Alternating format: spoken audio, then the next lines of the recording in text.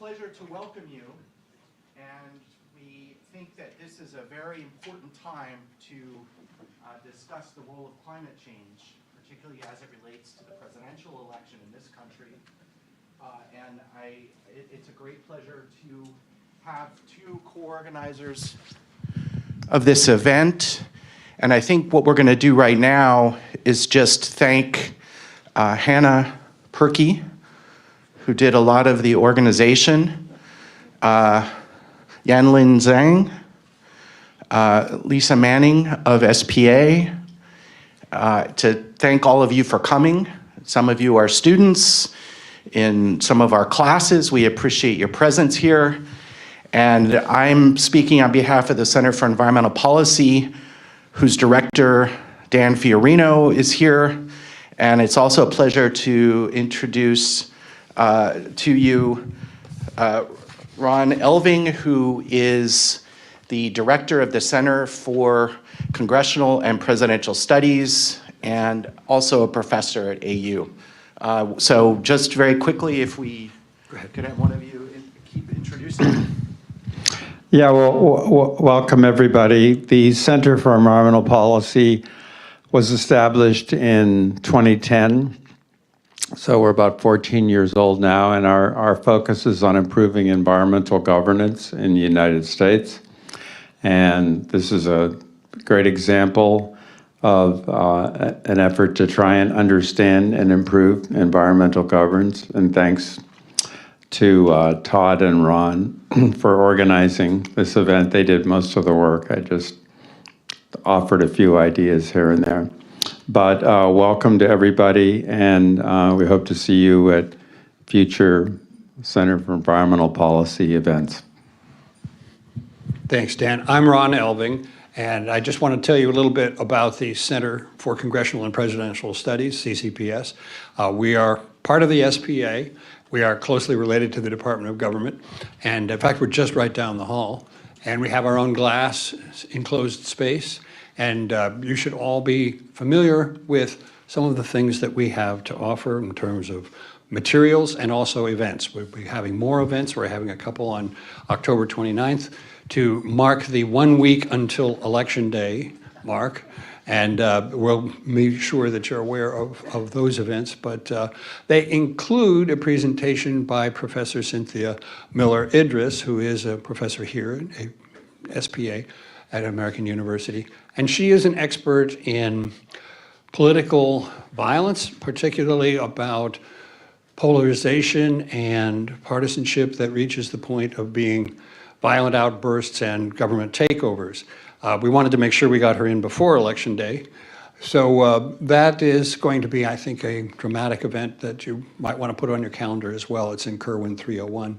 And that's going to be that afternoon. And some other programming is coming up as well. But today we want to focus on climate change and the issues of this particular campaign and where things stand. Thank you. The other thing I think we should add is that the Helfat Family Foundation is supporting part of today's event. So we thank them. Let's get started. We have several panels. We're going to set the stage on the evolution of politics and policies in the US with a first panel to talk about sort of where we are now and how we got here. After that, we'll talk about climate change and broader US voter enthusiasm. Then we'll get to a panel on climate populism and the problems of bipartisanship with regard to climate change. After that, we'll conclude with a roundtable on how to try and make climate policy more salient for a range of electoral constituencies, such as yourselves, who need to go out and vote if you haven't already. All right, so first, on the first panel, it would be great if we could have the speakers be seated, and I will introduce Raul Garcia, who's the Vice President of Policy and Legislation for Earth Justice, and he's going to introduce the other speakers and keep time and field questions. I want to thank him very much for joining us. He leads a team of advocates working with Congress, federal agencies, and the White House to advance policies on climate, environmental health, and biodiversity. Before this role, Raul served as legislative director for Healthy Communities and as senior legislative counsel focusing on protecting federal environmental safeguards and advancing health and safety protections. He's been dedicated to advocating for the rights of underrepresented communities, which informs his partnership-centered approach to environmental advocacy. Thank you. Thank you so much. Thank you, everybody. Everybody awake? Ready to go? Yeah? Bright and early. Love it. Love it. Thank you so much. Well, it is truly an honor to introduce our first panel today. Thank you so much for coming, but I feel humbled already just reading the bios and knowing the work that each of you have done. But we want to get to the meat of the substance here today. So I'll introduce Dan Fiorano. Is the founding director of the Center for Environmental Policy and distinguished executive in residence at American University, where he teaches environmental policy, energy, and climate change. He has authored 7 books and over 60 articles, with his work cited more than 5,300 times. He had a distinguished career in the U.S. Environmental Protection Agency, EPA, before joining academia, and has received multiple national and international awards for his contributions to environmental policy and public administration. Thank you for being here.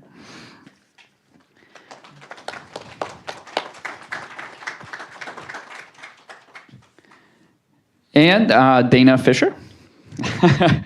Dana is the director of the Center for Environment, Community, and Equity, and the professor at American University, where her research focuses on democracy, civic engagement, activism, and climate politics. She has authored over 75 papers and 6 books with her 7th book. It's coming. With her 7th book, Saving Ourselves from Climate Shocks to Climate Action, forthcoming. Fisher has served as a contributing author for the IPCC 6th Assessment Report and frequently appears in media outlets such as ABC, CNN, The Washington Post, discussing climate activism and environmental issues. Thank you.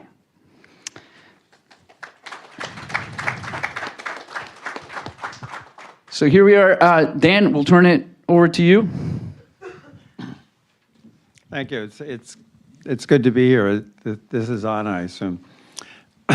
So I wanted to set the stage a little bit. I think this is a great question. When Todd first proposed doing this program on why aren't the presidential candidates talking much about climate change, I thought it was an important question, and maybe one that to many of us is not at all obvious. But I'll offer a few thoughts on that, but I thought first I would try and set the stage and give a little bit of context on the role of climate policy in American politics. Of course, in the 1970s, students learned about what Richard Nixon called the environmental decade.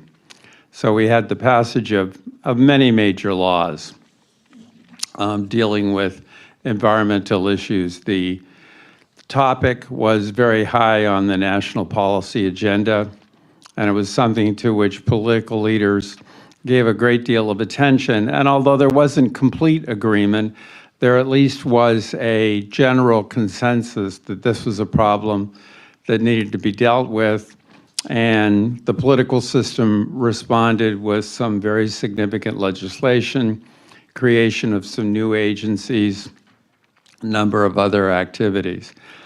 I don't think any of us would say now that the United States is a leader or a global leader in climate policy, although at times there have been some initiatives and some progress that perhaps could mark that out. But I would call the United States as an inconsistent mitigator in the sense that at times we have progress and at times we have a lack of progress. So what we have right now are 2 competing coalitions, and you see this reflected in the state level as well, so that some states, California, New York, Massachusetts, Maryland, are leaders and would rank with some of the global leaders in terms of climate and energy policy. And other states are much less so. So if we look at the per capita emissions, or we look at the emissions per unit of income, some states have 1/4 or 1/5 or 1/6 of the emissions of some other states. So I think there's substantial variation. At a national level, we have two competing coalitions, and we will see this in a few weeks, because whoever wins the election and also majorities in the House and Senate will follow very different, starkly contrasting climate policies. So I think we need to be aware of that. Why has the U.S. not been a leader in climate policy? I think one factor, which we'll learn a lot more about today, is that public opinion is so divided. Concern on climate policy, and this is actually spilled over into some other environmental issues. We have some evidence of that. But public opinion is sharply divided. The widest gaps on public policy issues tend to occur with climate and other environmental issues. So I think that's an important factor. And then, of course, we have leaders of one party encouraging that perception that this is not really an important issue, or it's too difficult to deal with, or human activity is not related, or whatever. I think a second factor is that we have a very substantial fossil fuel industry in this country. And generally, if you look at a state level, states that have made the most progress on climate and energy issues tend to be the states that don't have fossil fuel resources. The exception maybe is California, but California is such a big, complex economy and facing so many threats from climate change that I think we've seen leadership on that front. And it's not just the fossil fuel industry. Everybody drives in this country, pretty much everybody, and everybody is very sensitive to the price of energy. And I think there's a perception that dealing with climate change, at least the mitigation part of it, means higher energy prices. And it means maybe contracting development of our own fossil fuel resources. So I think it's voters as well as major firms. And then I think a third factor is that our system is designed to have lots of veto points. Two chambers, presidential veto, judicial review, and we're seeing how that is really constraining climate policy in some important ways. Even sort of non-constitutional issues like Senate rules on supermajorities. The Inflation Reduction Act, which many people have heralded as one of the most significant, or perhaps the most significant legislative action related to climate change in this country, was passed under the reconciliation process. So it was a simple majority, not a supermajority. One of the veto points, I would say, has been something of an advantage, and that's that we do have a federal system, and many states were able to continue with very progressive climate and energy policies, even during the Trump administration. Had the federal government occupied that policy space, and that had been upheld as a legitimate exercise of federal power, I think we would see much less activity. So let me just set the stage a bit by telling you briefly about what I see as 5 phases in U.S. climate policy. The first phase I would call recognizing the problem from the mid-1980s to around 2000. And there certainly had been an awareness of climate change, certainly in the scientific community, well before that. And some Presidents Kennedy and Johnson had actually given a bit of attention, or at least were slightly aware. But I think it was in the 1980s that climate change emerged as an important issue. So I think that was maybe the first phase. 2001 to 2009 is a phase I would call avoiding action. So the presidency of George W. Bush, an administration sympathetic to fossil fuels, divided government for a time. Some legislation related to energy, but there was no real clear or coherent or compelling strategy, and certainly renewables were given some attention, but not a lot. And the Obama years, 2009 to 2017, I would say was a period of taking the issue seriously. And we saw efforts by President Obama to make progress. We almost had a national cap and trade law, the Waxman-Markey legislation, which did pass the House barely, but did not make it through the Senate. And then we had progress, but progress that was subject to reversal. We didn't have legislation. President Obama treated the Paris Agreement, which he signed on to on behalf of the country, but as an executive agreement, not as a treaty that would be ratified and therefore become U.S. law. So I think that made a big difference. So it made it easier for, in what I call populist regression, 2017 to 2021, to simply pull the United States out because it was an action that was subject to presidential reversal.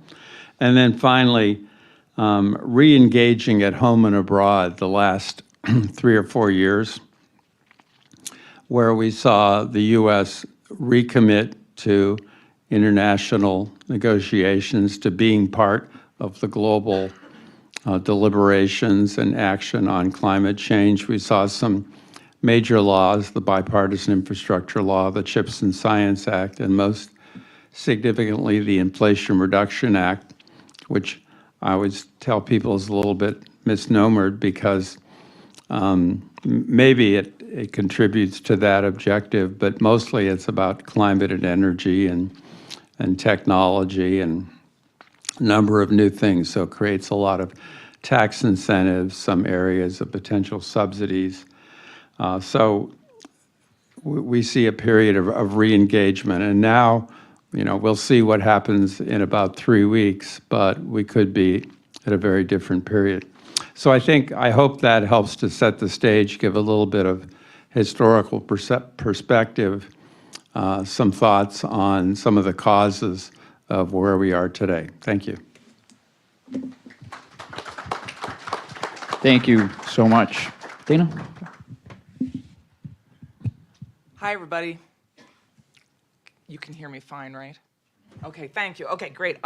So I'm Dana Fisher, and it's great to be on a panel here with Dan because besides the fact that our names are so very similar, we also have been studying kind of different sides of climate policy making for over 25 years. So a lot of my work has been around climate policy making at the US and how it interacts with the international regime.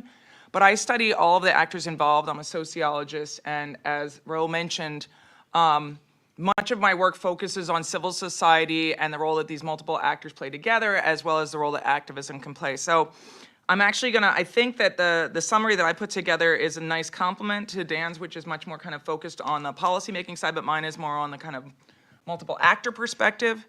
So when I think about the history of climate policy, I think it's a really interesting time. So I do write a lot about climate politics in the United States, and some of the articles that you mentioned are actually articles that I've written about every failed policy that ever tried to make it through the US Congress around climate. So I was delighted to get to finally write a paper about the IRA passing. And actually, we published a paper in PLOS One a couple of months ago called Same Tune with a Different Ending, because basically, when you look at the decision-making around the Inflation Reduction Act, something really interesting comes across when you look at the different actors involved, and that is the fact that the Inflation Reduction Act was supported quite substantially by fossil fuel interests and those who represent fossil fuel interests and states that extract fossil fuels. And that is one of the reasons that we didn't see the blockage like we saw around the companion bill to Waxman-Markey back during the Obama administration in the Senate. So there's some interesting stuff there, but when we think about this moment in time, we do have a climate policy after so many years. But what's really interesting about it is the Inflation Reduction Act, which is a reconciliation package, basically is a carrot, not a stick. So that means it puts money into investing to try to shift the economy by investing in clean energy, but it doesn't stop people from extracting or burning fossil fuels, as you probably know. I mean, today, the United States is the #1 producer of oil and natural gas in the world. And if you look, actually this morning I checked on the Climate Action Tracker, which is a great tool you can use online, which basically works to assess how different nation states are addressing climate change and how they're meeting their requirements under the Paris Agreement. The United States, even with the Inflation Reduction Act, is considered insufficient in terms of meeting its commitments under the under the Paris Agreement. Now, the United States did ramp up its national commitments, its NDC. So its commitments will put us, if it actually was implemented, at around 2 degrees warming Celsius. With the Inflation Reduction Act and with business as usual, as of today, given the policies we have in place, we are over 3 degrees warming if we extrapolate from where the United States is. And we are about to go into a round of climate negotiations where it is being led by a petro-state and nobody should expect anything coming out of it. The negotiations begin 6 days after the election. So those of us who are old enough to have gone to COP6 in 2000, when we did not have a president and nobody knew if hanging chads were going to be counted or not, will know that this is a recipe for disaster at the international level. It's particularly a recipe for disaster given that we may very well be dealing with a challenge from either a Trump campaign or a second Trump administration. So that's kind of the world we're in right now and what we're going into with this election. As I mentioned before, fossil fuel interests play a very big role in our decision making. In fact, I would argue that fossil fuel interests, and there's actually a lot of research that documents how fossil fuel interests are driving the the public opinion polarization that we're seeing today. So there's lots of opportunity to think about that. But what's really interesting is because of the role that fossil fuel interests play in our country in terms of they're having a stranglehold on decision making, they're having privileged access to resources as well as power in our country through the electoral process, is that today, when we look at what's coming in this election, we are dealing with a second Trump term, and Trump has made it very clear, and Project 2025 has made it very clear what will happen to our climate if Trump is reelected. And the climate candidate is talking all about how we're going to continue burning fossil fuels and continue extracting and continue fracking. And that is basically the message coming out of the Harris campaign. So that we basically are dealing with, the apocalypse or something really incremental that is not going to get us where we need to go. And we're talking about 3 degrees warming. And notice that right now, this summer, we actually surpassed 1.5 degree warming, not on average, but this summer, just in terms of the moment. And we're already being hit with all these climate shocks. And our country and the world is reeling from the different climate shocks that are hitting. So until we start to address the cause of this, which is fossil fuel interests, we are not going to get where we need to go in terms of addressing the climate crisis. So in terms of election 2024, everybody has to vote. Everybody has to recognize what's on the table here in terms of what we're voting for. And I think that Dan's point about the way that our federated system allows states to vary so substantially means that there are really interesting opportunities to look at climate innovation. But that's not happening at the national level in the United States right now. That's happening at the state level. That's happening at the local level. And that is where the real hope lies, in my opinion, in terms of thinking about climate in the election.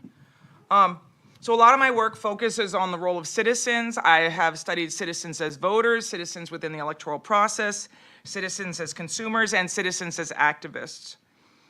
As voters, I think one of the things that's really interesting, and hopefully we can talk about today, is the fact that when we look at public opinion data right now, there are some really interesting findings from the recent State of the Climate Voter report that came out from the Yale and George Mason team. They do this fall thing right before the election. And one of the things that they found is that concern for climate is much lower than it was in 2020 at this time before the election.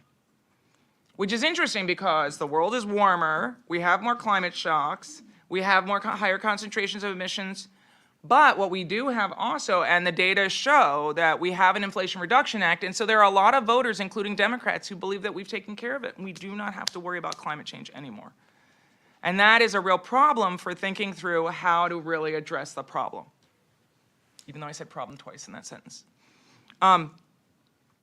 So in terms of thinking about the way that climate is an issue but not a voting issue for people, is that as long as we have incremental policies in place and there are fossil fuel interests spinning that as being more than enough for climate policies, the idea that we're going to get even more aggressive policies is questionable. When we think about citizens as activists, what we are living through right now is what I would call the climate movement in abeyance, which basically means the climate movement is not particularly strong, which is very common. We usually see movements on the left shrink when we have a Democrat in the White House, and we absolutely saw that. And that was exacerbated by the fact that right when Biden was coming in and starting to take over, we had January 6th, and all of a sudden we saw this very dangerous coup take place, right, that was failed. But because of the insurrection on January 6th, a lot of people who were engaged in activism stepped back from that. And there was this need to push for thinking about following the rules and letting the Democrats lead because they had been elected into office. But as a result, the climate movement, which was quite strong at the end of the 2020 election, really went into abeyance. So what we're seeing now is a movement that's starting to rebuild and is also becoming more confrontational, more disruptive, which is exactly what we would expect. And anybody who studies social movements at any sort, it's exactly what you would expect as the struggle continues. That's how movements proceed, and that's how they grow. So what that means for election 2024, is that we have a movement that's not super engaged, and we have many people on the left who believe that we've done enough for climate, which is, not actually the reality.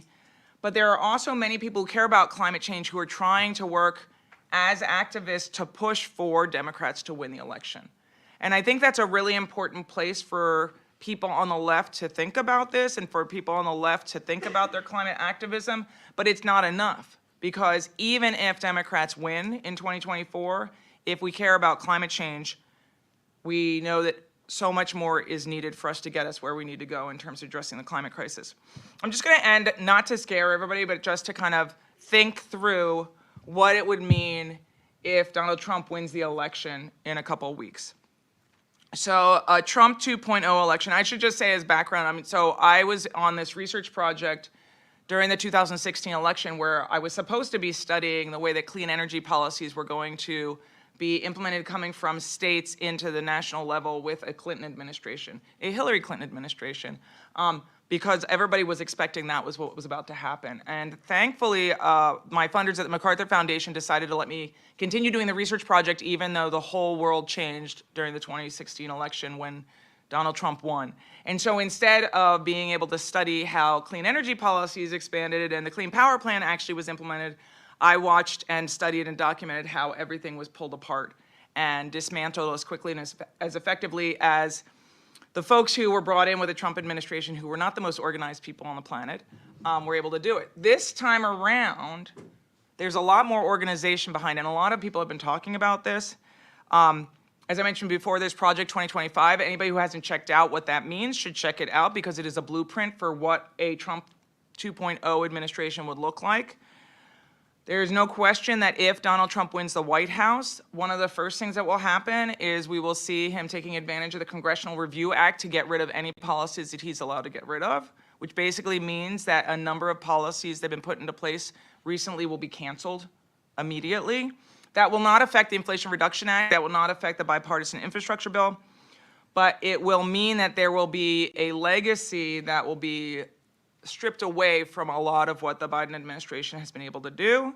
But it also means that because of the timing and because the IRA and the Bipartisan Infrastructure Deal came through early enough, those funds will continue to trickle down. They'll go to agencies, which Project 2025 says they will try to dismantle, but that will take a while, even if they are successful. But the money will go to the agencies, and then agencies will distribute it to the states. So states will continue to have the opportunity to continue to move forward on these initiatives around clean energy, around supporting frontline communities. And one of the things that I'm doing right now is I'm studying the American Climate Corps, and I was just actually with the Vermont Climate Corps the past few days up in Vermont, and many of the people who are serving now said to me, well, what's going to happen with the election? You know, will the American Climate Corps exist? And the truth is that the American Climate Corps will be canceled as part of the project. So it will be canceled almost immediately if Donald Trump takes office. But because of the way that these programs actually exist, they're funded and supported through agencies and through states, they will not stop. They will persist, but they will take advantage of our federated system and the fact that states have a lot of power. So many states will continue them. The states that are redder will not. And we will end up with this patchwork of climate policy, which is what we had in 2016, what we've had in the past before, because we've had so much flip-flopping around climate. It's not a great way to address the climate crisis, but it means that there will still be hope embedded in despair if we end up with a Trump 2.0. But either way, as I think Todd said right in the beginning, if you haven't voted yet, you should definitely vote, because it matters. I just did that for emphasis. Thank you. Thank you. Thank you both so much. I want to pull some of the themes I think that we heard, which is that, you know, surprise to no one, we're in a crisis. And our systems are not actually designed to deal with a crisis of this magnitude. And I think that speaks to our governmental systems when we're trying to pass legislation. All of the different choke points that we have in Congress in order to deal with that.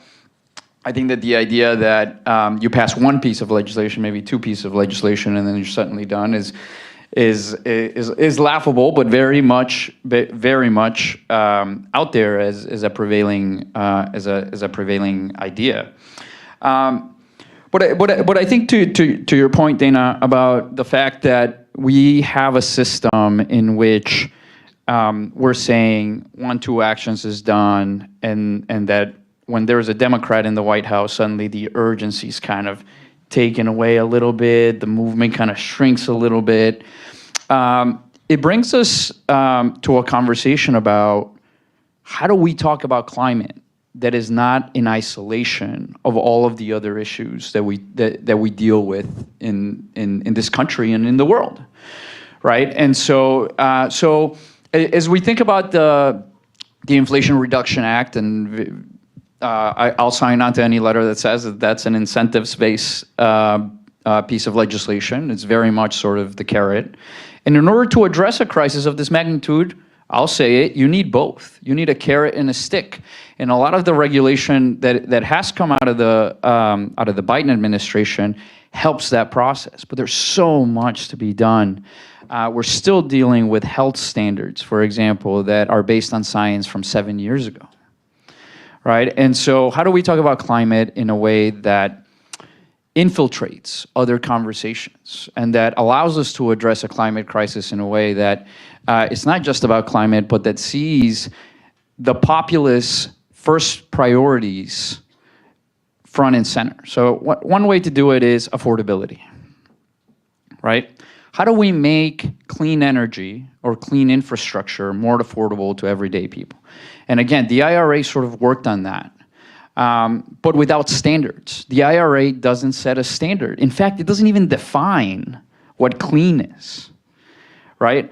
And so there is money in the IRA for things like carbon capture, which are going to perpetuate, at least at some level, the harms that come, say, from the petrochemical industry.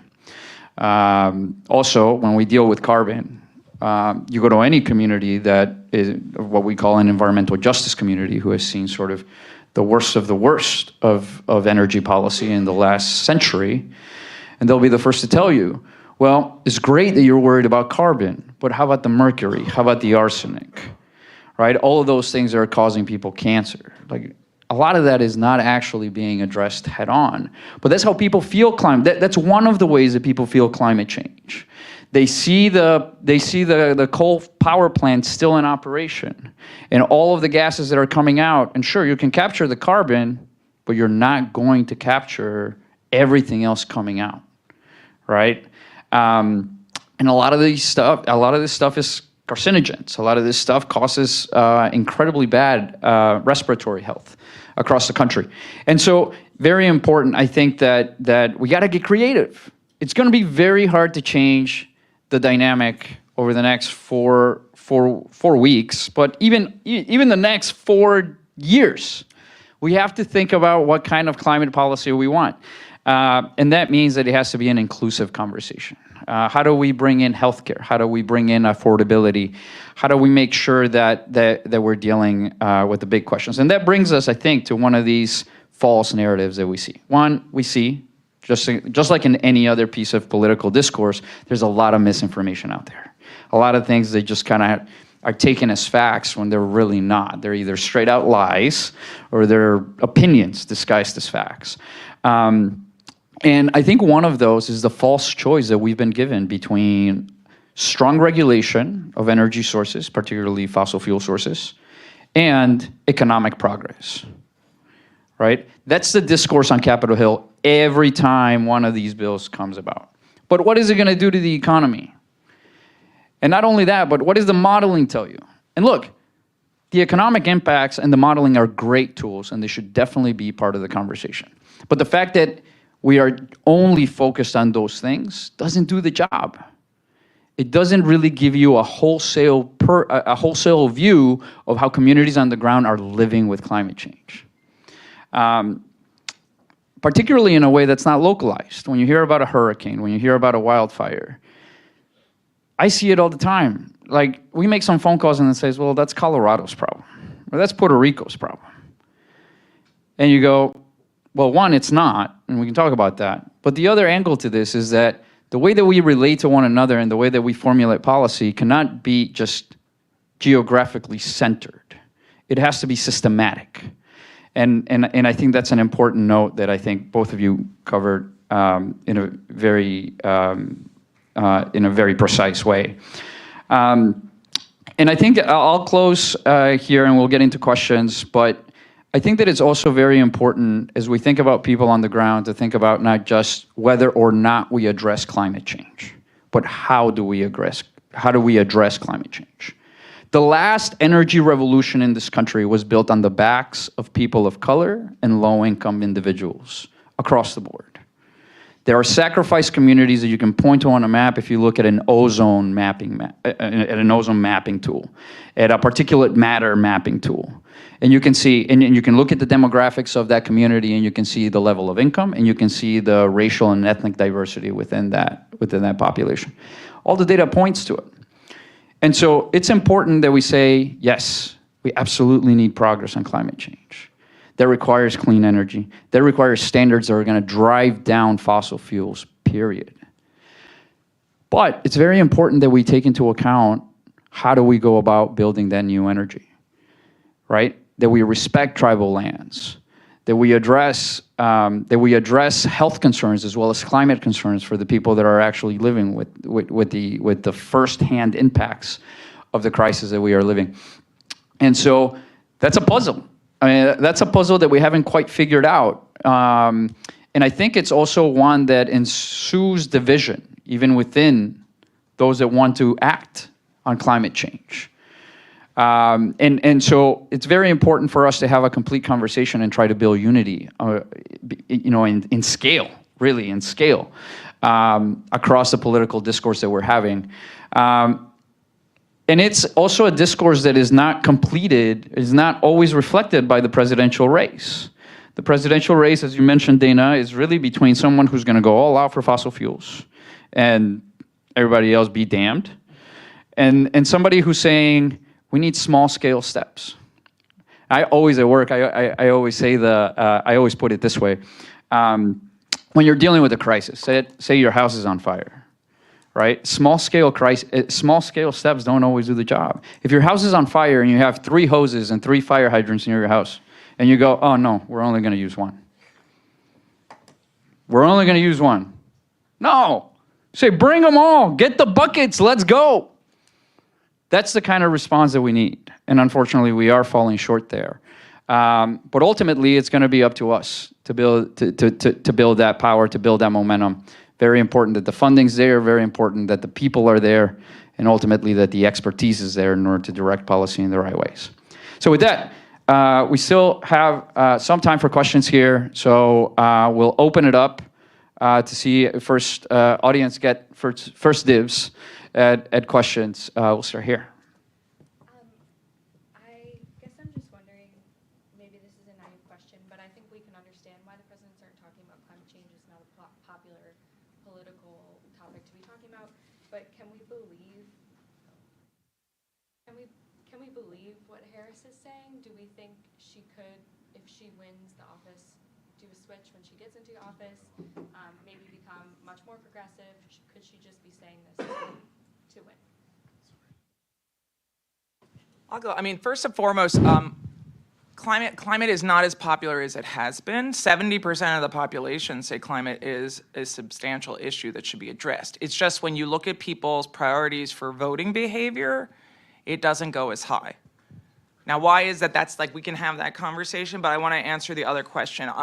And this is actually a critique that I have made quite a bit, and has been a discussion amongst climate groups in the past few months, I would guess, is that there are a lot of groups, including most of the big greens, which are the big, most professionalized climate groups in the country, that have decided that they're going to step back, because when the choice is between incremental politics, like we will see from Kamala, where I'm guessing, like, really we're talking like half a hose is what we'll get, based on the policies that we're hearing about right now, not even the one hose for the fire, versus basically just burning everything to the ground as fast as you possibly can. The argument is incremental politics are better. And I actually, in my recent book, Saving Ourselves, which actually came out in February, I don't know where that bio came from, I talk about why that's just insufficient and not going to get us where we need to go. But the deal is that a lot of green groups say we should just support that because the other option is so terrible. And there are so many reasons why it'll be terrible. It'll be terrible for democracy. It'll be terrible for immigration rights, for LGBTQIA rights, for women's rights, for racial justice. I mean, like, everything. And there's an argument to be made there, absolutely. But if climate is the issue and the climate crisis is the thing that we are trying to think about, believing that somebody who's going to run and walk around Pennsylvania saying, I used to say I was going to phase out fracking and now I'm not, I absolutely won't. I believe that we should continue to develop both, which is the message of the Harris campaign, to believe that they are going to take office and then be like, whoa, wait. Psych, I actually was going to go back to what I said back in 2016 when I was running for president. There's no reason to believe that. And the thing that I think is very frustrating is, and a lot of green groups are debating this, particularly kind of the more grassroots-oriented groups are pushing this point, is that this is the moment when people have leverage. Once Harris wins the White House, if she wins the White House, the people who are in office and who are in her administration will just continue policies that have been committed. The only reason we have the Inflation Reduction Act today is because groups like Sunrise and other grassroots groups pushed, and the Sanders campaign and the Warren campaign pushed when Biden became the nominee back in 2019, 2020, They pushed for him to take on more aggressive climate policies, and they pushed for him to commit to doing something when he took office. And he followed through with that with the Build Back Better Act, which would have been an amazing policy, right? But he made that commitment ahead of time, and he made that commitment to get the votes. The idea that once they take office, a Harris administration is going to be like, we really should think about this climate crisis is very hard to imagine. And that's one of the reasons that I talk in my book about how the experience of climate shocks is what is going to mobilize support and pressure for getting us to the other side of the climate crisis. And it's going to have to come from us, exactly like you were saying. Because expecting people in power to just be like, you know what, we really do need to do something about this. But we already have 4 years in power, so we can, and we did it saying we were going to expand fracking. So like it's just unfathomable to expect that kind of turn of position. Yeah, before you can implement policies, first you have to win the election. And I think it's all about winning the election at this point. I'm fairly confident that Kamala Harris would follow progressive climate and energy policies. But it depends a lot on, I'm a political scientist, so we think in terms of political power. It depends a lot on, does she have a majority in the House and the Senate, and can she actually pass legislation? If not, then there's some things she can do through executive action, but they're certainly limited. But I think at this point, the campaign, she and her campaign advisors see taking a pretty strong climate stance as risking, this whole election is about a tiny sliver of the American electorate. 7 states and a few percentage points either way. It's to some extent about mobilization, but it's also about where those groups are going to go at the last minute. So I think they're being cautious about climate and energy, and I think there is this perception that dealing with climate mitigation means higher energy prices, and I'm not quite sure where that comes from, but in the short term, it could. And I think that the Harris position on fracking, for example, that's all about Pennsylvania and a couple percentage points of the votes in Pennsylvania. And I think they decided it was safer to take a more balanced position rather than saying we should ban fracking. And I think a lot of climate advocates are giving her room because they realize the alternative is catastrophic for climate change and for many, many other issues. And I'll add before we get to the next question that I think that's right. It's important to ask, why is Harris taking the position that she's taking, and making sure that we arrive at the root of that process in particular. And it's up to us to create the pressure, right? It's up to us to create the pressure, and ultimately, sort of political interest is always going to give in to pressure, because then you're creating a new political interest. But I will say that Harris has actually, as a senator, has a very strong record on environment and environmental justice, right? And so there are pieces for us to pull back from her past and be able to say, yeah, we want the president who introduced and was a major champion of the Environmental Justice for All Act, which would be revolutionary policy when it comes to shutting down fossil fuels. We want that person to lead the White House, to lead the country. And so we're not operating sort of with, this conversation does not begin with campaign promises. Luckily for us, Harris has a record that we can refer back to and be able to say, here's how you show up being a champion. You've done it before, and here's how you can do it again. So there is sort of a blueprint. Yes. So you said that obviously that often people perceive, and obviously Republicans, I guess, take advantage of this thought that tackling climate change leads to higher gas prices and worse economic state. Obviously this election is as most elections are, but especially this one, is very focused on the economy and higher prices. So I guess my question is, how does a presidential candidate like Kamala Harris, or really any candidate, say, this is how I'm going to fight it, but also how do they address the fact that people perceive this thing, even if it's not true? How do we tackle it and win, and also do what we need to do to actually solve the problem? Yeah, I'll start. I think you you take responsible positions. I think in her case, she has to not appear like some extreme progressive, because this is not generally a progressive country. It's our conservatives are very finely balanced beyond, and with a very strong conservative element. So I think she has to provide good information, but I think you just have to be very careful on a lot of these energy issues. And you can't be perceived as, putting climate change above issue. You mentioned affordability. I think that is a big issue. It's not so much the economy, it's that everything is costing more, and that's scaring a lot of people or causing a lot of problems. So I think you take a balanced approach, you try and provide good information, you don't take extreme positions, and you really compete for that tiny sliver of the electorate that will determine the outcome. Well, on the one hand, that is the standard approach, and it's the approach that Democrats have been taking for at least a decade now.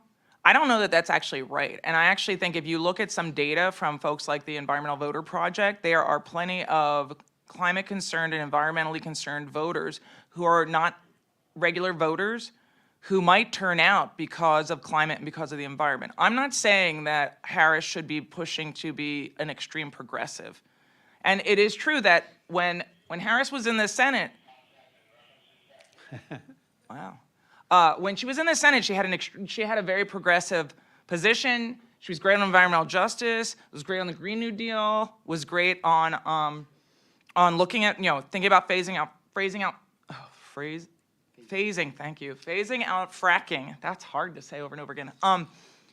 But the expectation that she is going to just flip-flop back to those positions from a long time ago, given who is in her administration, who's likely to stay in the administration, is very naive, and I think it's problematic. And I think that the citizens and the electorate are those who have to hold her accountable and have to make it clear that coming into office and addressing prices, addressing healthcare, addressing all the issues that are part of this basket of concerns that people care about needs to include climate. And the problem right now is I think that there's a lot of folks who say, oh, well, as long as she talks about the economy, it's okay. And that's not necessarily true for many of the voters. But a lot of people and a lot of organizations, advocacy groups, and groups that are working on the election are letting that message slide. And instead, if the message were, we're going to vote for you because we care about prices, we care about healthcare, we care about frontline communities, we care about pushing for environmental justice, and we care about climate change. And we want these shocks to end. And we know that to do that, we need to push more with sticks as well as carrots. And that is a message that can go out there that will not affect the folks who are going to be voting because they care most about fracking. Because those people who care most about fracking, they're voting for Donald Trump anyway. And I think that there is this naivete amongst, people in campaigns saying, okay, well, if Harris looks enough like, a super moderate, energy hungry Democrat, she can win those votes, because I don't think those votes are available. But there are votes for people who care about the environment that are available and could be where she could focus. Yeah, I think a key common thread here is that it's not just whether Harris wins, but it's also about what the Senate looks like, right? So look down ballot as you vote. Because, again, to your point, the personnel that either stays or goes, that's going to be determined whether Democrats hold a majority in the Senate. Those folks need to be confirmed. And so we want to see a shift in policies to more progressive, more climate-focused. Then the Senate needs to be there in order to confirm those folks. So very important. I saw one question here. Yeah. So I actually have two questions. 1 second. Sorry. seek out the microphone. And could you introduce yourself as well, if you don't mind? Thank you. I can hear you. My name is Naman Hato. I'm a professor at Johns Hopkins. I teach energy policy and climate change. And I have actually two questions, if you'll allow me. The first one is in reference to the two candidates that we currently have. And as you clearly mentioned over and over, both are, when it comes to climate, are quite disappointing. What we're pinning our hopes on with Harris is the hope that she may, and you've mentioned this quite, and I love this, is that there's this naive vision that she may one day go back to her past life where she was a true climate activist and whatnot. But it's, again, quite a naive vision. My question here, first question, is both what we're hearing from her, specifically what we're hearing from Trump, are both very disappointing scenarios when it comes to climate. And that's what we need to believe, is what they're actually telling us. However, what we do also have is a third candidate, which is very unpopular still, Jill Stein, with a very progressive climate stance that is saying we need to push the lever right now, we need to do something right now, and is promising to do all the above. Of course, as an independent, we know in terms of popularity, actually gaining traction is somewhat limited. But my question mark is around the climate movement, because we're talking about social mobility and social movements, is why hasn't the climate movement mobilized around someone like Stein at this point in time, who is actually saying, I can do something, I will do something, and this is what needs to be done? My first question, and if you'll forgive me, I do have one more. So the second question is around the IRA, and I loved how you were also talking around sort of the carrot versus the stick concept. And what we do know from many of the studies and a lot of the knowledge that's come out around who has benefited the most from the IRA is in fact the red states. Let's talk about the oil companies. Texas has come out. A lot of these have actually benefited the most from the IRA. And that's because of the carrot. That's exactly why. They've profited from these policies in various ways. And I'm wondering if we're trying to make a shift when it comes to a green transition in this country, it appears that that's what we need to continue to do. The stick, as wonderful as it has been, but has not been something that we've been able to push the lever in. How can we then begin to enhance the carrot further for these businesses and show them that it is actually profitable for you to move towards green technologies? We can make a difference in that way. And how can we begin to increase the carrot motives a lot more, specifically to the fossil fuel industry and specifically to a lot more of the red states that are not interested in moving towards the climate, but maybe towards energy transition when it becomes profitable for them. And I think that's the language that we need to start using. It's the business case, that there is a strong business case for you to be able to do it, as opposed to saying, oh, this is about climate change. Maybe we need to start talking their game. Let's talk the money game. Yeah, first, Jill Stein can take any position she wants because she has absolutely no chance of winning the election. Kamala Harris has at least a 50% chance of winning the election, so she has to appeal to a broad coalition. So I think there's a striking difference in that respect. I fundamentally disagree that both candidates are somehow equivalent or both are disappointing.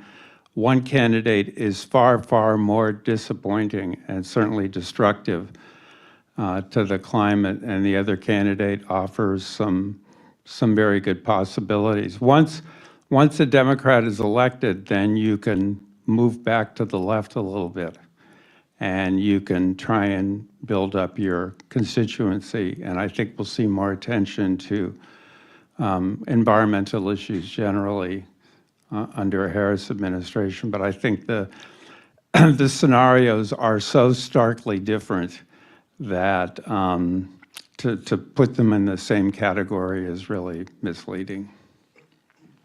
Well, I think though that if we look back historically at Democratic wins, I'm not sure that, and I'm a political sociologist, so I've studied environmental policy making since the 1990s. I don't know that I can think of an example of a Democrat who won and then all of a sudden shifted to the left, unless the Congress was more progressive than the administration.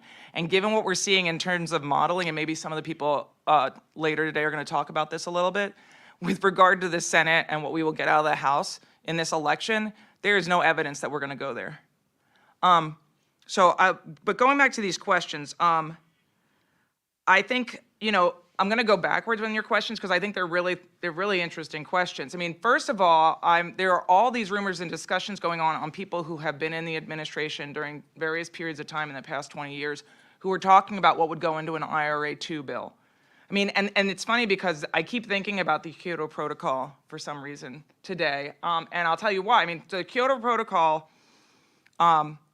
was, this really interesting opportunity to regulate and use a stick at the international level to get nations to address climate change. If it had actually worked, which it didn't, we would be in a completely different world today. But the idea of the Kyoto Protocol, and this is the same with the Paris Agreement, except for that the Paris Agreement wasn't legally binding in the same way, was that it was the basement, and then they were going to build on it and ratchet it up. And that's the same idea that a lot of people talk about with the IRA. And so within red states where they are receiving so much money because they are manufacturing centers, and also by design, the money is flowing into red states, conversations about disruption and disturbance rather than climate change have been resonating really well and are working very well to help people to talk about supporting policies like the IRA without talking about climate change. And I think there's a way to think about doing that moving forward and thinking through a more aggressive reconciliation package for IRA 2 that could do a lot more. But that would require a Congress that would pass it, right? And that would also require that a Harris administration comes into office. Going back to the, and I'll talk quickly because I know you want to move on, but with regard to this question about, okay, agreed Stein doesn't have a chance. Why is the climate movement not even talking about it and not mobilizing around her? And this is why we've been thinking about the Kyoto Protocol, is this is like, go read about the 2000 election if you weren't practicing political science at the time. The 2000 election, we had Ralph Nader on the scene. Some of us in the room might remember this, right? Ralph Nader was on the scene and a bunch of environmental groups got behind Nader.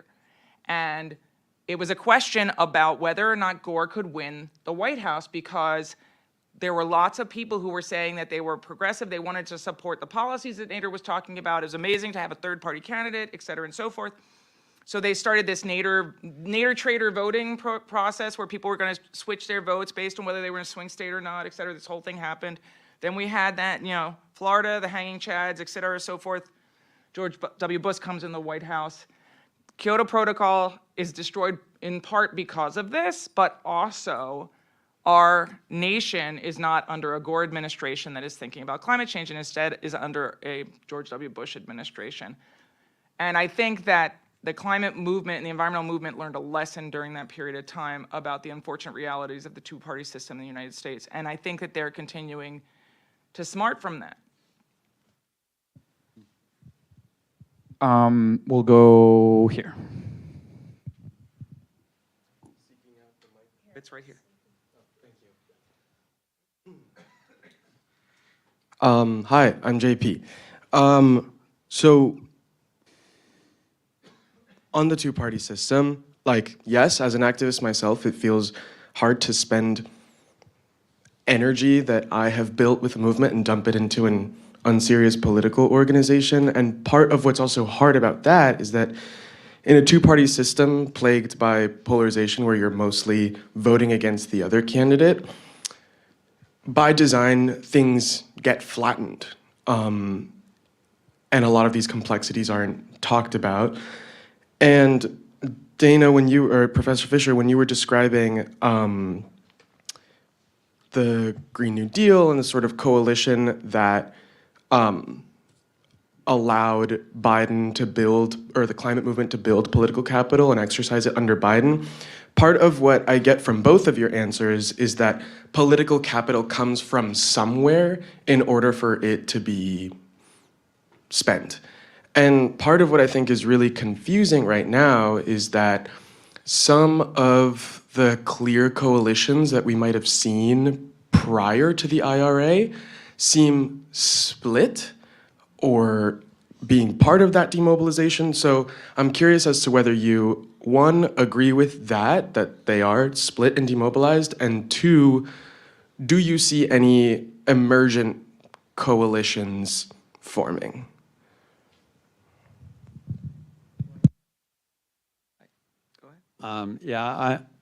Emergent coalitions, that's an interesting question. Offhand, no.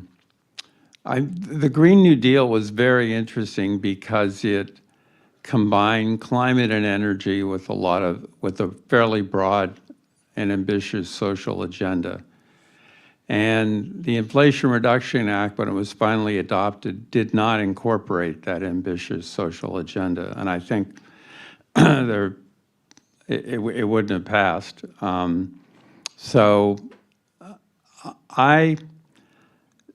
When the Green New Deal came out, I thought that is probably not the best way to present these issues, to link them all together. And it was a resolution. I understand it was more of a statement than proposed legislation. But sometimes you have to, in an incremental policy system, which is what we live in, sometimes you have to break issues up. And I think that is what happened in the IRA. But I'm not sure what emerging coalitions there might be, but maybe Dana has thoughts on that. Sure. I mean, I just want to start by saying that while I completely agree that we are currently living in an incremental political system that basically rewards and only provides opportunities for it, the climate crisis demands audacity. It demands that people start putting more pressure and taking power back from fossil fuel interests, power back from those in power who have taken so much money from fossil fuel interests that they only vote and only do their bidding. And while, I mean, we can talk about the reality of this electoral cycle is exactly as is being said here, but it is going to put us on a path towards destruction. This week, the State of the Climate report just came out in Bioscience for anybody who reads that stuff and who has been involved in the IPCC. And the future is so dire.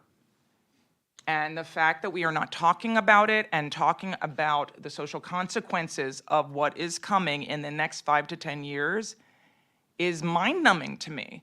So with regard to answering your question, JP, we know that solidarity is necessary for movements to be successful and effective. And I can just say that I have studied countless movements. I have studied movements across the political spectrum and around all sorts of issues over time and have written books and articles about all of them. I'm happy to give you references to all of those things.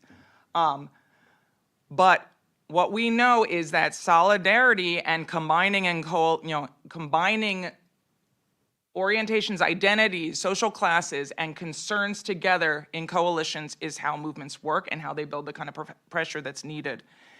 Right now, you are completely right. We do not see really clearly a coalition in place.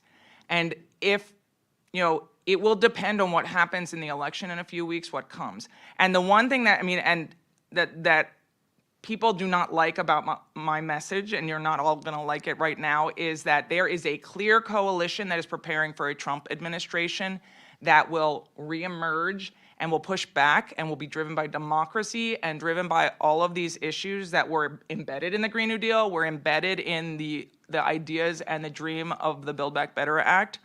And they're already in place and starting to think about what will come, if necessary. If we do not, that is if we have a Trump administration. If we have a Harris administration, I think we're gonna continue to see a very split left, where some people are going to continue to sit on the couch and be like, let us see what will come. Maybe the Harris administration will slowly shift left, even though they're gonna have a more conservative Senate. Dreams can come true. But I think that it's going to be very hard, and that's why, I write, and you know this, I write all about how climate shocks are what, will bring people together and open these windows of opportunity for coalitions to form in new ways. Yeah, and I think that the reality is that you need both in order to make a movement. Legislation and policy is not created in isolation from legislative process. And so we brought up reconciliation and how the IRA passed. Well, reconciliation is a process that, it requires a simple majority, but you can't actually create policy that does not touch funding. It's about funding. So it's about what the government funds. And so you couldn't actually insert regulation into a legislative process like the IRA because the Senate parliamentarian would have blocked it. They tried it with immigration, and they blocked it 2-3 times, different variations of it. And I think another point on that is that you need pressure from all sides in order to do this. You need an aggressive flank of a movement that's coordinated in order to be able to say, we need all of these things because this is what the moment requires. And then you need somebody who's saying, how do we make this a step-by-step process, whether it's legislatively or regulatorily, that says, this is how we take the world we're in today, and these are the however many steps we need to do in order to get to the world that we need, right? And so in my sense, I agree. I think that there's a lot of division right now. There's a lot of sort of splitting in specific policies, permitting among them, and all of that. But ultimately, if we're going to do this, we're going to need everybody. And I don't think it's necessarily about someone new coming to the table. I think it's probably time that we get our act together, like the people who have been around for some time now, including Sunrise, including all of these groups that now have a credit now on Capitol Hill and have movement credibility. We're gonna have to have these moments of reckoning, I think, in the not too distant future. I believe we are out of time. I'm sorry for any questions we didn't get to. But I think the panel will stay here, and we can take questions privately. Thank you.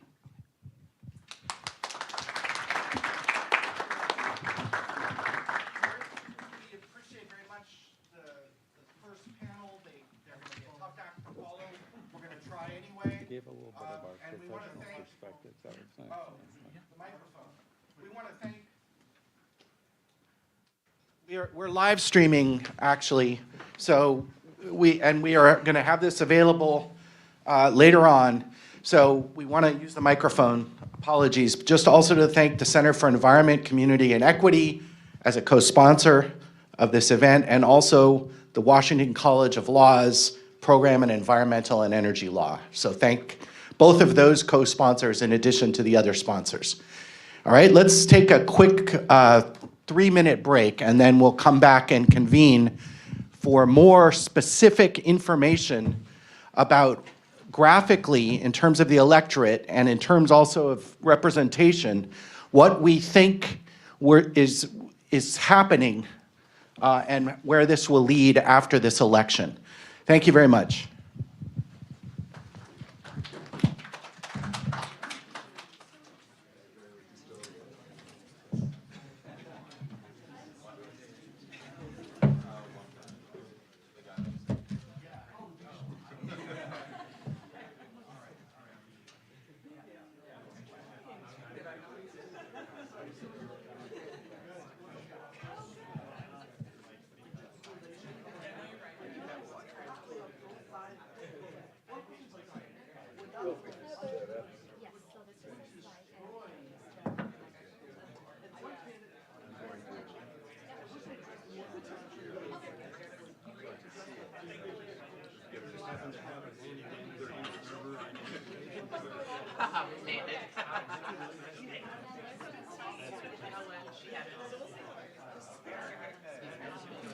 Yeah, the podium sign, Bill.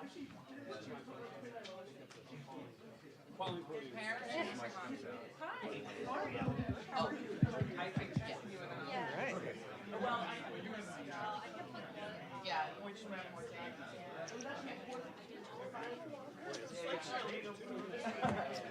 well, we're gonna have it's probably true, as my wife tells me. I was away, so I had to. I could do that and you could do mine. You all like to wear a lot of hats. Yeah, right. Yeah, no, it's crazy when you just have like, you just gave us a bunch of all over the country.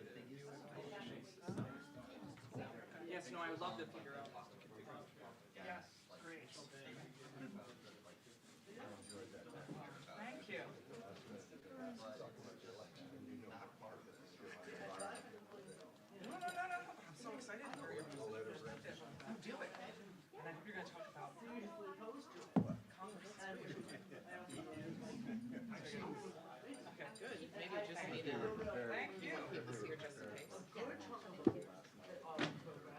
So for these slides, is there a clicker or should we just come over here?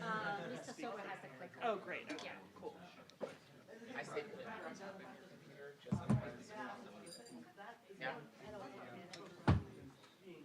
I got it. I bumped it. Ooh, it went. Yeah, I didn't do that.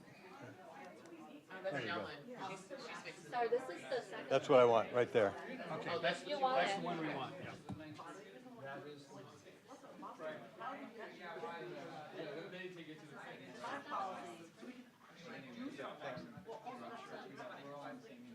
I'm gonna get out from the way of the slides. Yeah, I'm gonna stand out there and talk. Jim, I'm impressed that I you don't have just. anything written. Oh, okay.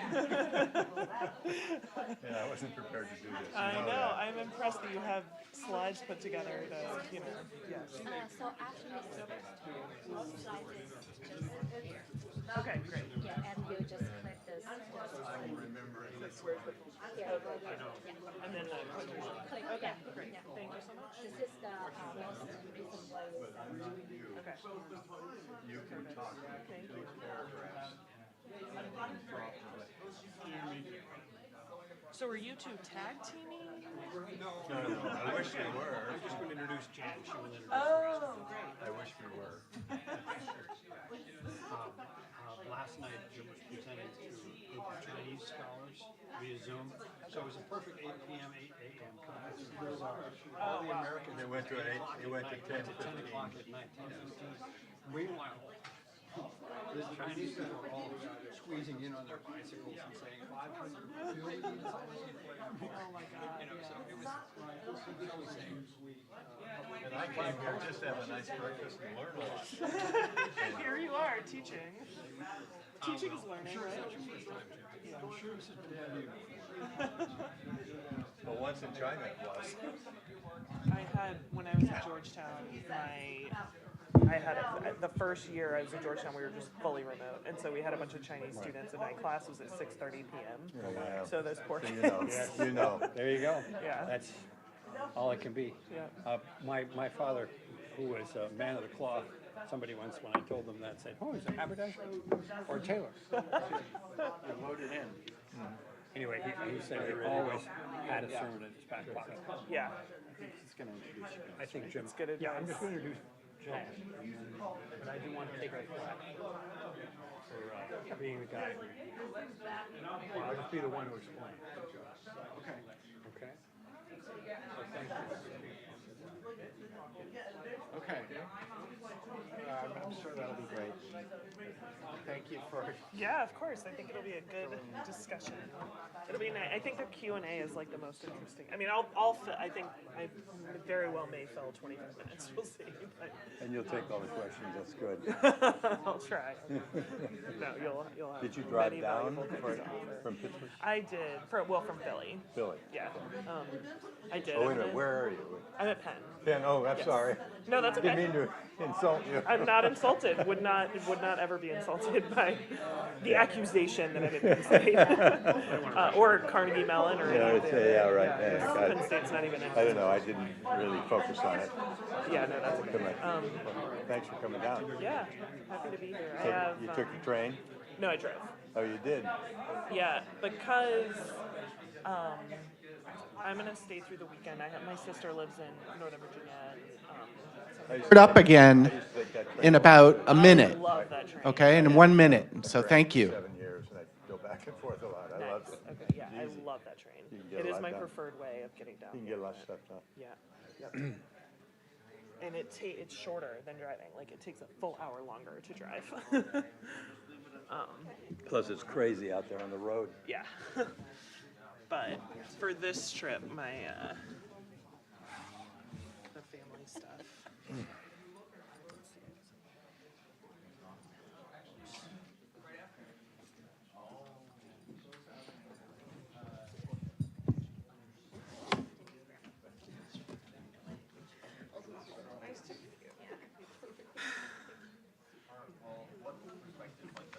I'm not Charlie.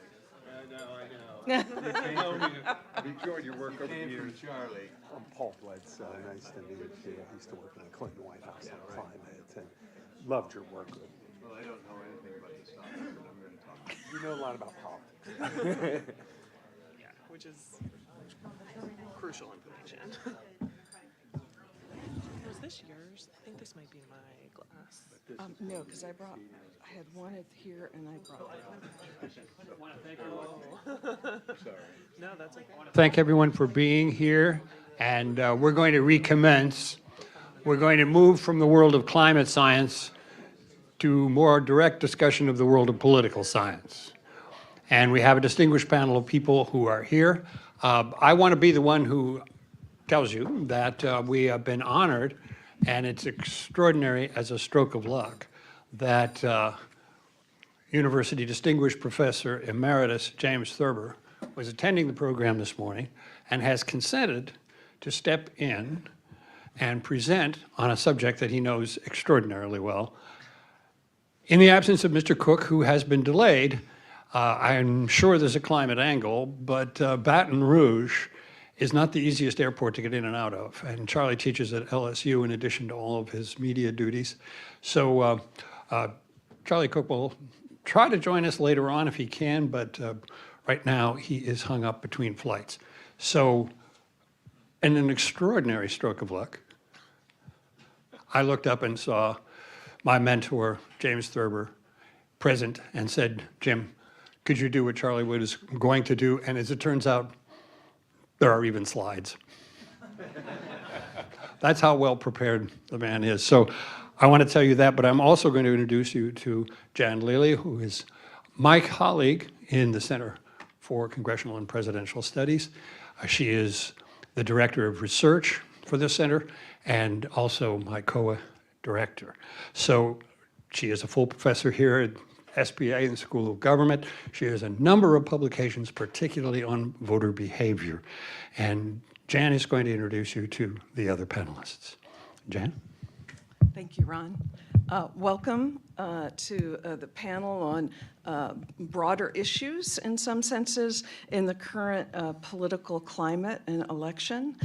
I was quite excited to have the privilege of introducing Charlie Cook, who I had never met before, and of course is well known and respected in DC and here at AU in political science, of course.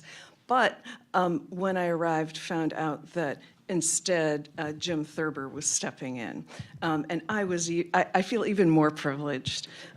So for the students here, Jim has been a mainstay of the Department of Government and a scholar and expert in the study of Congress, the presidency, and policymaking in the U.S. He is the distinguished University Distinguished Professor of Government Emeritus, and he's founder of the Center for Congressional and Presidential Studies. He, for many years, for the students here, was really what the profile of American University among political scientists and in terms of individuals who were in the news talking about what was happening on the Hill, which he knew directly about by having many close and professional relationships with members on the Hill. So he is one of the pillars of AU's status, both on the Hill and in the discipline. He's written more than 90 books and chapters, most recently, though emeritus, still working hard and with insight. His two recent books were in 22 and 23 on campaigns and elections and on presidential congressional relations. He was, and again for AU students, honored as the AU Scholar Teacher of the Year a few years ago, and also received the Walter Beach Pi Sigma Alpha American Political Science Association Award for his work combining applied and academic work. I believe Jim, in stepping in today, plans to provide us with a broad context of what's happening in the election today. I trust, as Many of you are interested in the environment and environmental and climate activism. It can't hurt. Indeed, it's essential to understand the context in which your work and commitments are taking place. And so Jim will provide that. And then I will also introduce Parrish Berquist, who's an assistant professor in the political science department at University of Pennsylvania. She specializes in environmental policy and politics in the United States. Her work focuses on public opinion, voting behavior, and how attitudes toward environmental protection, energy, and climate change impact policy outcomes. We're honored to have her here at AU today. In some senses, work on public policy outcomes is sometimes on the fringes in the discipline of political science, and we're getting better at working what we know is the basic fundamental theoretical and scientific knowledge of political behavior in the United States and elsewhere. We're getting better at combining that scientific, longer-term and data-driven work into understanding influences on public policy and ideally, therefore, giving us greater potential in terms of how to focus our actions and get what we want from government, if you will. So, Parrish, thank you very much for being here. Jim will start with an overview of this year's presidential campaign, and then Parrish will be doing likely a longer presentation on more details of what we know about public opinion and attitudes toward climate change. With that, Jim, I turn it over to you. Thank you. That introduction was so long, I was about ready to go into Q&A immediately. It's not so lucky, Jim, not so lucky. We're making you you work. I came down to have a good breakfast, and I was just going to sit and learn new things on this topic because I don't know very much about it. And when I sat down, Ron gave me the news that Charlie couldn't be here. Charlie's great. I'm going to be Charlie Cook without jokes. If you know Charlie, he's always joking. I just listened to his podcast, and I recommend that. He has it once a week, and you'll get a lot of jokes, but a lot of wisdom. I'm going to give a presentation giving the context of this election. You all know it. I'm going to remind you of some things, and it will relate to why aren't the presidential candidates talking much about climate change. I learned a lot from the last panel from each of the panelists. I was about ready to say, well, we don't really need for me to talk, but I'm going to anyway. This election is too close to call, even though Alan Lichtman has called it already. And if Alan was here, we could have a debate about that. But you know, we want to have a parsimonious model, meaning few variables. He has 13. You only need 1 or 2 in this election in the model. And the first and foremost thing is the economy, or perceptions of the economy. The market's up 500 points on the Dow today. For some, it's doing very well. Unemployment's down. All these indicators are showing the economy's doing well. But it's about inflation. It's about the cost of groceries. It's about the cost of gasoline, which is directly related to this day of discussion. It's about housing. And it's about housing for the next generation that's coming out that feels quite left behind. And that is why the one candidate has a clear strategy, theme, and message, Harris. When you're running a campaign, you need a clear strategy, theme, and message. You need to repeat it, repeat it, repeat it, and go after those few people that are undecided. So, I mean, who's undecided these days? It's pretty low percentage. There have been hundreds of polls, hundreds. Some are trash polls, many of them are very good, to show that this is too close to call. It's too close to call nationally, but in the in the battleground states, which we'll get into in a second. You all know this, but I'm going to repeat it anyway just to get you warmed up about what's happening out there. Immigration is the next issue, and Trump is vile in terms of his attack on immigrants, immigration and the border. I won't go on and on. He is random in terms of his campaign, and I think that's the best thing going right now for Harris, maybe, is that he is so disorganized. But what he's doing is he's appealing to the base. He's going after people who've been left behind, who've been shamed, who feel that the elites in Washington, in this room, I kept thinking, gee, what would people in Appalachia think about what you were talking about today, right? I mean, sorry, but they would think this is the deep state planning something that they don't want, even though it's in their behavior. I mean, it's in their what they should want.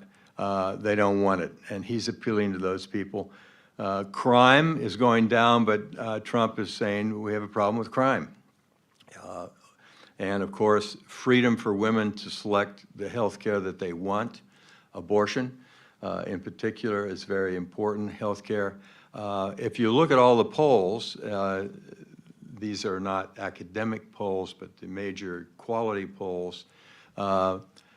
Climate change and environment is really way down at the bottom of the issues that people are concerned about. Why aren't they talking about it? Because they're going after votes. And why aren't they compromising, and why are they compromising so much? Because they want to get elected. Why is Harris saying that she's not against fracking in Pennsylvania that came up before? Because she wants to get elected. And in order to get elected, you must take Pennsylvania. And that's going to be very difficult. In geopolitics, I include climate change in geopolitics, international politics. But there, Ukraine, Russia, and what Putin is doing is important. It's not part of this election, but it's out there.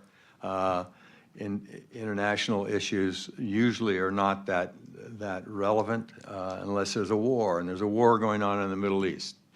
And there's a huge split on campuses throughout the United States in terms of Israel, Hamas, and Lebanon, spreading to Syria, et cetera. That's part of this campaign also. And trade, Trump has been saying wild things about trade, like 60% tariff on Chinese products coming into the United States. He is also never talking about climate change.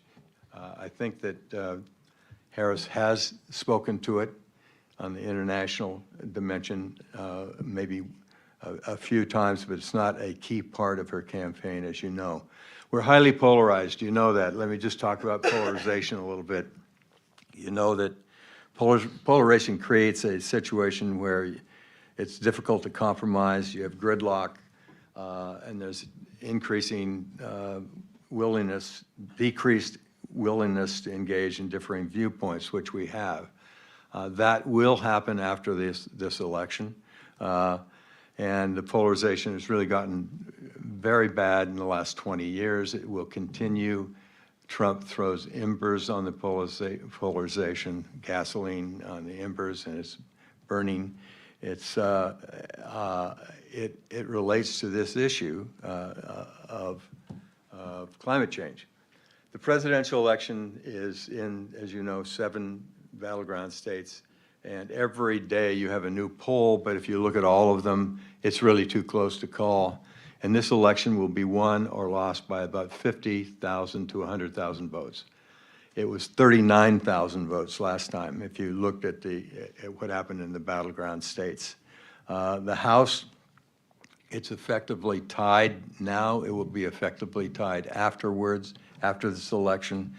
And there are about 6 toss-up seats in New York and about 5 in California that will make a difference. There are 22 seats that are toss-ups.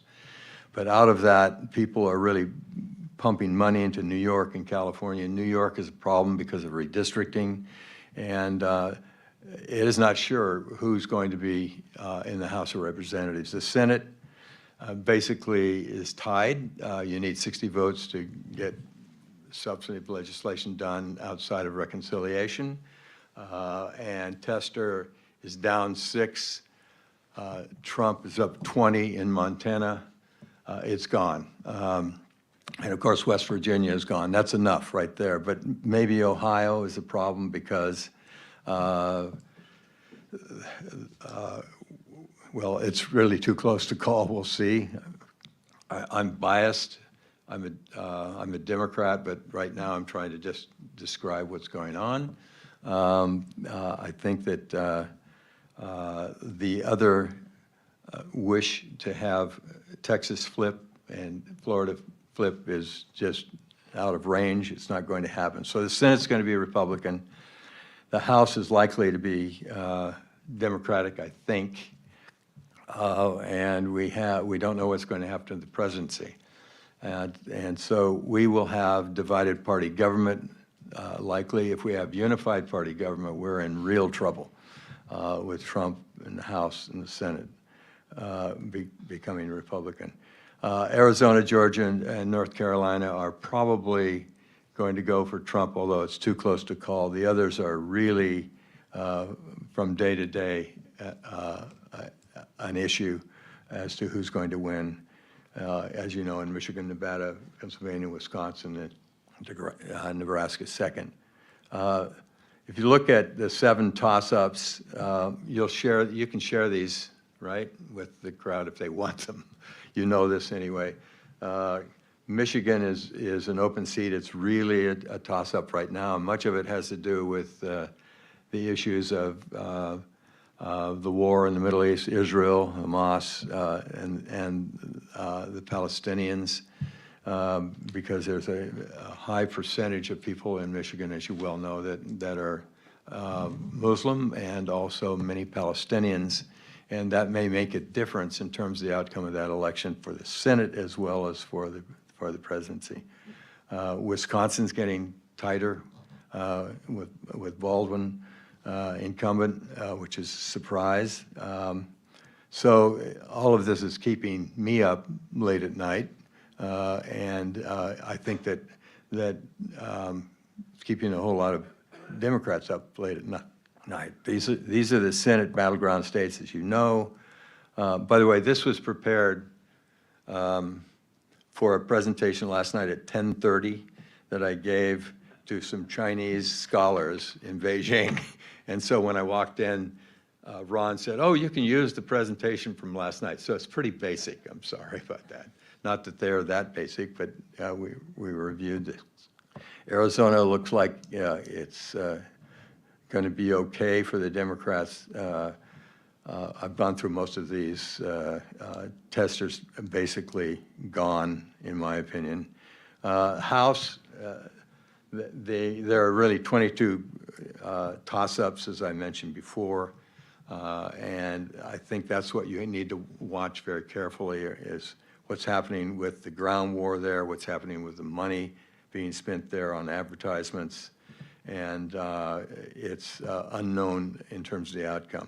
So we have a consequence in 2025-26, in my opinion, of an attempt to centralize power in the House and the Senate. It's going to be very hard. If the Republicans take over in the House, there are 5, 6, 7 people that will make it very difficult to select the next speaker, and it may not be Johnson. The Democrats have been much better, even though about 100 people are in the Progressive Caucus. There are about 5 other caucuses.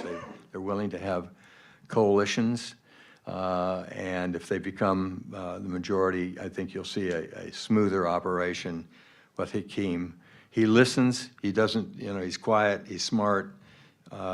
He doesn't get out in front of the caucuses. I think he'll do a good job bringing them together. There'll be new chairs all the way through in the House and the Senate, and that should be looked at very carefully. But I think we will have, at best, divided party government, and which means it's going to be polarized, gridlocked, and dysfunctional, and very difficult to do anything but incremental decision-making on the issues that the two parties sort of agree on, and that is not on climate change, unfortunately, in my opinion. You know this. So let me end by saying that of these issues, the economy, border, crime, healthcare, war in Ukraine, Israel, Hamas, Lebanon, climate change is there, but let me make one last point, and that is that we don't have a consensus, and please correct me with your data, we don't have a consensus on what the problem is in America. If you don't have voters that agree what the problem is, and overwhelmingly so, it's very difficult to go to mission or to solution or to policies. We're split. We're split on the issue, and there's very strong interest groups that are not in favor of a single mission. On one side, we have the extractive industries, the petrochemical industry that has been invited to meet with Trump to solicit funds for his campaign very explicitly, and they're very strong. And we have a major issue of limits on resources. We have large debt and deficit going on. No one's talking about where the money's going to come from for the tax expenditures or direct expenditures, and you're going to need tax policy and direct expenditures if you're going to deal with climate change here. It's not really part of the campaign. I think that there is not a central bipartisan core of authority on almost anything in the House and the Senate, and certainly not on climate change, and therefore it's hard to pursue a mission and to solve the problem. And with that, my apologies for this being so basic. You know it, but it's to warm you up a little bit for the parish's really in-depth presentation on what's going on with climate change attitudes and voters, right? Thank you, Jim. Thank you so much. Is my microphone on? Okay. Thank you so much, Jim, for that really great, oh, I've got to switch my slides, hold on. And here's this. By the way, I had about 20 more slides, but I thought it was best to stop. No, I think it's so important to keep this issue contextualized in the broader set of political dynamics that you mentioned. So I think that was really, really great background.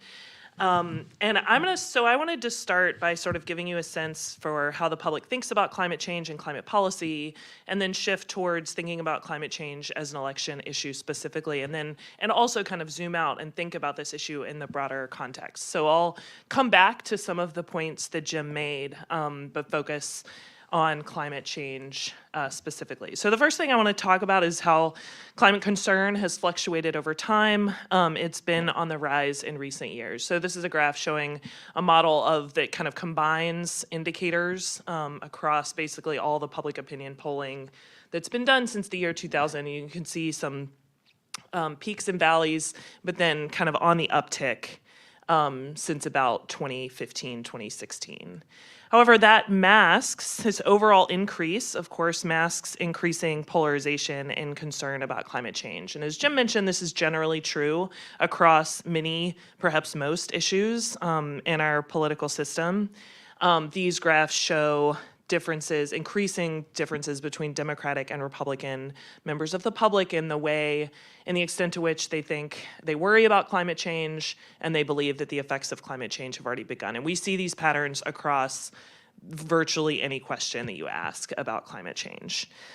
This is an issue where The public has tended to follow elites, so follow members of Congress, presidential candidates, in forming their opinions. And part of the reason for that is that climate change is a complex issue. The science is complicated. People, when this issue sort of first came onto the political agenda, people viewed it as a distant phenomenon. It was difficult to understand, and their beliefs were sort of loosely held. So that made it an easy issue to follow their partisan leaders on. And we can see this in the data that public opinion has tended to lag a little. Public polarization has tended to lag elite polarization a little bit. But again, reflect that elite levels of polarization. So what these two graphs show is on the left, increasing polarization in the public. This is based on, these are actually graphs showing environmental concern more broadly. The left graph shows concern or support for spending on environmental priorities, and the right graph shows the ways that members of, I believe, the House of Representatives, this graph looks the same for the Senate and the House, but have tended to vote on environmental bills. We also see individuals changing their minds over time in a way that suggests that people are following partisan cues. So the next couple of graphs I'm going to show you come from a panel, the voter study funded by the the voter study group, Democracy Fund's voter study group. And it was a panel study, so the same people are in this survey over time. And in 2011 and 2019, the voter study group asked a number of questions about climate change. And between those two time points, 20% of Republicans shifted towards thinking that climate change was not a serious problem. Those are the bottom orange group. And then we saw, rather than shifting towards thinking that climate change was a more serious problem, and then we see the opposite trend on the left. So more Democrats shifting towards thinking that this is a serious problem as opposed to moving in the other direction. So increasing polarization over time within the two parties. And that's evidenced in the way that people change their minds. However, there's also some evidence for depolarizing behavior, especially among younger Republicans. So these graphs show, well, this kind of comes from recent surveys. So the Pew Research Center has found that younger Republicans have tended to be more concerned about climate change and more supportive of climate policy than their older counterparts. And the question is really whether these differences in views are durable or if younger Republicans just haven't yet been socialized into the beliefs of their party. And we use the voter survey, again, this panel study, to look into that. And on the one hand, we found that Republicans who were 18 to 20 when the survey was fielded were more likely to change their mind from understanding that climate change was happening to the belief that it isn't happening. So that's the graph on the left here. And this is evidence of partisan learning. Younger Republicans tend to sort of adopt their party positions on that question. On the other hand, they were also more likely to shift towards understanding the causes of climate change. That's the graph on the right here, and slightly more likely to shift towards thinking that climate change is a serious problem. So some mixed evidence here. I think this is an important thing to keep our eye on. And I think Bob, when he speaks later, might talk more about the dynamics of opinion within conservative Americans and within the Republican Party. These aren't tectonic shifts within the party, and again, the evidence is a little bit mixed, but it's something indicating that there might be some changes. So we see a similar pattern of polarization in the way that the public responds to climate change itself, so to experience with climate change. On the one hand, a growing number of studies show that the public updates its beliefs about climate change in response to personal experience with it. So this is a graph from one of my papers that shows that the effects that you see on the top, these are just coefficient estimates from a regression of each of these different types of climate indicators. The one on the top is temperature, and I apologize, the font is really small, so I cannot even read from here. But the other ones are well, it's a range of precipitation and storm-related weather indicators, or climate indicators, until you get to the bottom, which is wildfires. So that we can see that in states that experienced abnormally high temperatures in a particular year, the next year, people in that state were more likely, tended to be more concerned about climate change. And this is an effect that a number of studies have shown. It seems to be pretty durable. But it appears to be specific to temperature. This effect is more difficult to detect with respect to storms and flooding and things like that. I suspect that might be because temperature is kind of the longest running. It's been part of the conversation for longer. Thinking about climate change in terms of these other types of events is just a newer part of the conversation. It might also just be because of noise in the data. But anyway, we have evidence that the public responds to climate change. But this response also appears to be polarized. So when it comes to, these graphs come from a paper that looked at experience with wildfires and how being in a place that was close to where wildfires had happened in California, whether that affects how precincts voted for environmental referenda. And the authors found that proximity to wildfires was associated with more pro-environmental voting, indicating that voters are sort of channeling their experience with climate change into the way that they vote on these referenda. However, the graph on the right shows that this effect is driven by Democratic precincts. So it appears that the Democratic precincts are sort of updating their voting behavior, and the independent, the precincts with lower proportions of Democratic voters are not. Okay, so I want to shift. So that's kind of my general overview of the dynamics of public opinion and public beliefs. And now I want to shift towards thinking about climate policy and public support for climate policy. So we see strong public support for various types of climate policies over time. This is a graph of a bunch of different questions about climate policies that have been asked by the Yale Program on Climate Change Communication and George Mason Center for Climate Change Communication. So these are coming from the Climate Change in the American Mind surveys. And we see sort of steady and consistent strong support for various types of policies. However, that dynamic also masks some nuances that are important. One of them is that support is highest for the types of policies that aren't likely to impose costs, or where the costs seem to be distant from consumers. So these are research and development, strong support for something like that, lower support for something like a carbon tax or a carbon price that people see is going to affect them directly. And the second thing to note is that average support masks, again, growing polarization over time in policy support. So this graph is made from indexing all of those different indicators into sort of a single measure of support for a bundle of climate policies, you might think about it. And we see increasing differences between the parties over time.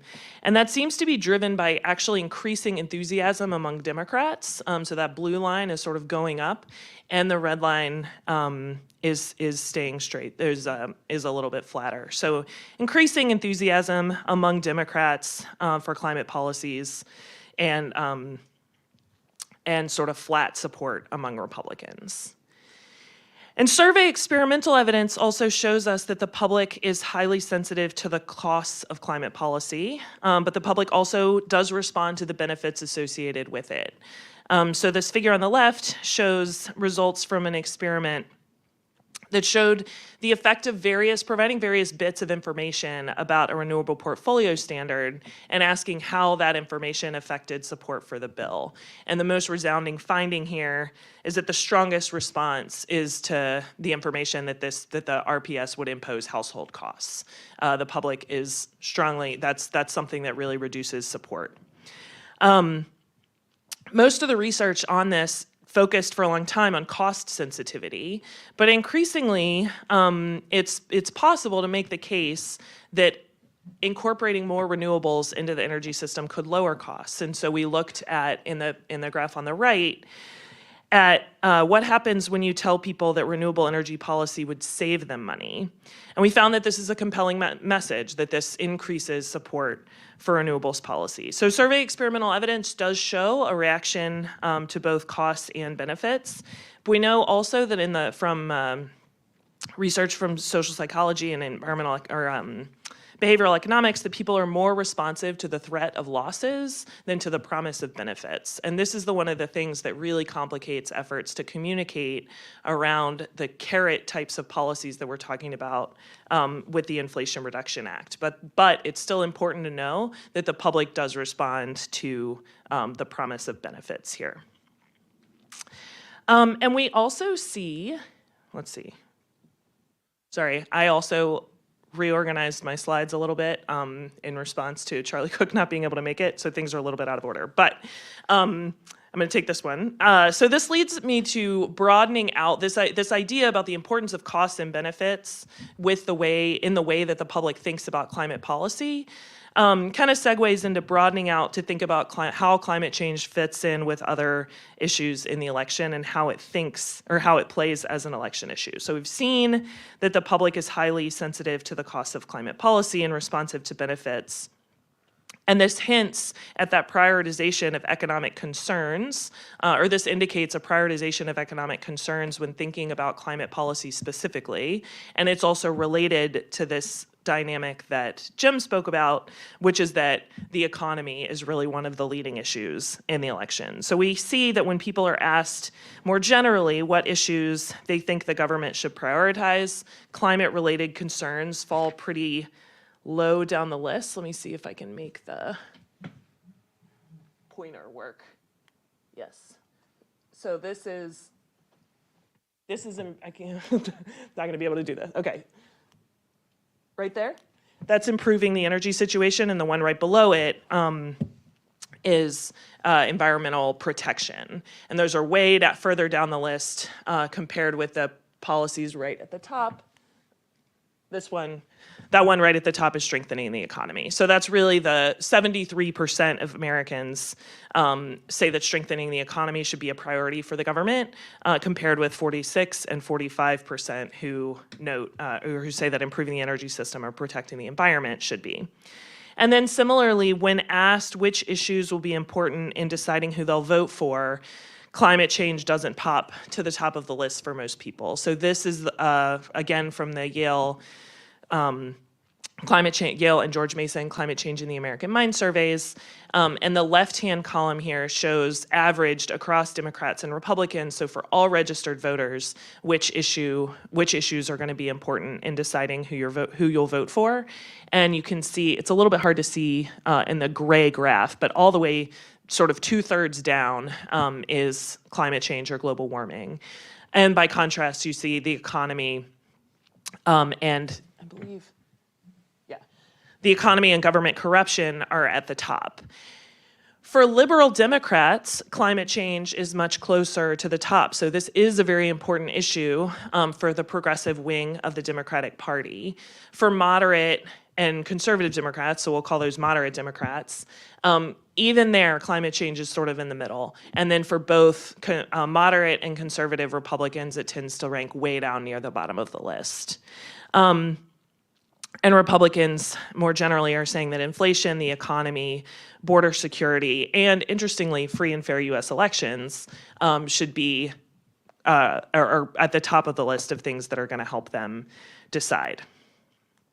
So I think the progressives took this seriously when, with their approach to climate policy, the idea that most Americans prioritize other issues. And that was what was behind the idea of the Green New Deal. This was an idea that in order to expand the coalition of constituencies that were in support of climate policy, let's bundle it with economic and social priorities. I think one of my slides actually got left out. So I had a couple slides here to show you broad public support for that idea of policy bundling. So we ran an experiment to investigate how supportive the public is, and this was back in 2020 the paper was published in 2020. It was in 2019. when this idea was really new, looking at public support for this idea of bundling. And we found strong public support. However, we also found that this idea is strongly susceptible to partisan rhetoric. So once that idea of the Green New Deal got sort of churned through the political system, whereas in our first experiment where we looked at does the public support incorporating social and economic priorities in with climate policy, we found strong support. We found that support was driven by enthusiasm amongst Democrats and relative sort of indifference among Republicans. Then when we looked at a panel survey that was focused on the Green New Deal specifically, so using those words, and also sort of a before and after, before the idea had been churned through the political system versus after Fox News had really grabbed it and run with it. And we saw strong polarization and actually pretty strong aversion to this idea amongst Republicans, particularly those who reported watching a lot of Fox News. So strong susceptibility to political rhetoric. I want to say here that I actually disagree a bit that the IRA, the Inflation Reduction Act, which was the sort of watered down version of the Build Back Better bill, which was the closest thing to an actual policy proposal that the Green New Deal ever came to, I disagree that was completely disconnected from the Green New Deal and this idea of bundling. The Inflation Reduction Act it did contain some healthcare provisions, so that was sort of a bundle. But moreover, the environmental justice provisions, the bonuses that companies can get for hiring union workers and for siting in energy communities and in disadvantaged communities, these are sort of nods to the idea of combining economic and social priorities and job promotion, union job promotion, so priorities that are important to constituencies that aren't typically climate constituencies. Those were contained within the IRA. So yes, it was, a watered down version of the grand resolution that progressives started with, but I think some residue of it is still there. So in terms of how the candidates are talking about climate policy, Kamala Harris, as we've discussed, has talked a lot, she's reluctant to say that she's going to ban fracking. She's also focused on the economic benefits associated with these three bills, the Inflation Reduction Act, the Biden Infrastructure Law, and the CHIPS and Science Act, that allocated billions of dollars towards incentivizing investment in clean energy infrastructure and manufacturing. So Harris is talking about these in very economic ways. She's talking about jobs, and she's talking about industry. Down ballot Democrats are doing the same thing, particularly in districts that are receiving these funds. Republicans aren't exactly claiming credit for the IRA's investment. Well, actually, first what I want to say is, so the hope here with the IRA is that even in red states and in red districts, creating or building more of a stakeholder group, ensuring that more workers and more companies have a stake in the clean energy industry, could build sort of enduring support for the clean energy industry and for policies to promote it. Whether that policy feedback happens is a big unanswered question, and it's the subject of some ongoing work that I'm doing and that Dana's doing and that lots of people are doing. Happy to talk about more about kind of the conditions under which that may or may not happen, and what we're looking at. But for now, in this election, and part of the reason it's difficult is that these effects, the local economic benefits of these investments, are going to take some time to play out. And so whether they're electorally relevant in this election is an open question. So down ballot Democrats and the top of the ticket are sort of touting those economic benefits.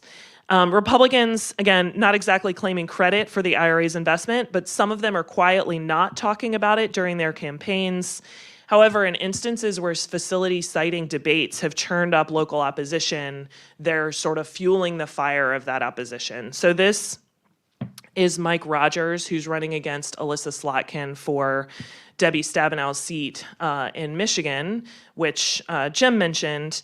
There is a Chinese-owned EV battery facility that's cited to be, that has announced that it's going to open in one of the districts in Michigan. And it has become sort of a flashpoint in this race. So this Roger is talking about the government forcing, he's really appealing to ideology here, the government forcing electric vehicles on us. In this quote, he's not using such nativistic language, but there has been a lot of opposition to the fact that this company is a Chinese company. And we see that from President Trump as well. Really talking about tying this issue back to sort of his anti-China rhetoric. And then more broadly, Trump is focusing on energy security from fossil fuels, talking about bringing back fossil fuels, repealing the Inflation Reduction Act, or generally avoiding the topic because it's not as much of a priority for Republican voters. I would be happy for us to take questions. Thank you so much. Very good. Thank you, Parrish. I'd like to make just a couple brief comments before we go into the questions. I believe we have until 11:30. And those, the comments that I have to make, and I have no slides because I came up with these comments as they spoke. So thank you for the inspiration on this. I'd like to respond in part to, or comment on Jim's observation that we are the elite. And as well as talking about objective experience with climate change. These are perhaps ramblings or musings based on a total lack of knowledge. Oh, and Dana just walked out, I guess. A total lack of knowledge of the activist community currently, the community around climate change, but also a longstanding interest in public attitudes and political behavior. And so in putting my reactions to their excellent presentations, I'm drawn to make just a few comments or maybe even suggestions or things to chew on. The first is, I was glad to see that there was some evidence that the public shifts after having experience. Of course, the discouraging part of this is that it's with temperature. It's not for, other more dramatic events that we seem to be having a lot of. The most recent dramatic event I was a part of was I have a 90-year-old mother who lives on the west coast of Florida. I was down for Helene, which didn't do much damage in that area of Sarasota. And I missed Milton. And while I was down there after the first one, we had a question about the roof that my mom had to have replaced after the last one, the last big one. I forget which that was. And so the roof guy, who was an absolutely wonderful in helping our family figure out these logistics, of insurance and roofing decisions and limited budgets. I spoke to Andrew. He had just returned from North Carolina. He had been in Asheville. He has a roofing business and a roofing nonprofit to help people in need, where he had driven from Florida up to North Carolina and provided assistance, the assistance they could do with the equipment they have. And Andrew went on to a bit of a diatribe on the fact that FEMA was doing nothing, the fact that the people were in such great need, the fact that it's not even really the president who makes these decisions. It's, all those other people that are out there who actually move policy. And as he said that, I started thinking about, the deep state and conspiracy. But I wanted to have a conversation with him, and so in part, I didn't challenge that. He was going on about this to some degree. What I did instead was I said, well, Andrew, you're doing sort of exactly what maybe this country is about. Your nonprofit is going up and helping neighbors, helping people in the community to connect. And I think that's a really wonderful thing, right? Wanting to have this, a bit of a conversation, and I had inserted a few points. And it made me realize the importance of being in the field and talking to people. We got the broad view here, and it's ironic that all of my research is based very much on the kind of data and arguments that my two colleagues here presented. But I have also, because I just moved to DC in 2010 after being in Arizona and Texas, have been struck by the strong culture and inward-looking nature of both DC folks as well as AU student folk, sorry, students. And I have, in talking to Andrew, I realized it's just really good. We do the public opinion surveys, but it's just really good to have face-to-face conversations to understand people. I had often said, after a lot of drives from St. Louis to Springfield, Mo, to see family, that's about a 4-hour drive. It was one of the most fascinating experiences of my life, stopping in truck stops to use the restroom and get gasoline, because though I was had gone to DC, I was amazed at the things that people said in the restrooms and overhearing conversations. And I think in today's world, we, the elite, we're talking to each other today, right? But our goal is to reach out and reach beyond and get out of our bubbles about climate change, as well as partisanship and information and the campaign. And so I wanted to share that experience, that I also, in going through these hurricanes, now understand why some people choose not to evacuate, because a decision to evacuate is not as simple as it seems. We can talk about that on the side. And so being there and being a part of those lives really gave me some insight as to not,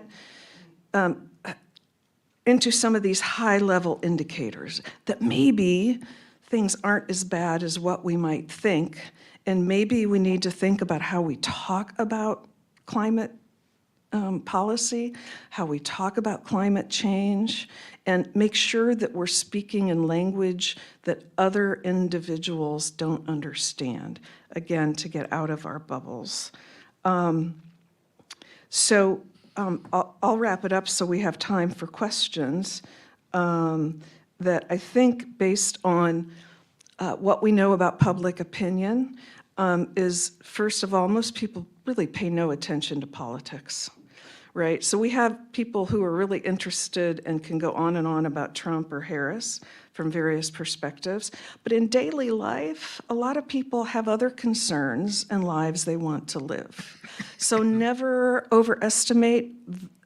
Okay, I know we got the polarization and partisanship thing, but there's also some room for nudges. There's also some room for information, right?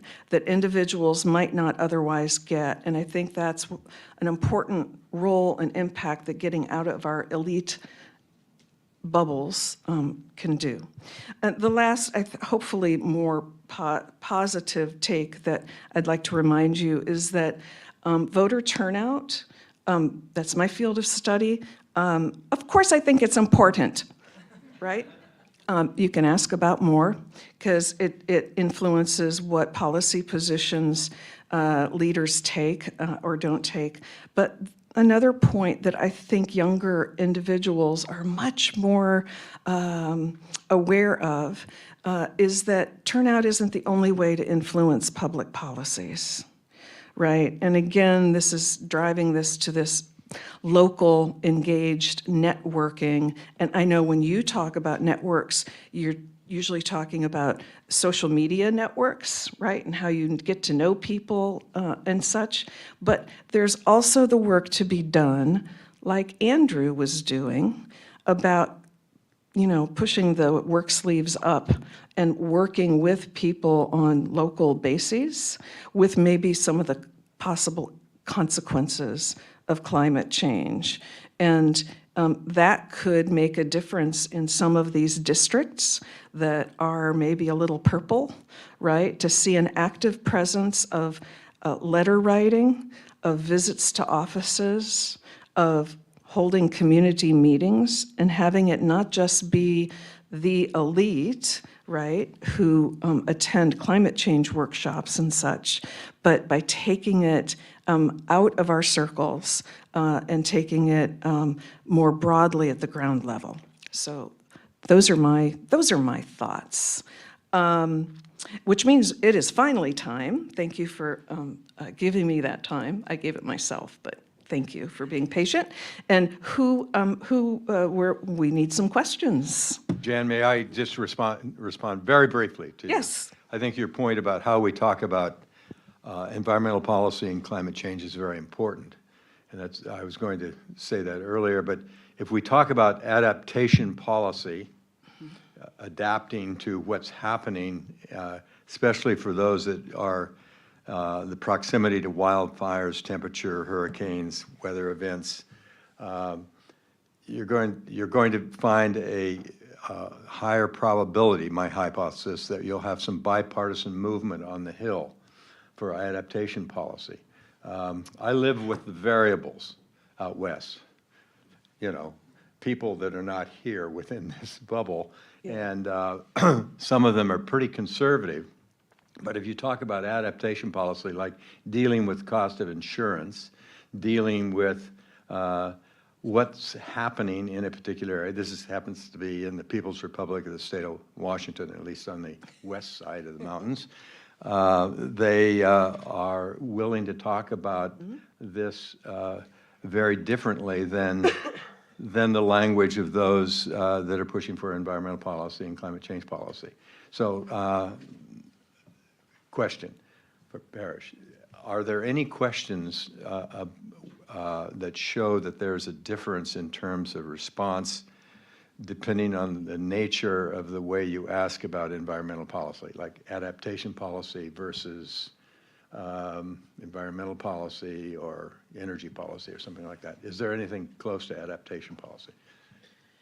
Yeah, I think so. You're asking. I think what you're asking about is does it make a difference if we talk about climate change and climate adaptation sort of in general using those words, or if we talk about specific actions that the government could take to help people That are related to adaptation. That are related to adaptation. Yeah. Adaptation, so it's an interesting question. Adaptation has been understudied for a long time in sort of the climate world in general and amongst survey firms. So I think my sense is that if you talk to people about specific things, and even, I mean, this is true about talking to people about, climate change, like farmers will talk about droughts. They're much more, and I think that's why we see this effect of people updating their beliefs based on the experience with, for example, more hot and dry days, because that's something that people perceive. So I can say that in the literature about climate impacts, yes, I think that's true.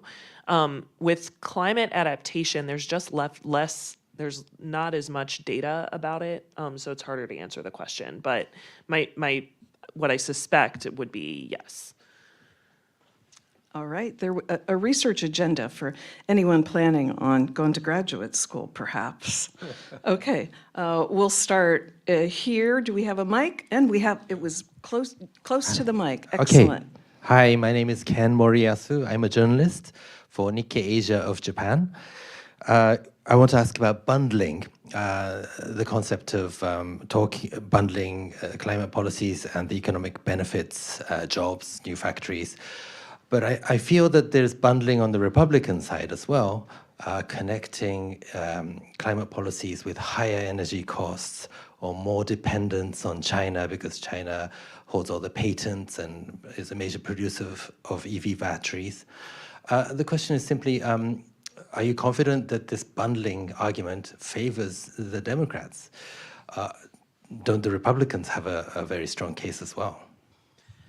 Yeah, I think that's right. I mean, I think that on both sides, I think showing the relationship between climate policy and economics has proven to be a politically very powerful rhetoric.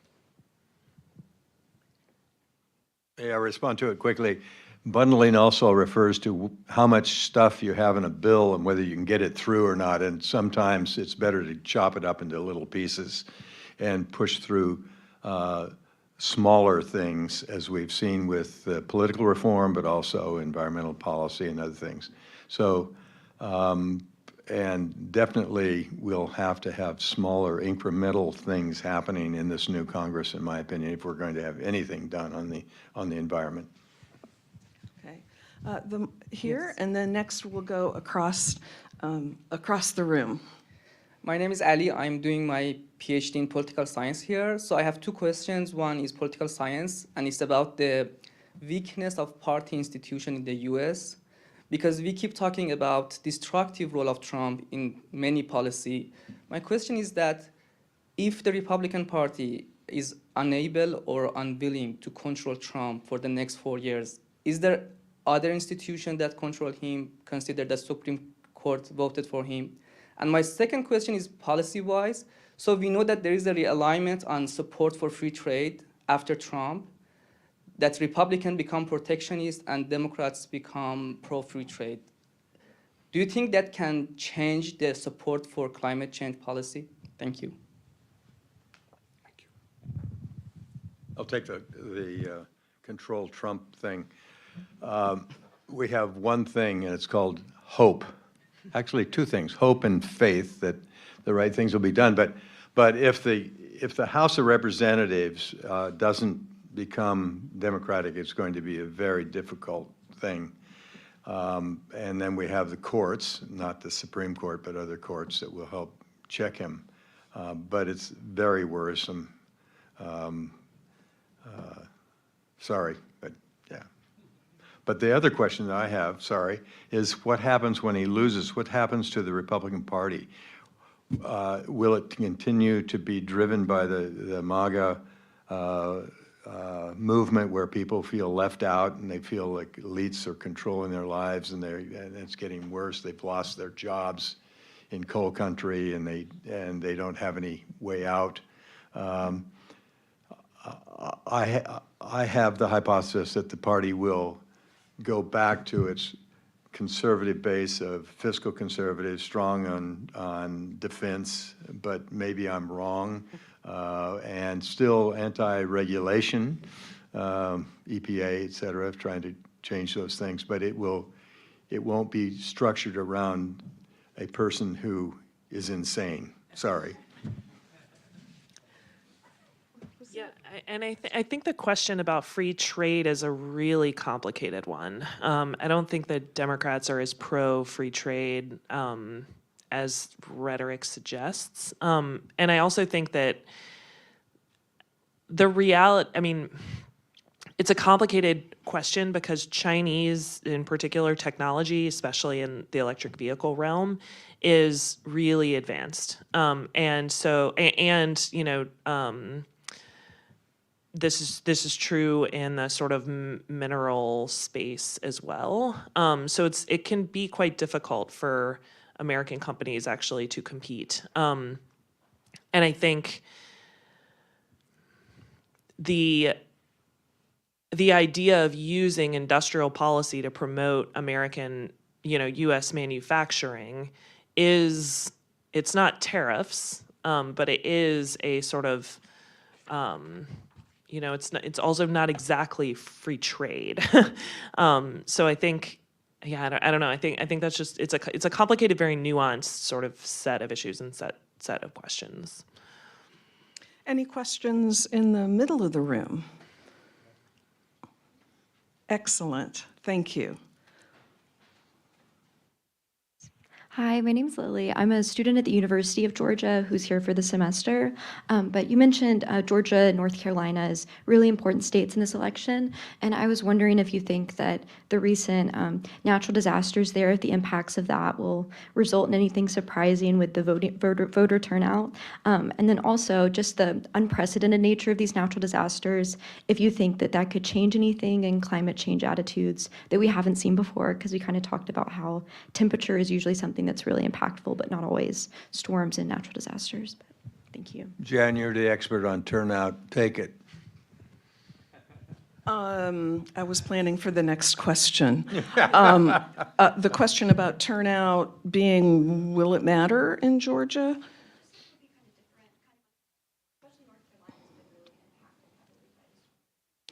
Yeah, I know that I have a lot of colleagues doing election administration and trying to sort out how these devoted local election officials can pull off an election that is as free and open and legally appropriate, right? So legitimate in following the laws for mail-in voting when you have to rely, the postal box probably just went down a river, right? And the flooding occurred right after, like a day or two after, I believe they put all of the mail-in ballots in the mail. So you put it's just the fluke of the timing of it because they had to send those out. So I am really I suspect we have some old research that suggests in times of crisis and economic stress, people pay attention to solving the problems before them, and so I would not be surprised if in North Carolina that we'll just have a lower voter turnout, especially where we had the biggest effects in the western part of the state. And I think there's probably very little that individuals can do, to have the time and the information about how to adapt and how to put a ballot in. So that's disappointing. I think we had record-setting early voting in Georgia on the first and maybe second day. I didn't see that final report. I think there, you're seeing what politics is like when people start to think that their vote could matter because the candidates are dramatically different, because they view the stakes as being high, and because campaigns have put a lot of both, not just the money that they spend on ads, but they're on the ground organizing, and that's probably complements a lot of Stacey Abrams.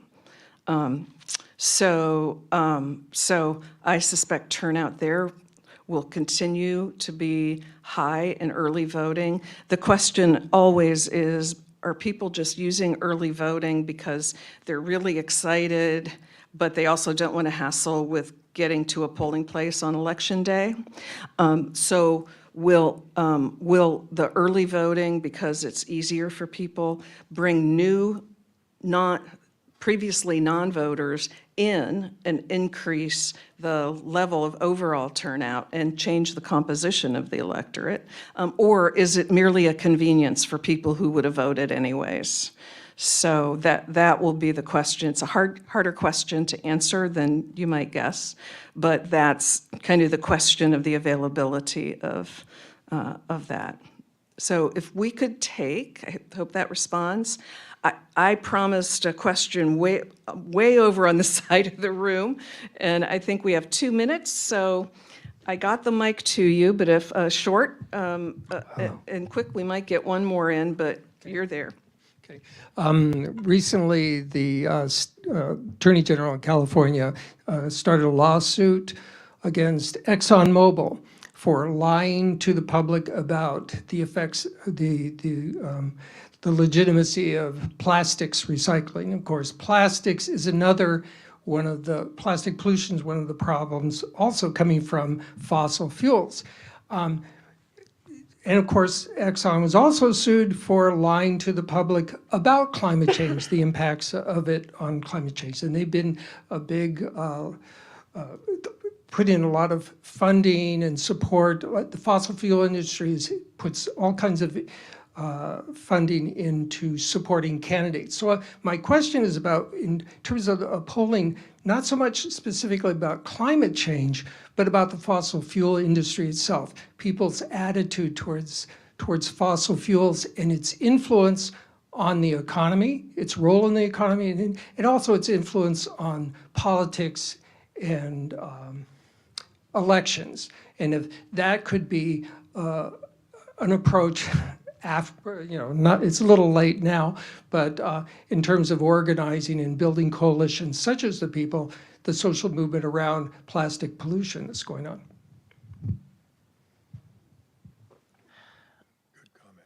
Really great question. My recollection of the details around those types of polling questions is fuzzy enough that I would like to get back to you in responding to it. Because I know that there is polling on that, but the sort of details of the results there, I would just kind of need to check my references before I answer that, if that's okay. Dana, maybe you have more detailed recollections on this question. I actually would just say that there's some great research.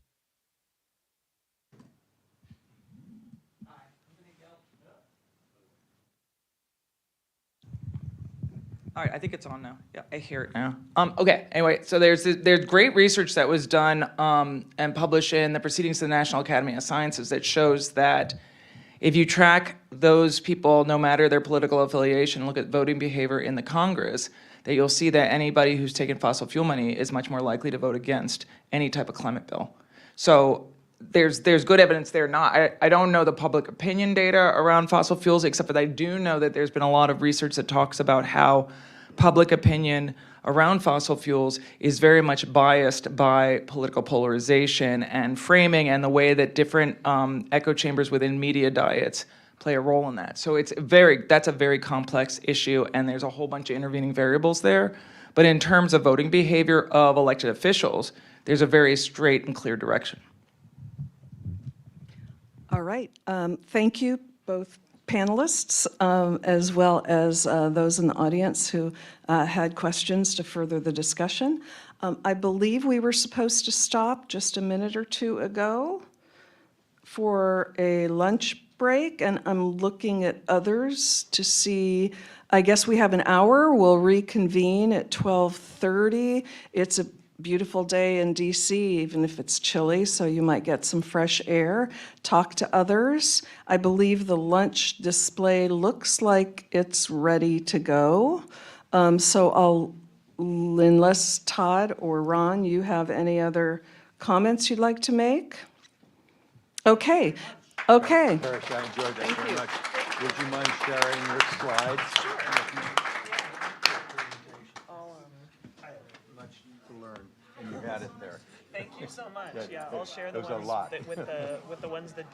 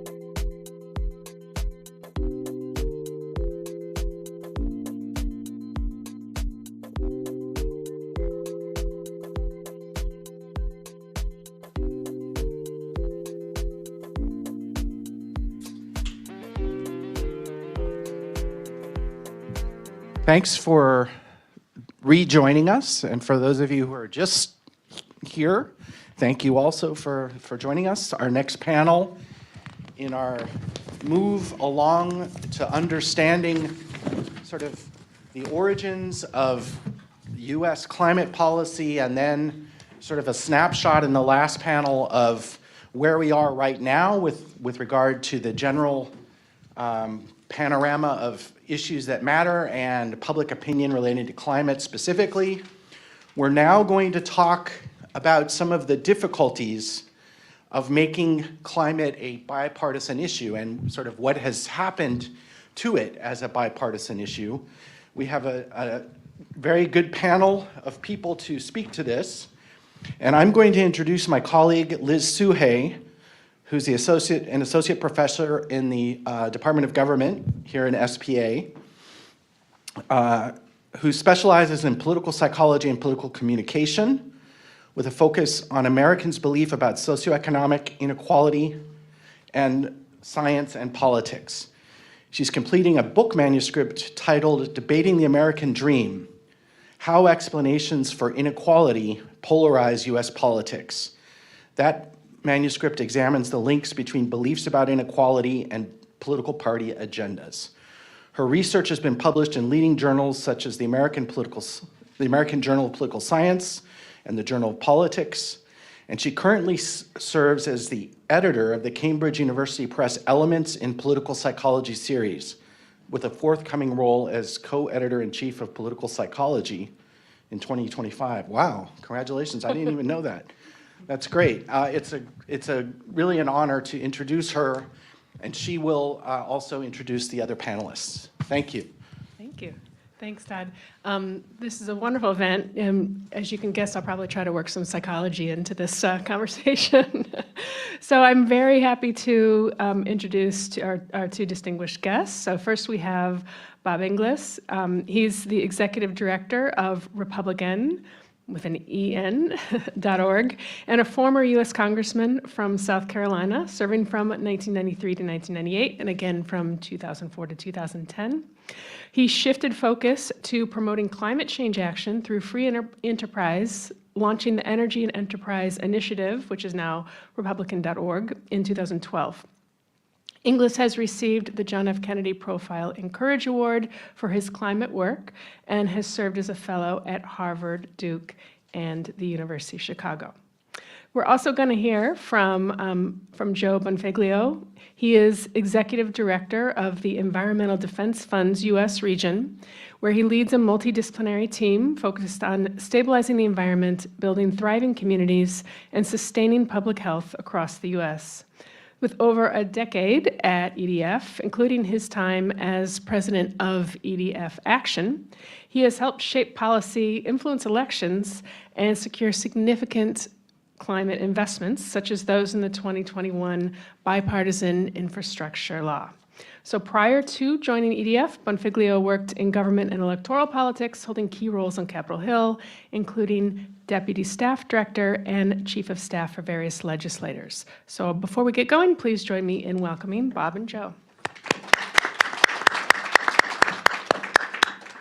So we'll just go in the order that is listed before me. So Bob will speak first, and then Joe.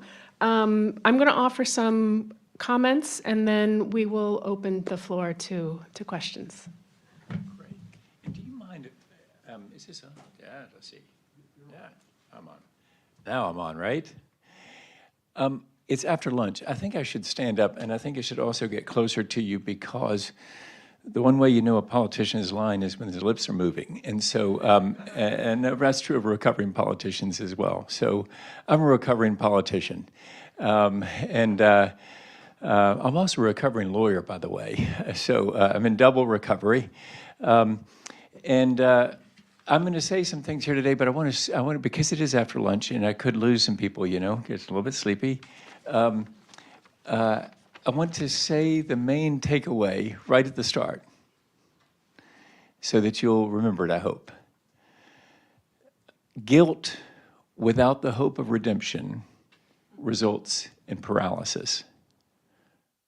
Guilt without the hope of redemption results in paralysis. we do need psychology here, right? We need some rabbis, some imams, and some pastors, perhaps in the climate space, because that's, I think, what we're dealing with. Especially if I'll get into in a second with conservatives. As you see, we've got you're obnoxiously subjecting you to the loop on our home page. It'll go off in a minute when my friend over here is going to make it go to just settle in on one page about climate change, okay? So it's like this. First of all, I got to tell you a little bit about how I got to this, and then I want to unpack that thing about the takeaway. So you should know that I was in Congress for 6 years saying that climate change was nonsense. I didn't know anything about it except that Al Gore was for it. And so I represented Greenville, Spartanburg, South Carolina into the inquiry. Okay, pretty ignorant, but that's the way it was my first 6 years in Congress. Out of Congress, 6 years doing commercial real estate law again, that's the recovering lawyer bit. And then I had the opportunity to run for the same seat again in 2004. Our son had turned 18 that year, voting for the first time, came to me and said, "Dad, I'll vote for you, but you're going to clean up your act on the environment." His 4 sisters agreed, his mother agreed. That's a new constituency. Important to respond to those people. They can change the locks on the doors to your house. And so, so that was step 1 of a 3-step metamorphosis. Step 2 is going to Antarctica with the science committee and seeing the evidence in the ice core drillings. Step 3 was another science committee trip and something of a spiritual awakening, which seems improbable, right, on a godless science committee trip, because you all know that all scientists are godless. Apparently not, because this Aussie climate scientist who I was snorkeling with, showing me the glories of the Great Barrier Reef and the challenge of coral bleaching, was clearly worshiping God in what he was showing me.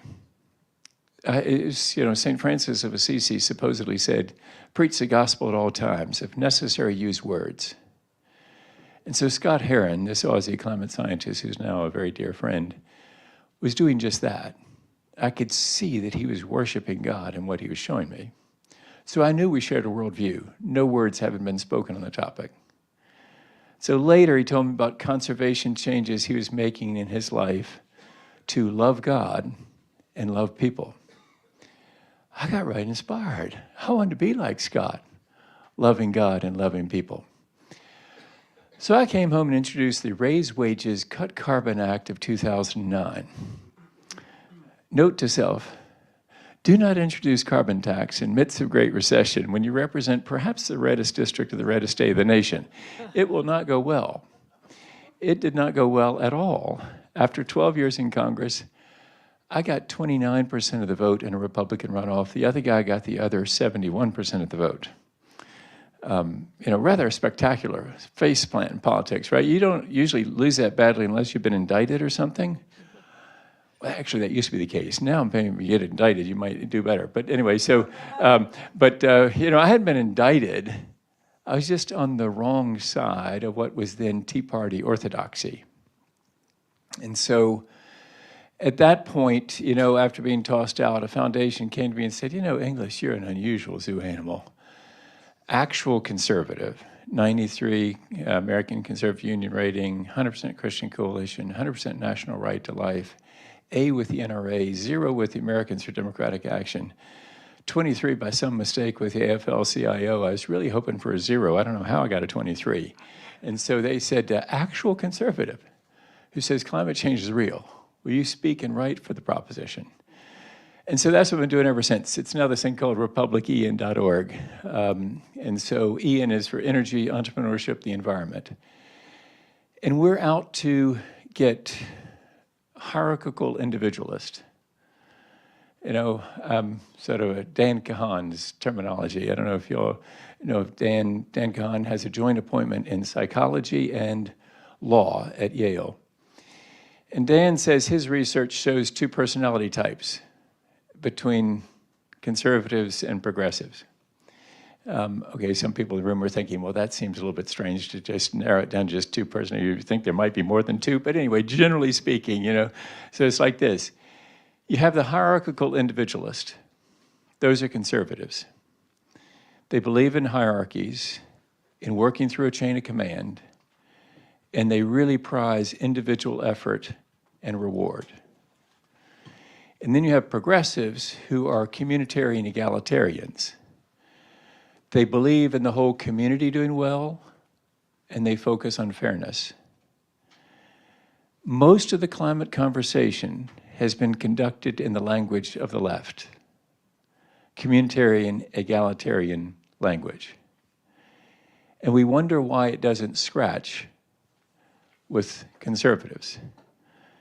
You know, if you're maybe thinking about forming a Hispanic outreach church, you probably want to speak Spanish from the pulpit. And so if you want to find a way to get bipartisan, durable policy made on climate, you probably want to speak to conservatives in the language of hierarchical individualism, and especially because of this thing about guilt. Because, you know, since the language of the left has been the dominant language of the climate conversation, it's basically a lot of, you know, let's repent of the ills of the capitalistic system. Ooh, that doesn't work too well with my folks. They don't feel a need to repent of the ills of the capitalistic system. And you know, Reagan used to say government like it was a cuss word. Progressives can say corporation like it's a cuss word. We think corporations are people too. That's what, no, just kidding. That was a joke. But I mean, we conservatives are not, you know, opposed to corporations. We like corporations. They make money. They create wealth and jobs. We like that. And so you have this language of the left that's just totally off-putting, but it goes deeper than that. It's not just off-putting. It actually brings a load of guilt onto the hierarchical individualist. Because the hierarchical individualist hears, you know, remember, they're people that believe in work through a chain of command, and, you know, that's why we go to county council to rail against the Agenda 21 and how the UN is taking over the world. It's appropriate, right, to go to the county council. That was another joke. It's not appropriate to go to the county council maybe about Agenda 21, but, or the school board about whatever, but, you know, that's what we do. We're hierarchical. And then we're individualistic. We want to get the gold star, Dan Kahan says. That's what conservatives want to do. They want to get that pat on the back that says, you did it, by golly. And so along come the liberals, the progressives, and they tell us that we got to repent of the capitalistic system. They tell us that we got to, these fossil fuels are killing us. And they tell us that we got to give up our gas stove. Oh my. I'm not into gas stoves, to tell you the truth. I'm trying to get one of my sons to say, you know, get rid of that thing because you got 2 daughters in that house. Probably a good idea to get an induction stove because those things are pretty awesome. Anyway, but, oh, and now I should have given you full disclosure, by the way. You know, I've got a little bit of a problem here. Not only am I a conservative who says climate change is real, but let's fair disclosure, I'm also a never Trumper from 2016. They were making a list of who would never vote for Donald Trump, and I said, get me on that list. I want to be at the top of that list. I want to be in the top 25 of that list because I want my kids and my yet no grandchildren, but now I got 6 of those, to know I was on that list. And so anyway, a little bit of a problem there, right, with messaging here to our people. But I think it's because they have now, they feel attacked and they got a protector, as nasty as he is. You know, and so if you feel attacked and you're under stress, you will take a protector and even a nasty one. And so that's where we are. And we got to figure out some way to deliver this message of redemption. And so, and this really is where we literally need the pastors and all, and the psychiatrists to help us with this, because there's this load of guilt that is put upon this situation. And so that being the case, you have to give some hope of redemption, because guilt without the hope of redemption results in paralysis or resignation, right? If you tell me I can do something about it, then I can engage. And Ed Maybach's research that Parrish was citing this morning, shows that over all 6 Americas, you increase the sense of efficacy and you get more engagement because people feel like they can do something. If you don't, if you have a sense that, well, we can't do anything about it, I'll just give up. And that's where this is so hard, and this really is very tricky messaging. I was talking to Joe earlier about some messaging that EDF has done that's really sophisticated. Here's a sophisticated challenge, right?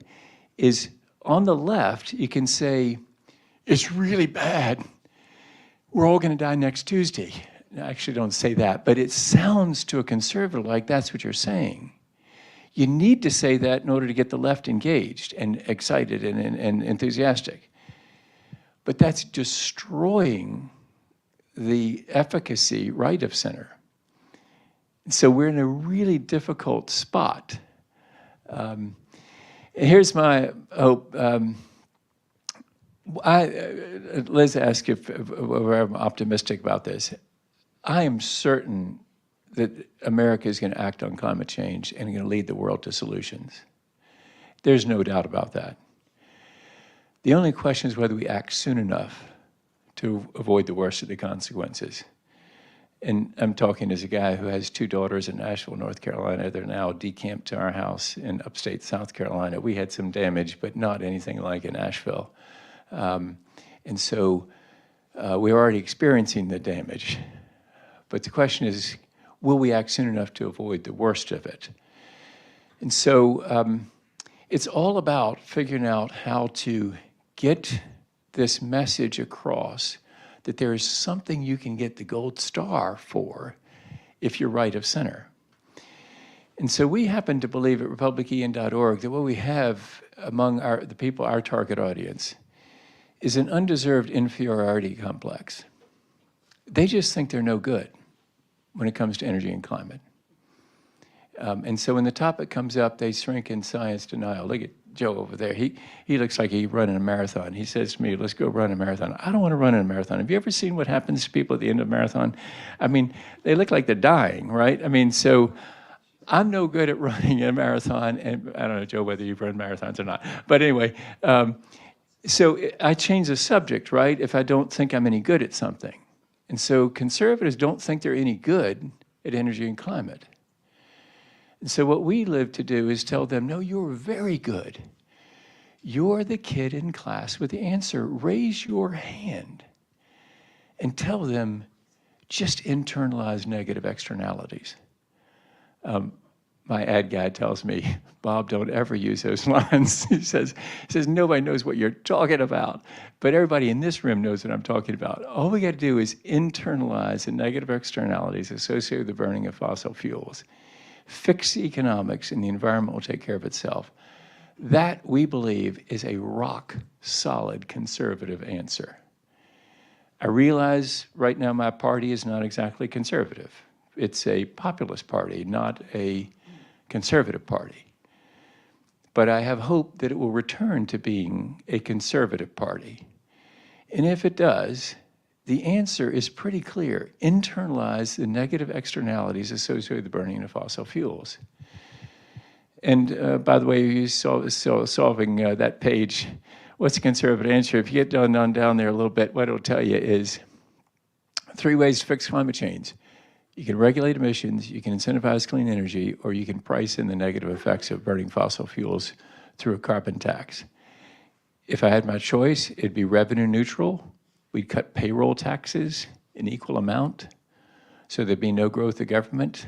CBO says the bottom 70% of Americans do better under such a tax swap, on carbon dioxide, off payroll.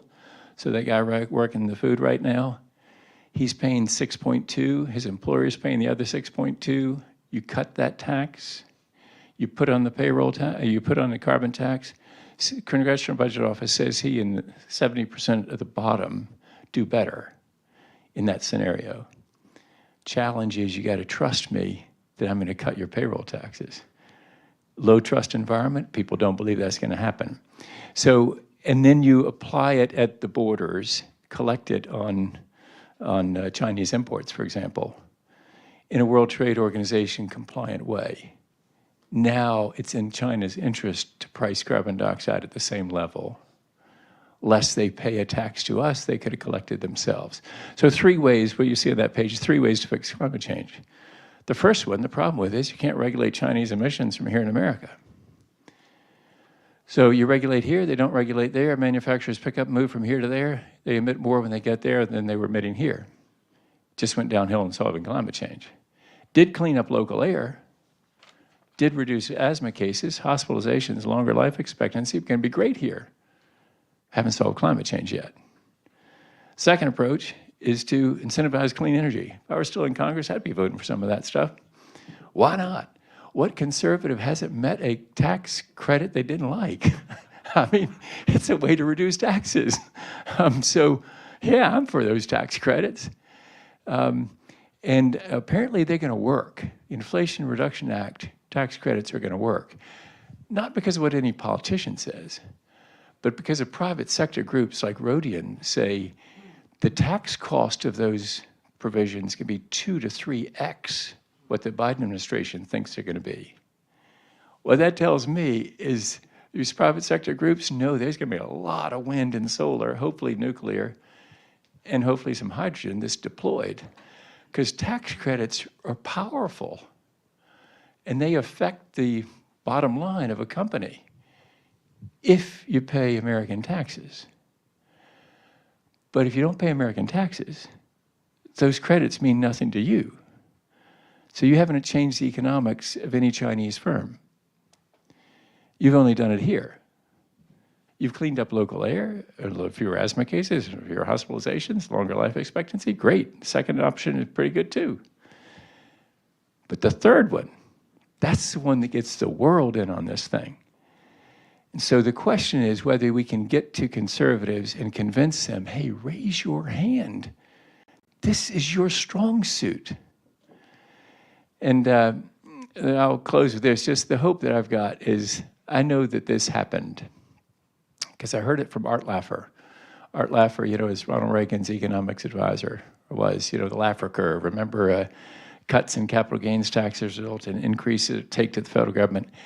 That worked for JFK, it worked for Reagan. It depends on where you are in the tax level or taxation amount as to whether it's going to work. But anyway, so Art Laffer is a neighbor of Al Gore's in Nashville, Tennessee. Literally a neighbor. And so Art told me he's been over to Al's house. They talked it through, and they came to the conclusion that what I've just described, that third option, revenue neutral, border adjustable carbon tax, works for both of them for very different reasons. Al, because he knows the power of free enterprise to deliver innovation. That's why we Republicans really don't like Al Gore, because he's making money in the capitalistic system, and we don't believe people should make money in the capitalistic system. It's really bad. He's making jack at Apple, I think. And so, actually, no, that's supposed to be our stories. We like it when people make money in free enterprise. But anyway, Al, because he knows the power of innovation in the free enterprise system, will deliver this fast. Art, and you can see on our website, he and I are talking for like 2 minutes, but the longer plain version of this is he says, I don't know whether climate change is real or not, says Art Laffer. He says, I don't need to know. All I need to know is you are taxing income. He says, tax anything else, pine cones, sycamore balls, anything but income. You reduce that tax on income, he says, and then you unpunish labor, you unpunish work and saving and investment.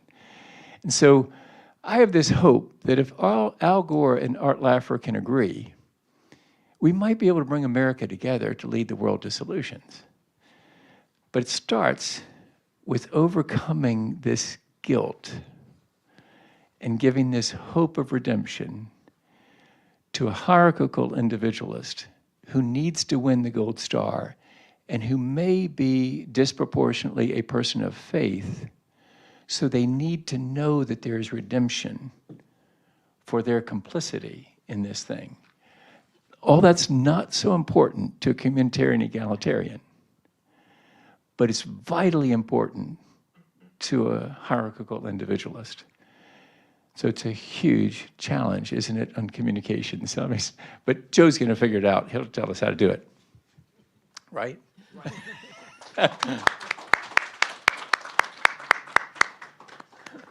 That was fantastic, and I'm going to make a note to never follow Bob Inglis again. All right, now that we have that squared away, it really is a pleasure for me to be here and in conversation with you both.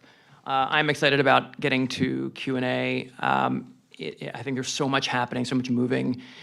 We can uncover a lot, but before we do, I'm going to walk through, at least from my perspective, of why I think we are where we are, with a little bit of a history lesson back, and maybe sort of spend a little bit more time of sort of the current day, where I think our politics are and how they're shaping how the parties are coming together on climate.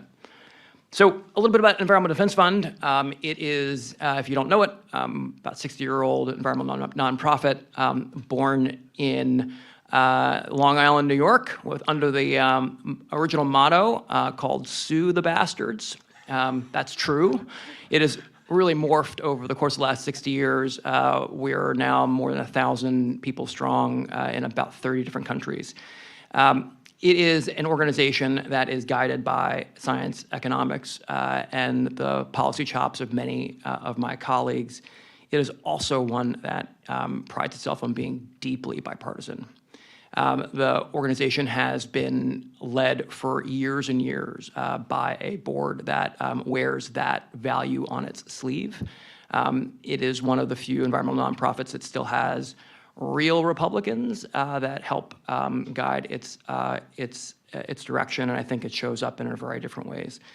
The one that matters most to me is that it's an organization that is willing to have a conversation with anyone, no matter their political party, that wants to talk about climate change solution. That's our ethos, and it gets us in trouble often. A little bit about me. I came to EDF from politics. I'm a weird bird at EDF, one of the few sort of political hacks that wears that proudly in a sea of economists and lawyers and scientists. But I think it helps me see these moments in a way that maybe brings a little bit of different, a sort of different viewpoint that I think helps EDF, and I hope helps my colleagues think about how we drive forward on solutions. My origin story is not the former congressman's, but does start in 2010. I served in a senior role in the House for an Energy and Commerce Democrat, very conservative Democrat from South Louisiana, that was really dealing with the cap and trade bill, the sort of first real effort by the federal government to tackle climate change. I think that bill was 4,000 pages, Congressman. It was all the things you do wrong, and it really did sort of help sort of shape me in sort of how hard the policymaking process was on climate. But in 2010, kind of an important political year for many, my then member of Congress ran for a higher office, ran for the United States Senate in Louisiana. While climate was not an issue, there was this convergence of just moving through that cap and trade fight on the Hill and Citizens United really sort of like finding its way into the political system. It was cute to say there was about $500,000 of outside spending in that Senate race. Cute by today's standards, right? $500,000 is absolutely nothing. But that was really one of the first sort of signals I think we got that there was going to be this other force in politics. And I raise this because in that moment, you may remember it as the Obamacare or healthcare election. But in the races where energy issues were core and key, the cap and trade bill and climate was sort of began to see that as a political message, one that was backed by real money, and the sort of cap and trade or cap and tax moniker was laid on a number of people running in an election. Fun fact: my very conservative Democratic boss in South Louisiana voted against the cap and trade bill, a fact that many of my colleagues at EDF still remind me of today. But it was sort of that moment where the sort of political machinery began to sort of engage in climate in a real way. I'd argue before that moment, climate change, and before the real sort of fight, 2008, 2010, climate change was really under the radar. It was not something that was something that was sort of moving the vote in any real way. There wasn't a lot of money behind it. And 2010 was its coming out party. Again, the sort of politicalization of climate. So I like to say that politics made climate partisan. It didn't start there initially. If you sort of think about that, I think you have to sort of say, where has this gone and why are we in this moment right now? If you believe that the sort of underlying politics shape what is both possible on climate or shape how the parties deal with it, I want to start with how I think the sort of underlying politics of the Democratic and Republican parties have changed and where they're in this moment. That should at least inform how we view the potential for bipartisanship on this issue moving forward. I'm going to start with the bad. I'm going to lift us back up with the positive or optimistic good, and then make that all kind of come together at the end in a sort of complicated way that you'll be frustrated with me towards the end, if this goes according to plan. So let me start with why I think it is really a bigger challenge than the former congressman laid out.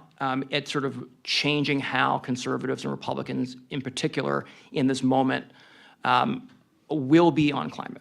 So I think we are really far away from those heady days of 2010, 2012, 2014, when it was part of my job coming into EDF to try to broaden the base of political support. I don't think we're there anymore. I think the last 14 years have really sort of reshaped how the underlying or underpinnings of our politics are influencing where politicians are, especially on climate change. Now, I'm going to say something, and I'm going to tee off something that former Congressman mentioned on this sort of shift of the Republican Party to populism. We were talking earlier. It is a certain brand of populism that I view as quite pessimistic. And if you want to stop climate progress, that's the best kind of populism to try to sort of activate and lean on. And by that I mean, let's sort of kind of remember back to the first time Trump came down the escalator and began to sort of take at least advantage of this political moment. I don't believe Trump made the Republican Party more populist. I think he saw this sort of shift of voters away from the Democratic Party to the Republican Party and saw a real way to connect with them with this populist message. And you'll remember, and I Googled this before and prepped for this, the hard hat moments in 2016 where Trump was flanked by coal miners. Arguably not super important sort of politically to move the vote, but was one of the first times we really saw a major political party candidate begin to sort of pick this fight about what a transition would be. Pick this fight on whether the climate future is good or bad for a community. And that has really sort of changed over these last 8 years, but it still is really core to what I think is one of the biggest challenges moving forward. How do you deal with this realignment in the political parties and try to make this issue more bipartisan, or really invest in the Republican Party in a way that it can come to the table with climate solutions too. Two things here. That realignment removed a lot of the core base of the party. Yes, the never Trumpers, but also the suburban and exurban educated professional class that was the core of the Republican Party for so many years. They're Democrats now for the most part. And now as an environmental or climate-focused nonprofit, we're talking to them in these places and bring them to sort of a pro-climate or sort of a climate activist place because they have shifted out. But again, they're pushing the Democratic Party, not the Republican Party. Second thing I will say is we're seeing now play out in this election, the coal miner hard hats play out in a really different way, but it's still at its core, it draws on this fear of moving away from something. Where you are not seeing in many swing states any mention of climate, except Michigan. If you look at what's happening in Michigan, especially that Senate race, the transition from gas-powered cars to electric vehicles is not just an issue, it is the top-tier issue playing on that Senate race right now. And it is being driven, pun assuredly intended, by an effort to wedge this sort of transition to an EV economy into that election and shift voter attitudes. Depending on what happens in Michigan, may decide who's our president and may decide how close the United States Senate is. But one of those things that we will have to unpack post-election is how effective was that? Because it is the first time that we have seen, again, in recent memory, real dollars go right at a climate solution as a core political wedge issue. Second thing that I think we need to sort of just understand is over the course of the last 8 years, really driven by Trump, the spine of the Republican Party has taken on this really anti-climate mantle in a way that is just far stronger than it was when we were both in the House and honestly in sort of the late Obama years. We've seen a real strengthening of the spine of the Republican apparatus across all levels take on a anti-climate agenda, I think for political reasons, first and foremost, but ones that begin to sort of see real threads of that are going to be trouble for us moving forward. The fact that climate has been pulled into the anti-woke messaging is a problem for climate change. The fact that climate and in certainly some states that there is a proactive agenda to wedge companies away from their own climate commitments in order to do work in those states is a real problem for climate moving forward. Again, if you look under the hood, it's easy to sort of pick out how the same funders, the same sort of interest groups are seeding, S-E-E-D, this in these places, and it's creating, unfortunately, a calcifying base that we're going to have to deal with if we're going to move broadly in a bipartisan way forward. Lastly, it's very hard to figure out who is paying for misinformation online, except on a few occasions when people mess up. And it is clear that there is a thread of the political money that is usually tracking to Republicans that is pushing a lot of the climate misinformation online, specifically to slow or stop renewable energy projects. It's something that EDF has been working with others to really understand. And again, is one of those things that, again, sort of lies a little under the radar, but then factors in. I'm worried about the calcification of the party partisanship broadly, but also the fact that there seems to be at least this real growing strength within the current Republican Party that we're going to have to figure out ways to deal with moving forward. All right, the good. I've depressed you all. I'm sorry about that. Let's come back. Let's come back. Boy, if there was a moment for the political parties to sort of see what a potential clean future looks like, it's starting to play out right now, and it's pretty exciting. I'm going to start with the fact that, as we mentioned earlier, the infrastructure law and IRA has now supercharged certain industries. And yes, there's a lot of government money flowing there, but there's a ton of private sector money that is investing in businesses, especially in states that are going to be core to the supply chain of the clean energy economy. States in the South are doing really well when it comes to sort of drawing those new investments. I grew up in North Carolina.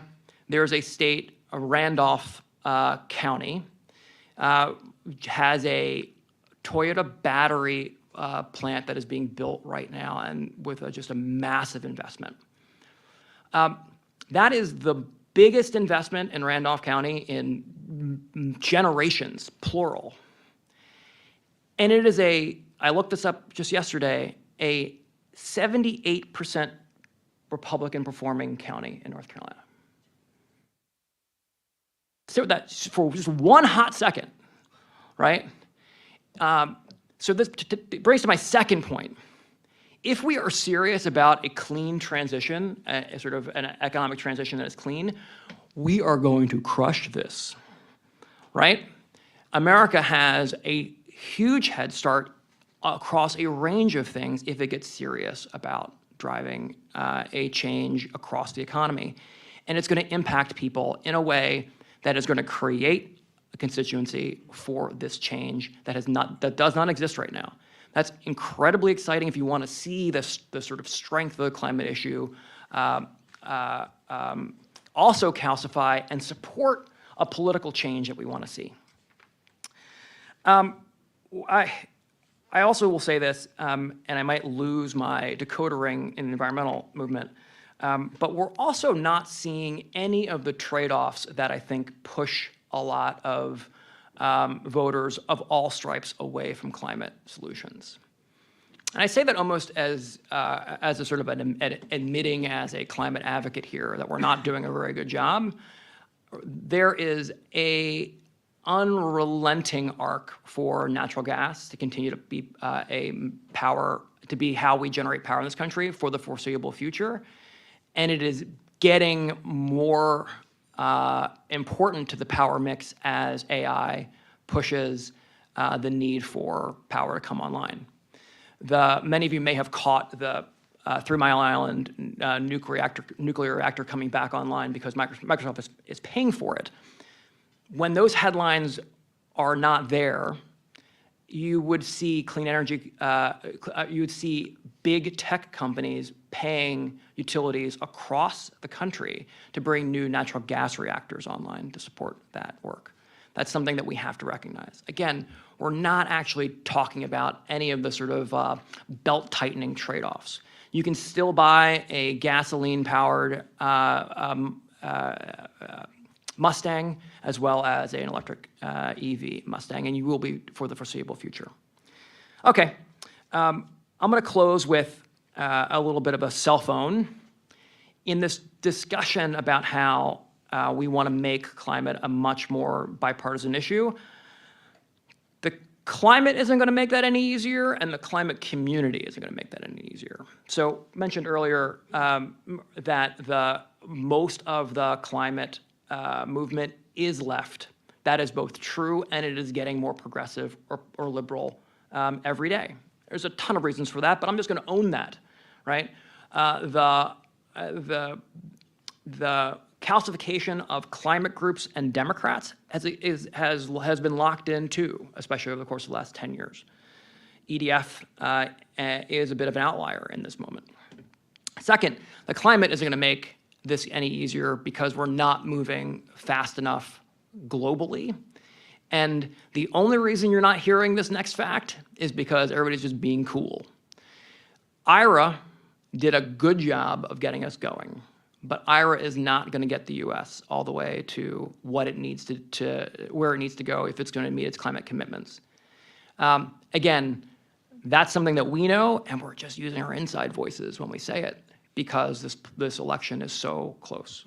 And it is I think, recognizing sort of broadly that we just need to get across the finish line here and deal with that real reality later. Am I hopeful? Yes. There are groups like Republican EN that are doing amazing work. I think you're surrounded now by a cohort that is doing great stuff and is giving conservatives and Republicans a place to find community. And I think that is only strengthened. That's far stronger now than it was at any point in this arc. And again, I am hopeful there. I'm also super hopeful that the tons and tons of money that is flowing into what is climate progress will create that base of political support that we just have never had. And that will make a climate transition or a clean transition real for people, and that they see that there's some stability in that, and that a sort of shift, sort of borrowing a reference I said earlier, a shift from coal to clean matters for many American communities and matters for a lot of American families. I think until that is real, until it is unmistakable, we'll continue to have these fights, and the underlying politics of how the parties are winning votes will continue to tart up this issue and make it harder for us to find common ground and a bipartisan path forward. So with that, I will turn it back over and hope we get some great questions. Thanks so much to both of you. That was awesome. So I just wanted to make a few comments, and I wanted to then ask you both a question. I mean, you can see in both of the comments just how important the notion of political polarization is to the difficulties that we have around finding climate solutions. And in addition to the wonderful terminology we heard from Bob, from the scholar Dan Kahan, I'll add another term, which is affective polarization or social polarization. So this is the notion that people are so attached to their political party and see the other political party as so much as the enemy that it becomes really hard to compromise on anything. So this idea, if they're for it, I'm against it. If they're against it, I'm for it. It happens all the time, including at the elite level, as well as in the public.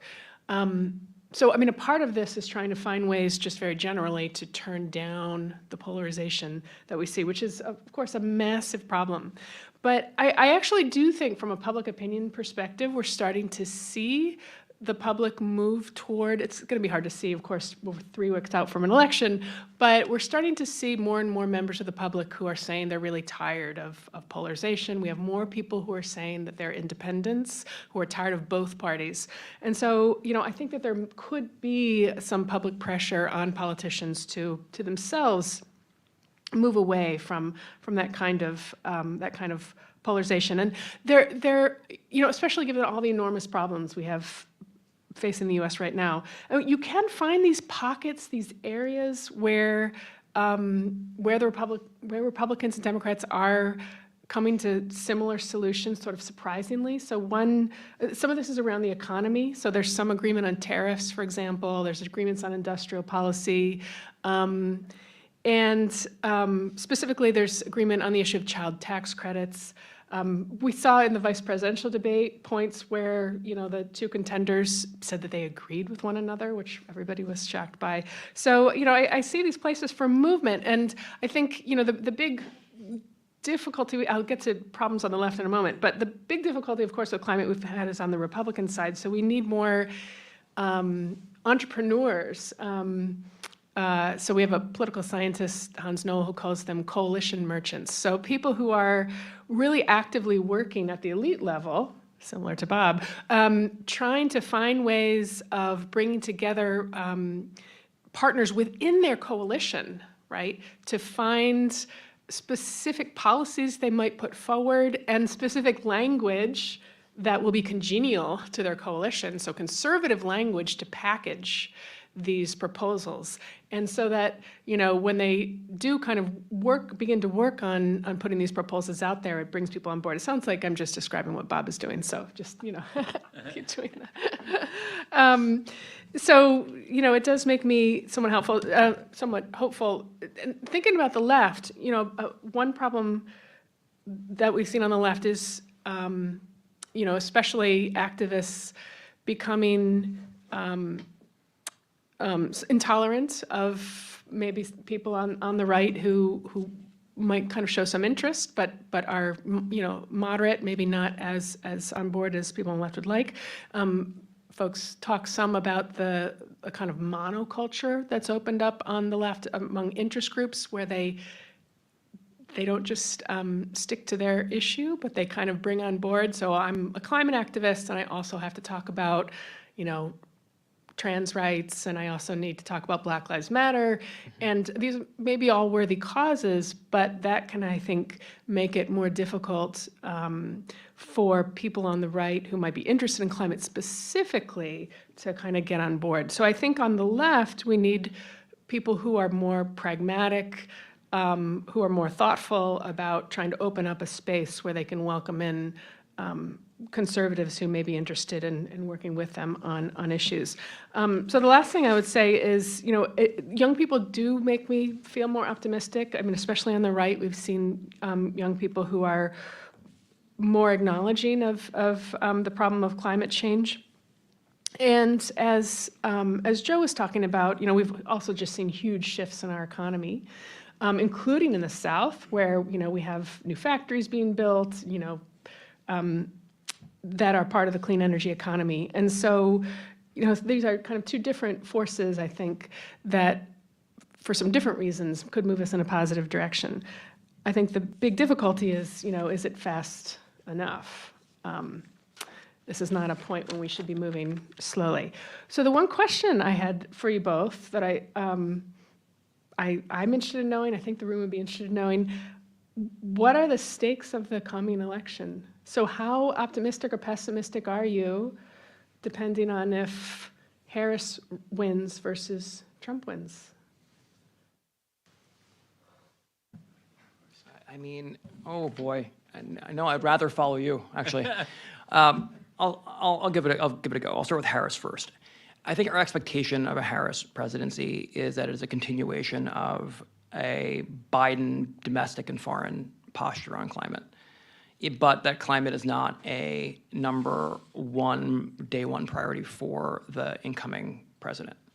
I think there are issues like inflation, like the care economy, like housing, like immigration, that I would expect a Harris administration to tackle first. There has been a signal from both the House and Senate Democratic leadership and what would likely be Harris core, that the effort to find ways to drive climate progress through some of these issues and through some of the things that will move will be part of how they are wired to make change. But you're not going to see an IRA 2.0. And I know that may sound very obvious to many, but that's, I think, what you are starting to hear within climate circles, that an IRA 2.0 is necessary, and we should be moving in that direction right now. Politically, it's very hard to imagine there's a political will for IRA 2.0, even in the unlikely scenario where Democrats have aligned government. Trump scenario. This is a welcome departure from my day job, which has actually been planning at EDF for both scenarios. Those plans are turning out to be different. In a Trump scenario, we expect a Trump administration to really learn from its past mistakes, especially in and around energy issues, and be better than they were in the 2017-2018 window. That's bad. There is a clear roadmap for them to follow to really sort of challenge what an executive branch power is, especially in deploying dollars that were allocated through either the Inflation Reduction Act or the infrastructure law. We expect that that action to be destabilizing in some cases, in some industries.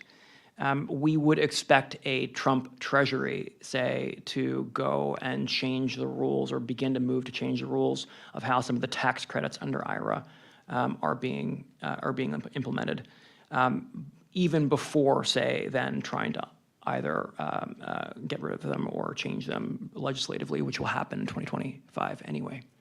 So I sort of take it as this, like glass half full, a Trump administration slows climate progress in the U.S. And sort of weakens this sort of forming foundation we have in clean industry and in clean energy and transportation companies, but doesn't break the foundation.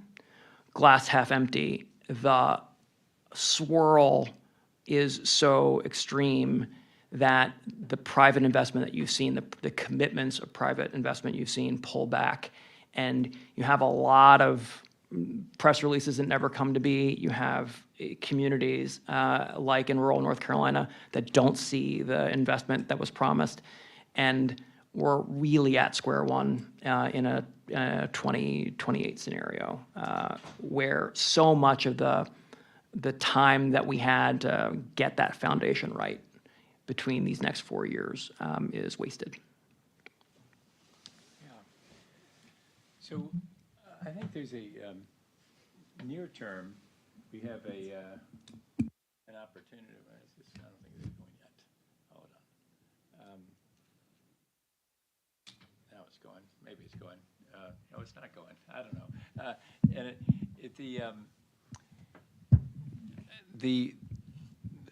whether it's Trump or Harris, I think there is some hope in the Prove It Act progress. This Prove It, if you're familiar with that, is basically preparation for the European application of our exporters to Europe buying European carbon credits starting in 2026. So, in last October, if you were exporting to Europe, you had to start reporting your emissions. In 2026, you have to take that data and buy credits from them. And so I think some light bulbs are going to be going on in the Capitol, because members of Congress are going to be getting calls. Like Nancy Mace of South Carolina 1 may get a call from Nucor Steel. Hey, Nancy, you realize that we're going to be paying essentially a carbon tariff to Europe. We're going to be buying credits. Any other name, it's a tariff essentially, or some sort of tax. And you could collect that here. It makes no difference to us, makes no difference to our customers. Do you want us to fork it over to the Europeans, or do you want the money here? And I think that Nancy's going to say, oh yeah, I think we'd rather have it here. And then the big light, the one on top of the Capitol, is going to go on that says, oh, we could do that to China.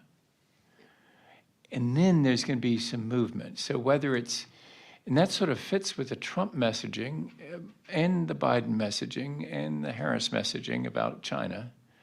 And so there may, the momentum maker may be the European carbon credit being applied in 2026. So that gives me hope that something can be moving. And then, of course, the safest way to do that is to have your domestic carbon tax in place. Then you can clearly do that under existing World Trade Organization, or more clearly do that under World Trade Organization rules. And so that will be part of the mix as well. So I think either way, that's something that's positive. And speaking to people from Louisiana, Senator Cassidy has a bill that is a Foreign Pollution Fee Act that would apply the fee to polluting stuff and other stuff, high carbon intensity stuff coming in. All of that's really, I think people are starting to get it, that you got to get the whole world in on this thing. That's what makes climate change such a devilish problem. But if you have the economy that everybody wants to sell into, well then, let's talk to Senator Cassidy about that Pollution Fee Act, and let's talk about the Prove It Act that gathers the data, and then let's meet the Europeans where they are and say, hey, we can do that. We can do that too. I wonder why this doesn't go. Why don't you all? Maybe it's, this just doesn't go. Okay, so, It's very tricky, as you've seen. Everybody's having trouble with it. okay.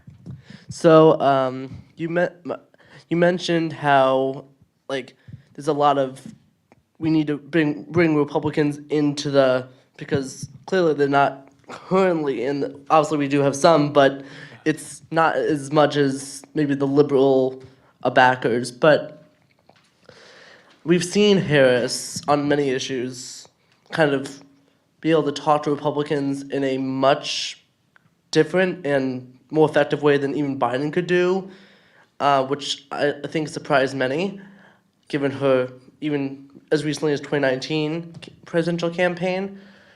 I guess my question is, how effective in the Harris administration, or even just in the next, I guess, 3 weeks we now have, do you think she can be to like specifically address climate change, especially since we are currently dealing with the political issues in several swing states of Hurricane Milton and Hurricane Helene and whatever other natural disasters might happen between now and November 5th?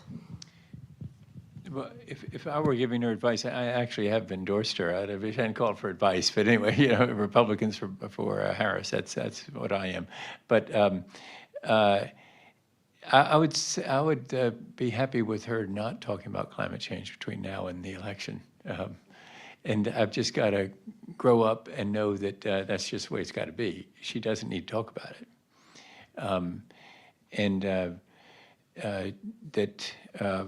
You know, it's what she's doing is really smart. You know, if you break into my house, you're gonna get shot. That works.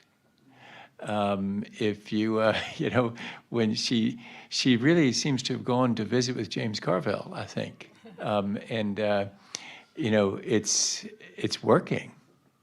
And she went on Fox last night, and she did all right, not as well as Pete Buttigieg does there, but you know, she should do that more, because she's got to get to a few people that just could make the difference. And but I would say that generally it's like this: if I'm talking the messaging, the dominant conversation in the climate space has been conducted in the language of the left. And what I find about many people on the left is climate change is just too good of a crisis to waste. Let's put a whole lot of things on that wagon. We're going to do labor organizing. We'll put that on the wagon. We're going to do all kinds of fixes to the capitalistic system. Let's put that on the wagon. And what I would just beg those people to realize is the wagon is sinking in the muck. We have very little time to get that wagon across the finish line on climate. Could you please not weigh it down with every thought you've ever had about fixing the world, the way to bring in the utopia that you envision? Could you please come back later, after we've saved the planet, and figure out whether you want labor organizers in every town in South Carolina? Because believe me, we don't much want them there. And so if that's your thing, to see that as like the greatest thing in the world, let's get it on the wagon is sinking. I mean, so you're becoming the problem for passing climate action. Just leave those things aside. Come back later.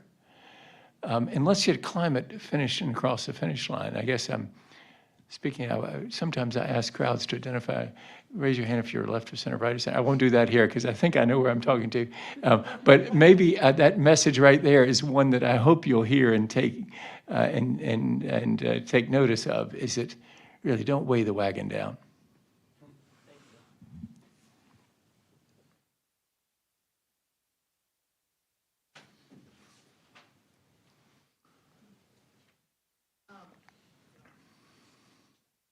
Now is it on? Yes. Okay. Bob, I want to go back to what you were talking about with the European carbon credit being a momentum maker here, and relate that to this idea that a bunch of, 75% of IRA money or IRA investments are going to red districts, and a lot is made of this letter that the group of 18 members of Congress wrote asking for it not to be repealed. And I wonder if within the conservative political circles that you're engaged, there's any linking between we want these tax credits to stick around and a potential carbon credit system, something similar to what the EU has, could be a funding mechanism for them. Is that link being made, or do you see that as a potential next step? Oh, interesting. So you're talking about covering the tax cost with collecting money for carbon credits. Is that the idea? Interesting. I don't know whether that's being made, that connection's being made. For example, Joe mentioned some of these, in North Carolina. And for example, one of the districts that we are keenly interested in is Georgia 1, Buddy Carter's district. Hyundai is building a $7 billion battery plant in, I think it's Effingham County, or maybe it's Scriven County, Georgia. He's one of the 18. And he's, signed that letter saying, wait a minute, let's not get rid of all these things. In the district that I represented, South Carolina 4, BMW is building about a $700 million, they'll probably grow to $1 billion battery plant in Woodruff, South Carolina. And it's like what Joe described. Woodruff, that's the biggest thing that's ever happened at Woodruff. And so there's I don't, in answer to your question, I don't know whether that, I can see like somebody like Buddy Carter making the case that you're just making, but he would make the case that, hey, listen, let's not kill the goose that's laying the golden eggs here in the 1st District of Georgia, because $7 billion is a nice investment. And so, and you remember Steve King from Iowa, remember him? Very opposed to, for example, government intervention and things. But he didn't mind voting for extension of the wind production tax credit, did he? Because you know what? In politics, where you sit determines where you stand. And so he was sitting in Iowa, and Iowa has a lot of wind. And so you will do what the district wants you to do in that case. So yeah, that's gonna be a big factor going forward. Back to the previous question, the thing that scares me about a Trump administration is you got a bully on the schoolyard who will say and do anything to a Buddy Carter or to if Steve King were still there. That's a tough scenario. But here's my hope. Even if we get that situation, if he wins on November the 5th, 78 plus 2 is 80. And you let that orange Jesus shuffle to a podium with that orange hair looking stranger than it looks now, and you see whether people really think he was a second coming or not. And I think at that point, there may be real movement in the Republican Party about how, gee, Monet, what would we do? Well, we followed this orange Jesus. And he's not the second coming, because those tariffs he's talking about, they're inflationary. The impact on the economy, not good. And so what if your savior turns out to be a real fraud? And so now that's looking for a silver lining in a very dark cloud. But may you live in interesting times, right? And so that may be where we are.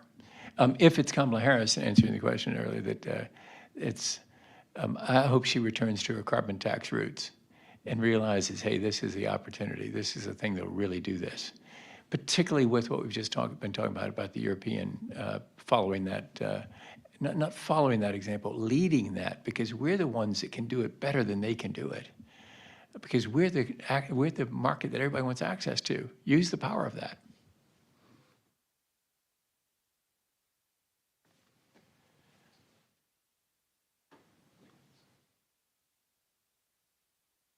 Thank you.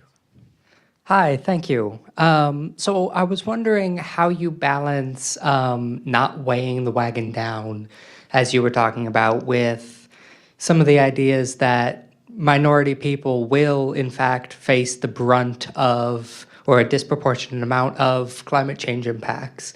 Same with, you mentioned not putting, anti-capitalist sentiments on there when there are capitalist motivations leading climate change. How do you balance all of those things while still building the broadest coalition?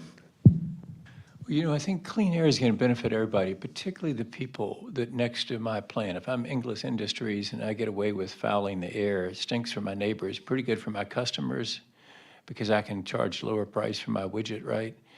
Because I'm not held accountable for that emission and I don't have to control it. Pretty good for my customer, pretty good for me, stinks for my neighbors. If you somehow price in that negative externality, you do improve the lot of my neighbors.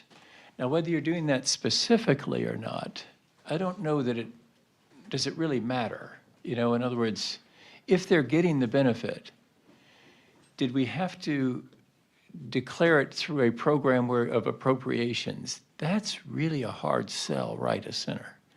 If you're going to appropriate money for special projects, really hard.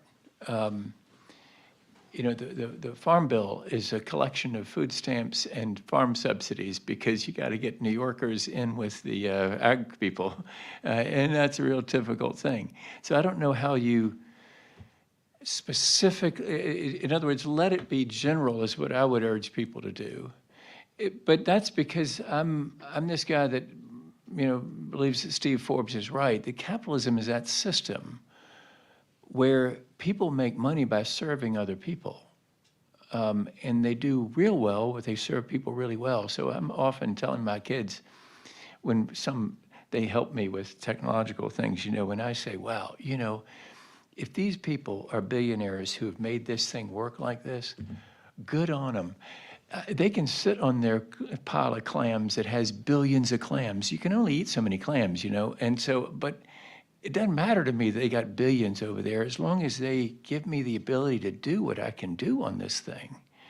And so likewise, for people that are next to English industries breathing my foul air, if this policy causes their life to be better, it won't be because of some specific act that Congress did that some member of Congress can claim credit. See, I did this appropriation, I got that.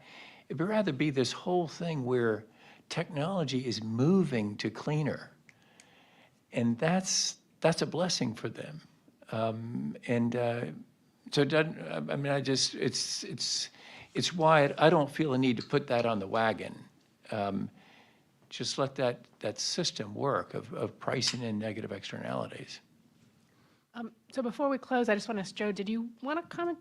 You know, your organization being a or nonpartisan organization, you must have dealt with this sort of issue and balancing exactly what the questioner was asking about. Yeah, and it's a tough one. I'll make 2 points. First, I love the wagon analogy, and you know, as much as people think about the Inflation Reduction Act now as the biggest investment in climate progress ever globally, and we celebrate that, it only got across the finish line after tossing off a bunch of stuff, right? IRA started out as Build Back Better, topping $6 trillion of all of the things, and only moved when it was pared down enough to move as Inflation Reduction Act. It's sort of an uncomfortable response, right? That like the path forward on all of this is really messy, and it's gonna be really messy. And I think that's something we don't say out loud enough, because for a long time, climate advocacy, and I think broadly painted a picture of what a climate future would be, and didn't talk about any of the trade-offs, didn't talk about any of the things that come along with that. And now we're dealing with that acutely. To answer your question directly with sort of a real thing that's happening right now, when you think about a community that has borne the brunt of pollution from power generation, it's a really easy one to know, right? Big power plant spewing pollution makes the air in and around that community and elsewhere worse. There are a number of what are called peaker plants, or these little power plants that fire up when the demand for energy is high, that are some of the dirtiest in the country. They only run every once in a while, so they get under all of the EPA requirements by sort of only emitting so much pollution. But when they go, they're super bad. The only way that you're going to take some of these peaker plants offline is if you want to do this in a climate smart way, you're bringing renewables onto that grid. They have to be built somewhere. The extension cord has to run through communities across the landscape to get to those spots. All trade-offs, right? But in order to fix that problem for that fence line community, which is really important to that community, there are trade-offs along the way that we have to sort of understand, and that a climate future means that we are seeing real changes that impact people from the base of from the landscape fundamentally changing in the Midwest, from cornfields to solar farms, to how, again, someone flips their lights on outside Brooklyn, New York, when the temperature's hot and the AC's rocking, right? There has to be a lot that goes on in that system that impacts people along the way. Really great question, super hard. Thank you so much. That's all the time we have, so join me in thanking you.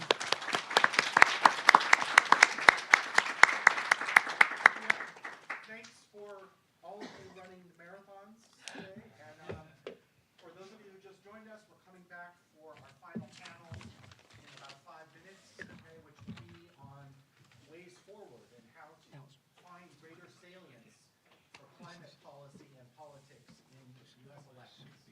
So stay tuned for that. Thanks. I really enjoyed the conversation. And I just wish I'd mentioned about the satellite PDF. That satellite, man. I'm very excited about that. I hope it's working. You feel like it's working, right? It's up there. It's sending data. I mean, it's really important because, The Economist, I don't know what the number is now, but The Economist said, like, last year sometime, that it was economic to fix every leak. Oh, for sure. And so I think that's still How the are you? same with Oh, the yeah. price of natural gas.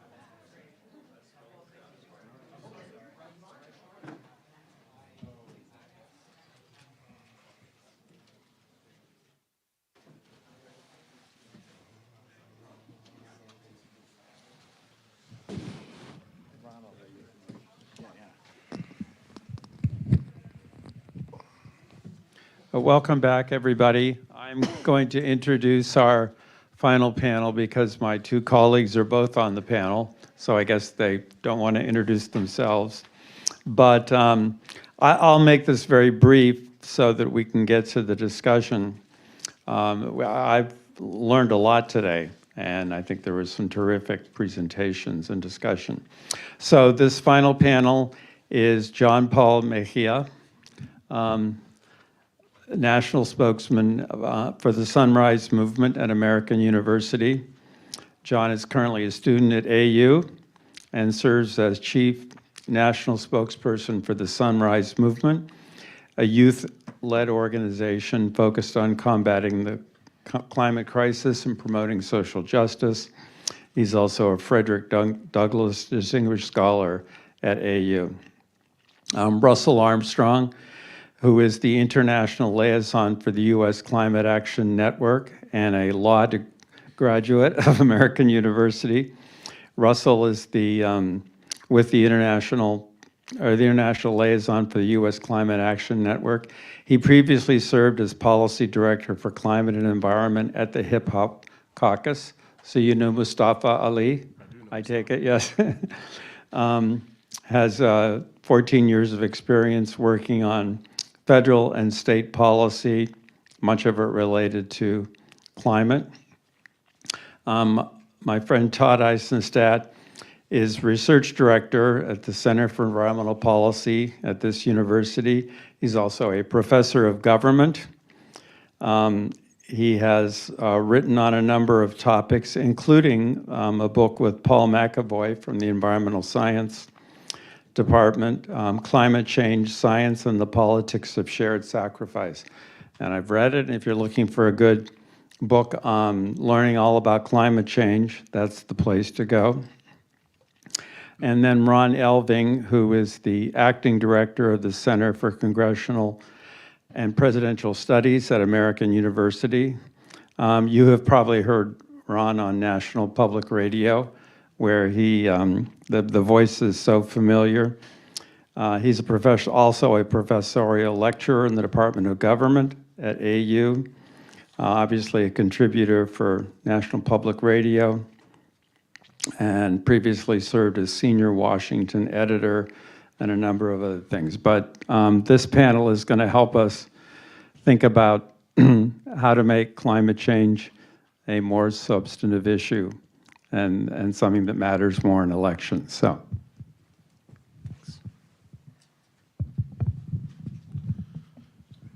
So shall we go in the order on the schedule, if that's okay? And that would lead us to start with JP.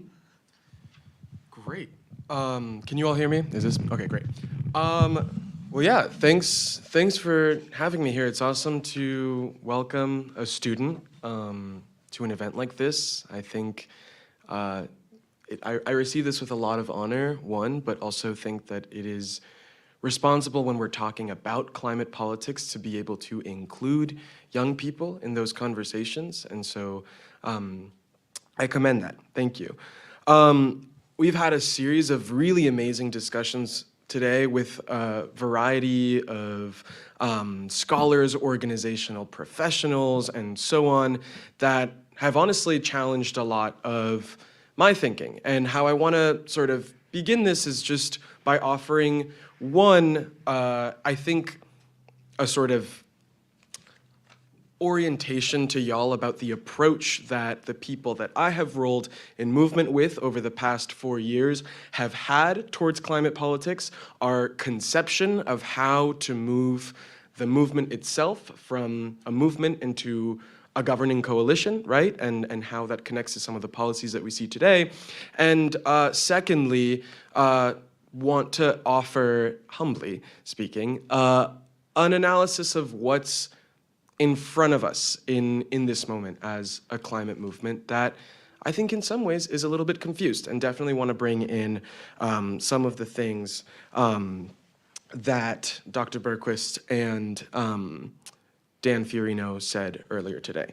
So firstly, Sunrise started as, also to give you some ideological orientation, I am one of the people that Bob Inglis was begging to come back later when the election is over. But he's not here right now. Perhaps he'll come back later. First thing is that Sunrise started in around 2017 at a really hard moment in the climate movement. It was the height of the Obama administration. We had just seen sort of Waxman-Markey fail, and people were like, what is going on? There is broad political support for climate action, but we can't get it across the finish line.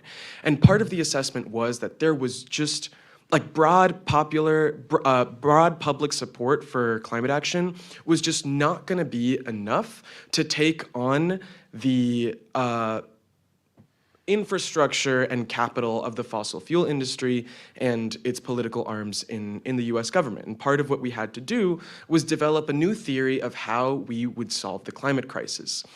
And at the core of that was this belief that what we call the dominant political alignment, or the political common sense, this set of ideas that are so uncontested that they kind of become the common sense of society, right? That those ideas, in the moment that we were currently organizing in, which some people call the sort of like Reagan alignment, the sort of Reagan common sense, we thought, man, if the only way we can conceptualize our economy is one that just chugs along, makes profit for a few, discounts a whole bunch of people, and has no real remedy for inequality, if we don't have any ability as a country to conceptualize that inequality should matter, that everyone should matter, there's no way that we will actually have the logic amongst the public and the government to make climate change matter, nonetheless to solve it, right? Because ultimately it's a question of power. Who will be okay in the world that we're facing? And we were like, okay, if we want to change the dominant political alignment, if we want to get rid of the Reagan alignment entirely, that's a really hard thing to do, and we're going to have to come up with a plan to do it. So we spent a year sort of cooking up a plan, speaking up to different scholars, among them Daniel Schlossman, Sam Rosenfeld, Gary Gerstle, and we're like, all right, let's draw up a plan. There's 5 stages of politics that we have to get through in order to be successful. The first one being that we have to build a social movement. Let's recruit a bunch of young people, train them on really important skills like knocking on doors and talking to their neighbors, and having them ask folks, do you believe that Democrats should fight for clean air, clean water, a good job, and a livable future for anyone in this country? We started building the movement. At the same time, what we wanted to do was build what we called a faction. In our two-party system, we don't particularly have a parliamentary system, but a lot of the direction that a political party may take occurs within the party itself. And part of what we thought was necessary in order to prioritize climate change and also break through on the particular way that we thought it should be solved was by essentially developing a faction within the Democratic Party that would take the ideas of the movement to the national scale. And part of that orientation as well comes from an understanding based on what we saw earlier in some of the research that elites can actually drive public opinion, right? We tend to think in the grassroots like, we lead and then they will follow. True, but it's more bi-directional than that. So we wanted to do that. Lastly, we were able to do what we were able to get to those 2 steps, right? Some of us split up into a group that we called Justice Dems and recruited a nurse from Ferguson, a bartender from the Bronx, a school principal somewhere in New York, and we built what was then coined the Squad, right? And these folks were able to champion a piece of legislation known as the Green New Deal, which essentially said we need to solve the climate crisis at the speed, scope, and scale necessary, and also make sure that people aren't left behind in the process. That was at the core of that. Now, before I wrap up with how we were thinking about this then, I'll just say that what follows this, what follows building the movement and building the faction, are 3 more steps that you have to go through in order to be successful. After you've built the faction, you don't actually wage power unless the ideas of the faction become the dominant ideas of the party, what some may call party realignment, right? And so our struggle once the faction was elected was essentially to, as a movement, be pragmatic and understand ourselves as a junior partner in a governing coalition. And being a junior partner is kind of shitty because you don't get to benefit from opposing something, but you also don't get all of the rewards that come with the success of it. And so part of our orientation to when, Biden became the nominee in 2020 was, how do we exercise our political power to become a junior partner in this coalition, get our ideas away from the margins and into the mainstream, and try to lock in some progress from that. I don't think that the faction that we took part in electing was able to completely deliver. It has not realigned the party, but I think that there's a lot to make sense out of when we take a look at whatever Bidenomics is. And that's up into interpretation. Lastly, I think that right now, part of what we're dealing with is that this kind of strategy can only go so far in a two-party system which is really, or in a political system that is susceptible to partisan polarization, which can just absolutely override this entire strategy completely. We got really close, right? Some folks mentioned earlier that Build Back Better was actually quite close to like an appetizer bill for what a Green New Deal would have been. But as Professor Fiorino said, the US political system has baked within it a profusion of veto points, which to some extent makes that really hard. Secondly, I think that right now the climate movement is facing an extreme amount of demobilization based on what Professor Fisher said. That also means that this is a moment of trying to pull ourselves together and re-articulate what a strategy for governing power may look like at a time when these sort of political openings that are provided by presidential primaries didn't happen, right? And lastly, I think that part of what was really interesting about the conversation that we just had is that folks actually are very clear-eyed on 3 things within our political system that are the main blockages of progress for the climate movement and for many movements. 1, our political system is incredibly outdated. 2, our votes don't matter equally. And 3, the structure of our government does not represent the diversity of our views. And so right now, I think the climate movement is both trying to figure out how to reorient itself in order to win governing power in another cycle. And second, how it faces some of the structural obstacles presented by American democracy as it stands. So those are some of the thoughts that a lot of the presenters today made me have, and that's where I'm coming to it from the movement perspective. Thanks. Great. All right. Russell. Well, following up on that.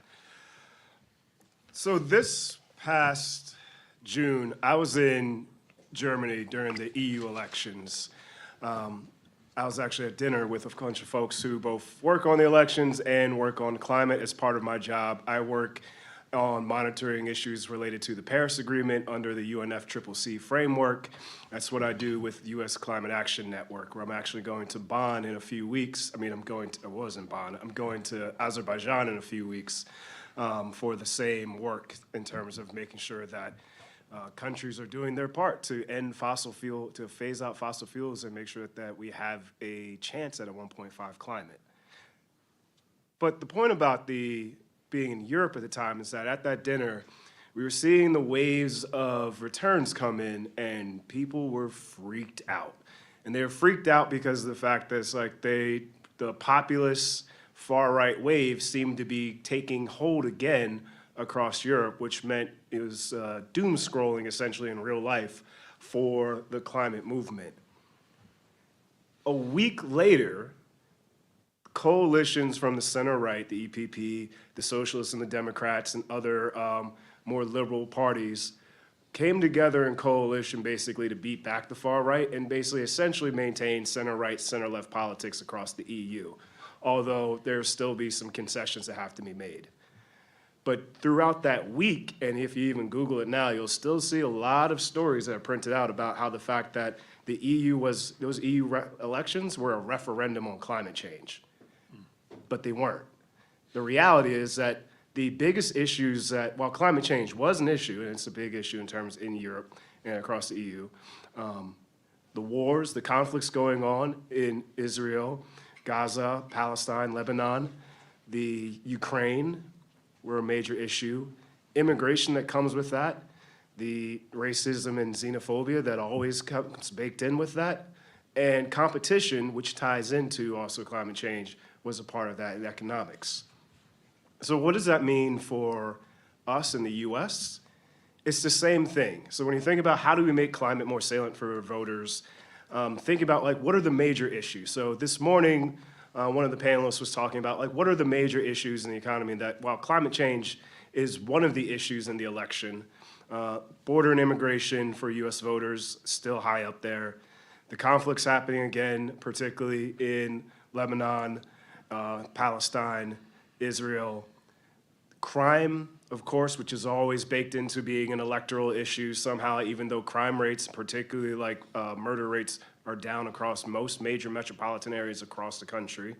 And then, of course, reproductive rights, healthcare, the post-Roe tie in majorly and importantly in terms of what voters care about. And so economy and climate, these are two of the things I want to point out in terms of those, because most of the rest of those issues, you have a very clear image. It's like, where do I stand on this? Am I pro-life or am I pro-choice for abortion? That was longly the way that people wanted to define themselves on that, even though it's a terrible framework for looking at it. On crime, am I tough on crime, anti-crime, or am I are you soft on crime, which means that you care about restorative justice and things like that. But that again, the framing is clear.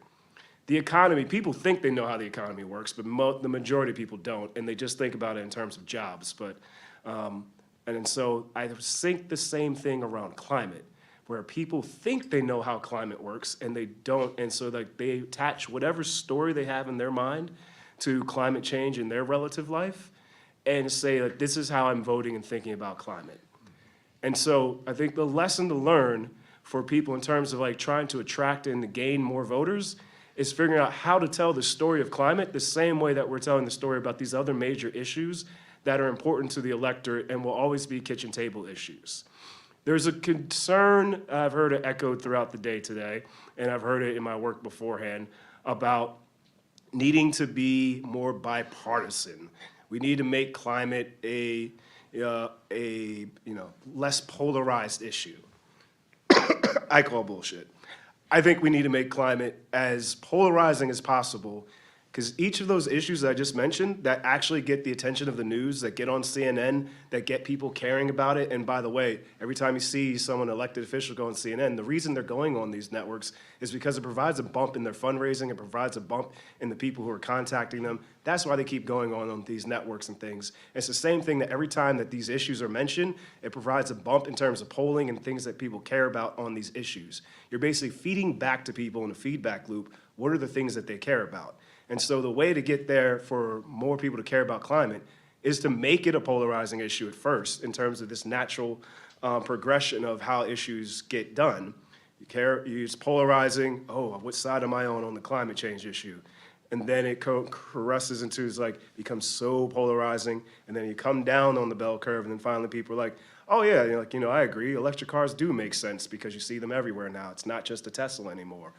And so figuring out how to tell that story is the most important strategy in terms of figuring out how do we make climate change into something that is salient, easily identifiable, and recognizable for the larger voting public. Now, how to do that? Well, we've had, again, and so I would say that the climate change, stepping back from that, has already been a bipartisan issue in many respects. Things like the IRA, the business case. I was working with folks on the Hill when we were trying to get that passed, and back when it was Build Back Better, as JP mentioned. And during that time, trust me, there were plenty of Democrats along with Republicans who were like, build, baby, build. There's never been a politician alive who has not been pro, let's build something new in my district. Whether it's building a new fossil fuel plant or building a wind turbine or building something else, anything that they can say they can put a shovel in and get a picture and say, I'm gonna get jobs, they are here for. So that was always pro. And so far today, I've heard a lot of people mention, it's like, the way we do is that we get business involved and they make a phone call to Nancy Mace or whoever else. What I haven't heard, and this is how you get more the groundswell people involved, is figuring out how to actually make the human case for climate change. The fact that this is something that matters to our social welfare and not just to lining the pockets of business. And so that's how, when you think about that, that's how you create movements. Similar to the civil rights movement in the 1940s, 50s, and then 60s, as you read in your books. That was a movement that came about because you had scholars, religion, and labor coming together to think about what are the things that we need to do to push forward and push our country and economy forward? Because things that are good for frontline communities, things that are good for labor, are actually good for the economy as well. Same thing, things that are good for frontline communities, things that are good for labor, are good for our future for climate change. So it's important that when we think about how are we creating this transition and this transition around climate change, that's not just the same old, And that's why I'm not excited about an IRA 2.0, because if an IRA 2.0 is simply just another giveaway to large corporations who already had done the polluting and refuse to pay into taxes for these things, then you're gonna get the same amount of apathy from the baseline of voters who are like, it's basically just more of the same.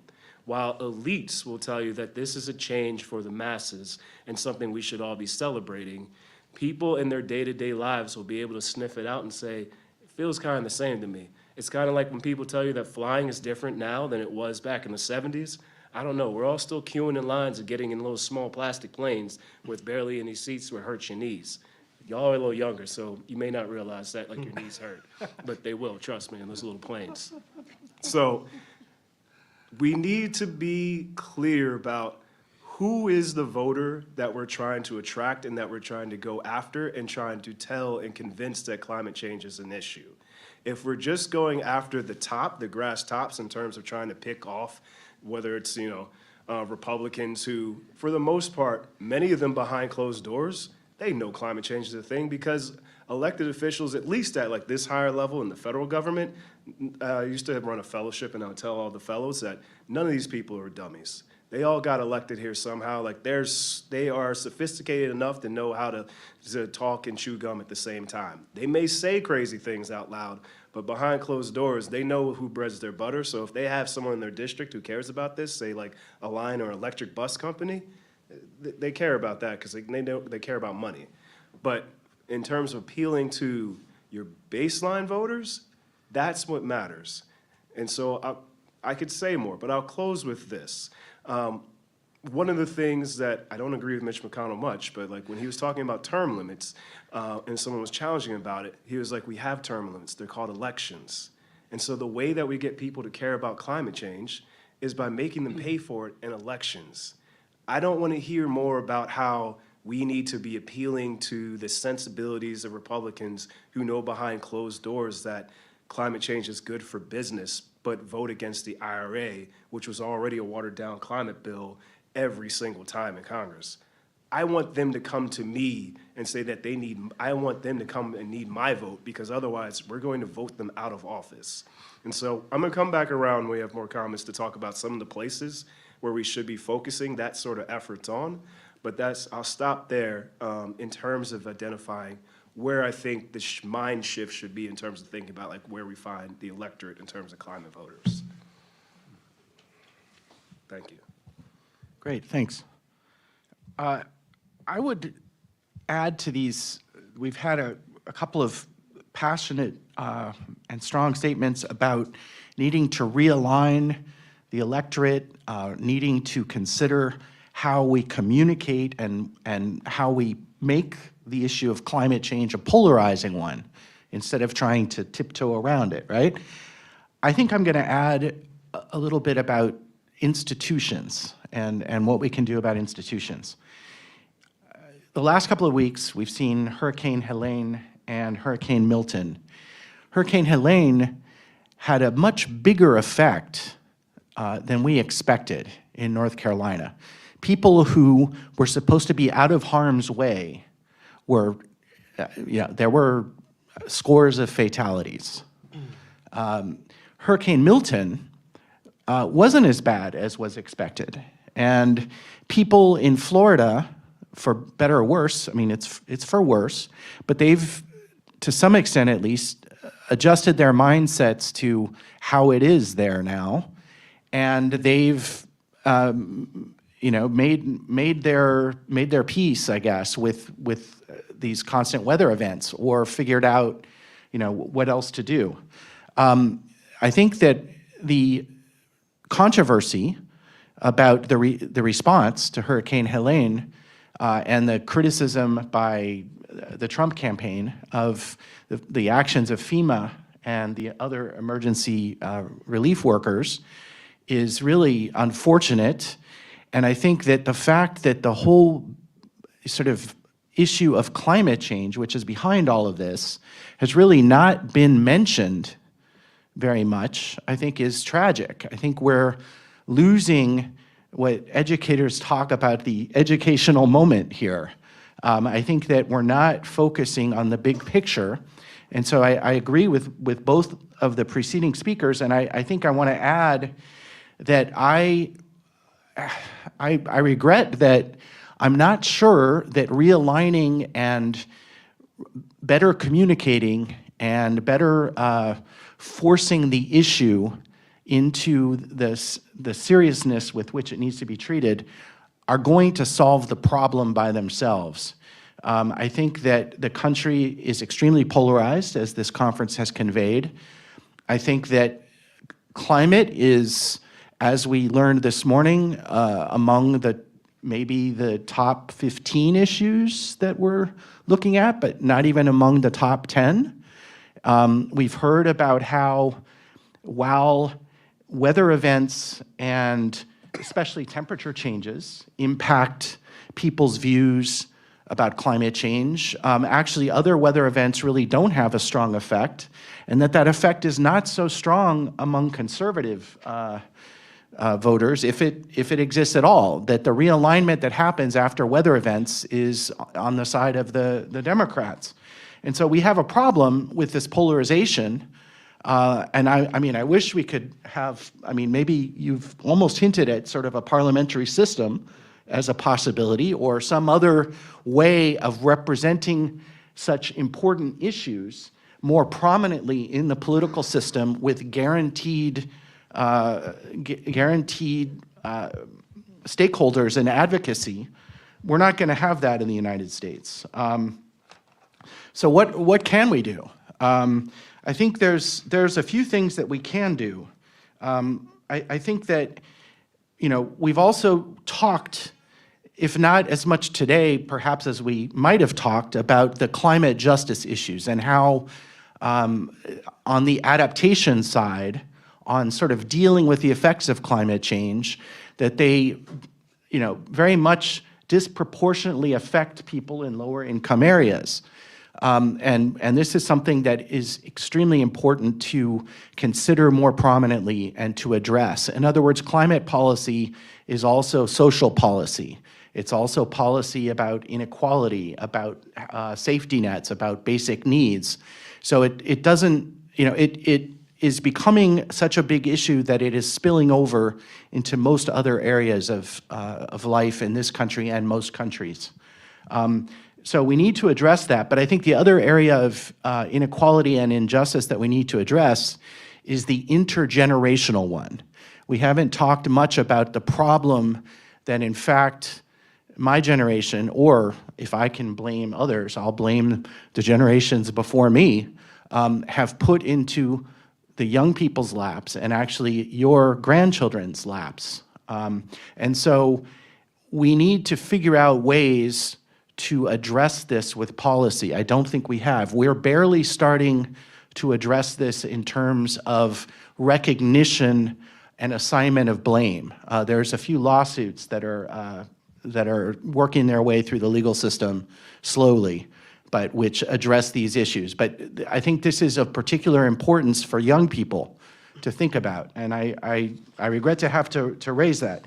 I think also, as was mentioned in the last panel, the carbon border adjustment mechanism, the CBAM, that is being put in place in Europe in order to force goods traded into the European Union to have to meet the standards with regard to emissions that they set or pay additional tariffs is a good system. And I hadn't really heard of it referenced with regard to a U.S. imposition of that system for goods brought to the U.S. from China, but it makes good sense. Ideally, we could have stronger institutions even than those in the trading system. For example, if you could imagine that the, around the world, that environmental ministries were insulated from day-to-day politics. Imagine, for example, if the environment ministry was named for a longer period of time, a longer term, and was not responsive directly to the whims of the sitting president in this country or the prime ministers in other countries. If it were more independent like the Federal Reserve presumably is, or like the Supreme Court used to be, okay?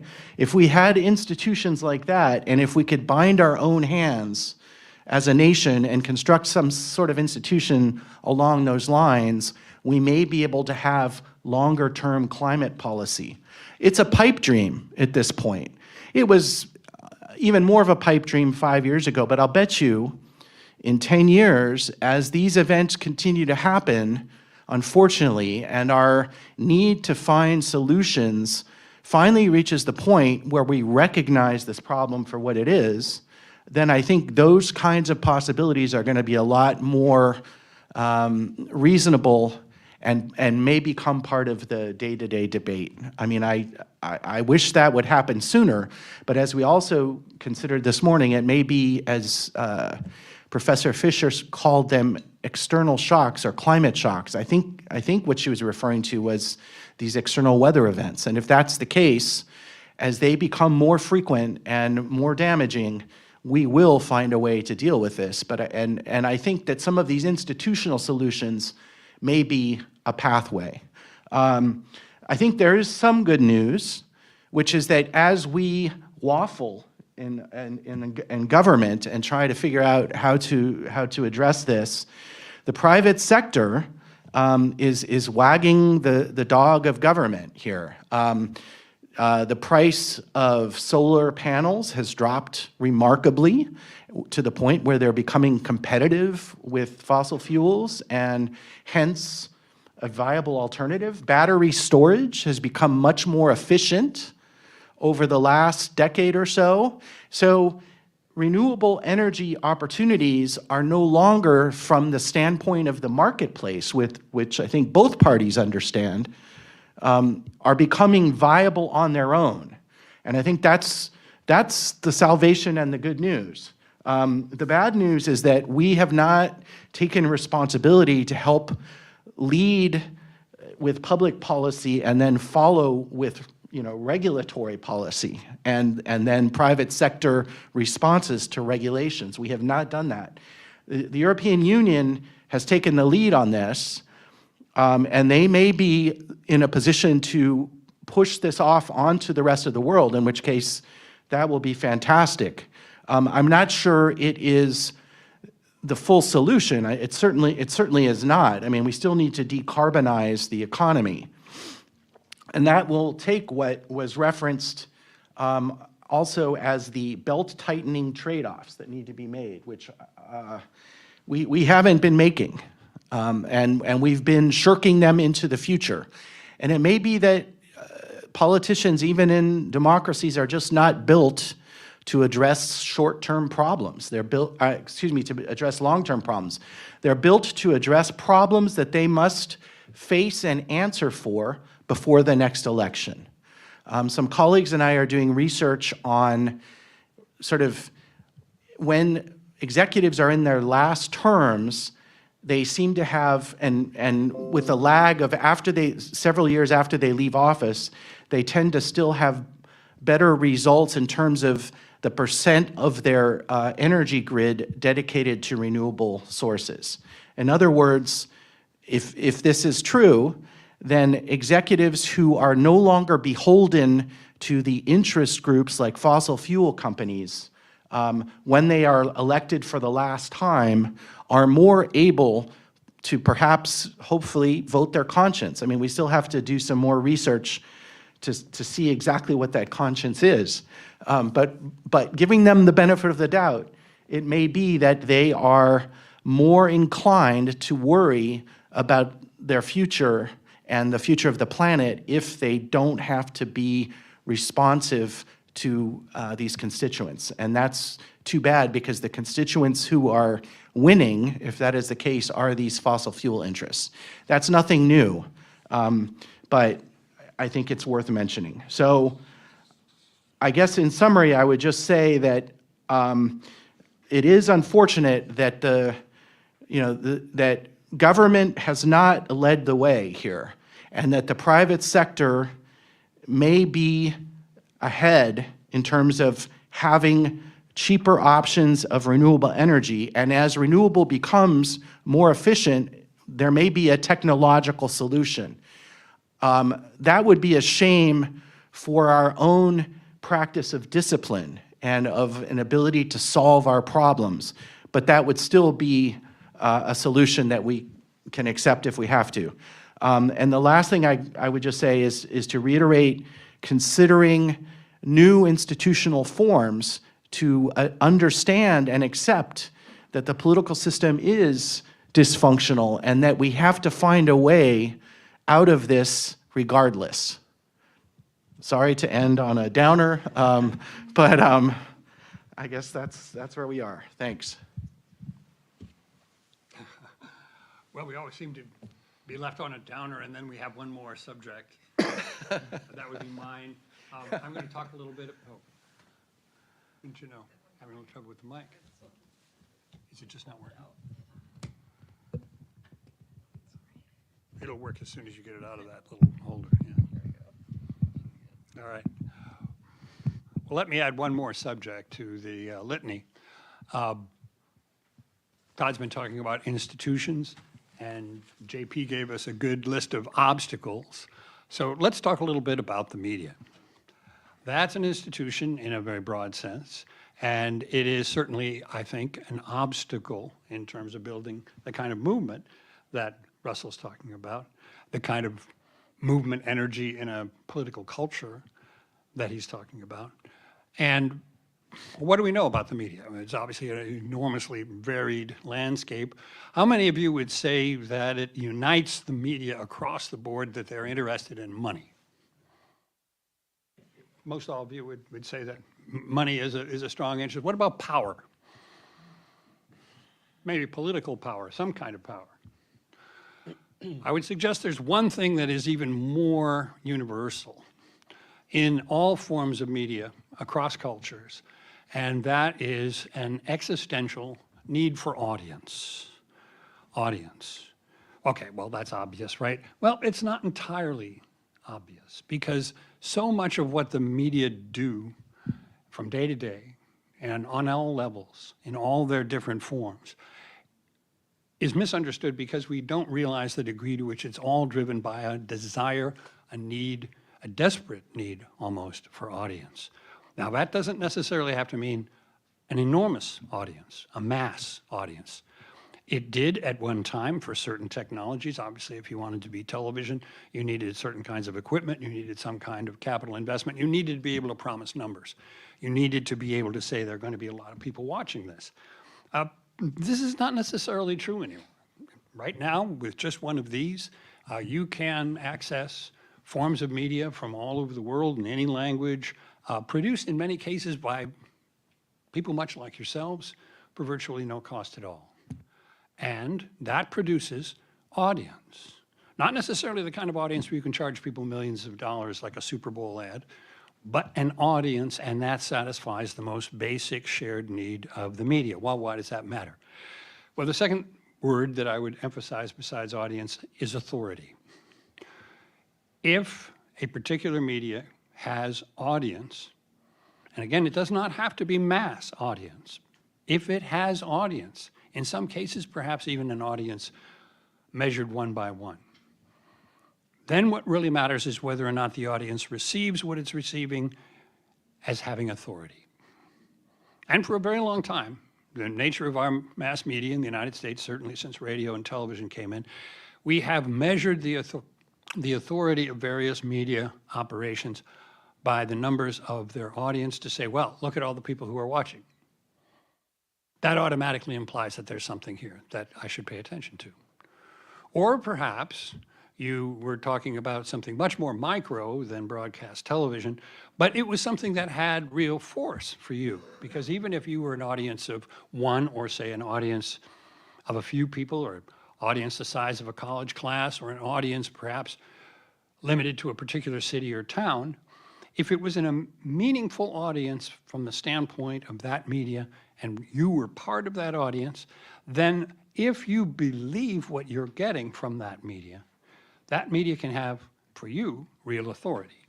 Real authority. Now, you might go so far as to start asking, well, what am I hearing from this ad salesman, or from this televangelist, or from this news broadcaster? What am I hearing that I really accept? And you might start asking questions about what that person might actually know or have to impart. And those questions are going to be extremely difficult for you to answer. It's going to boil down to what you respond to.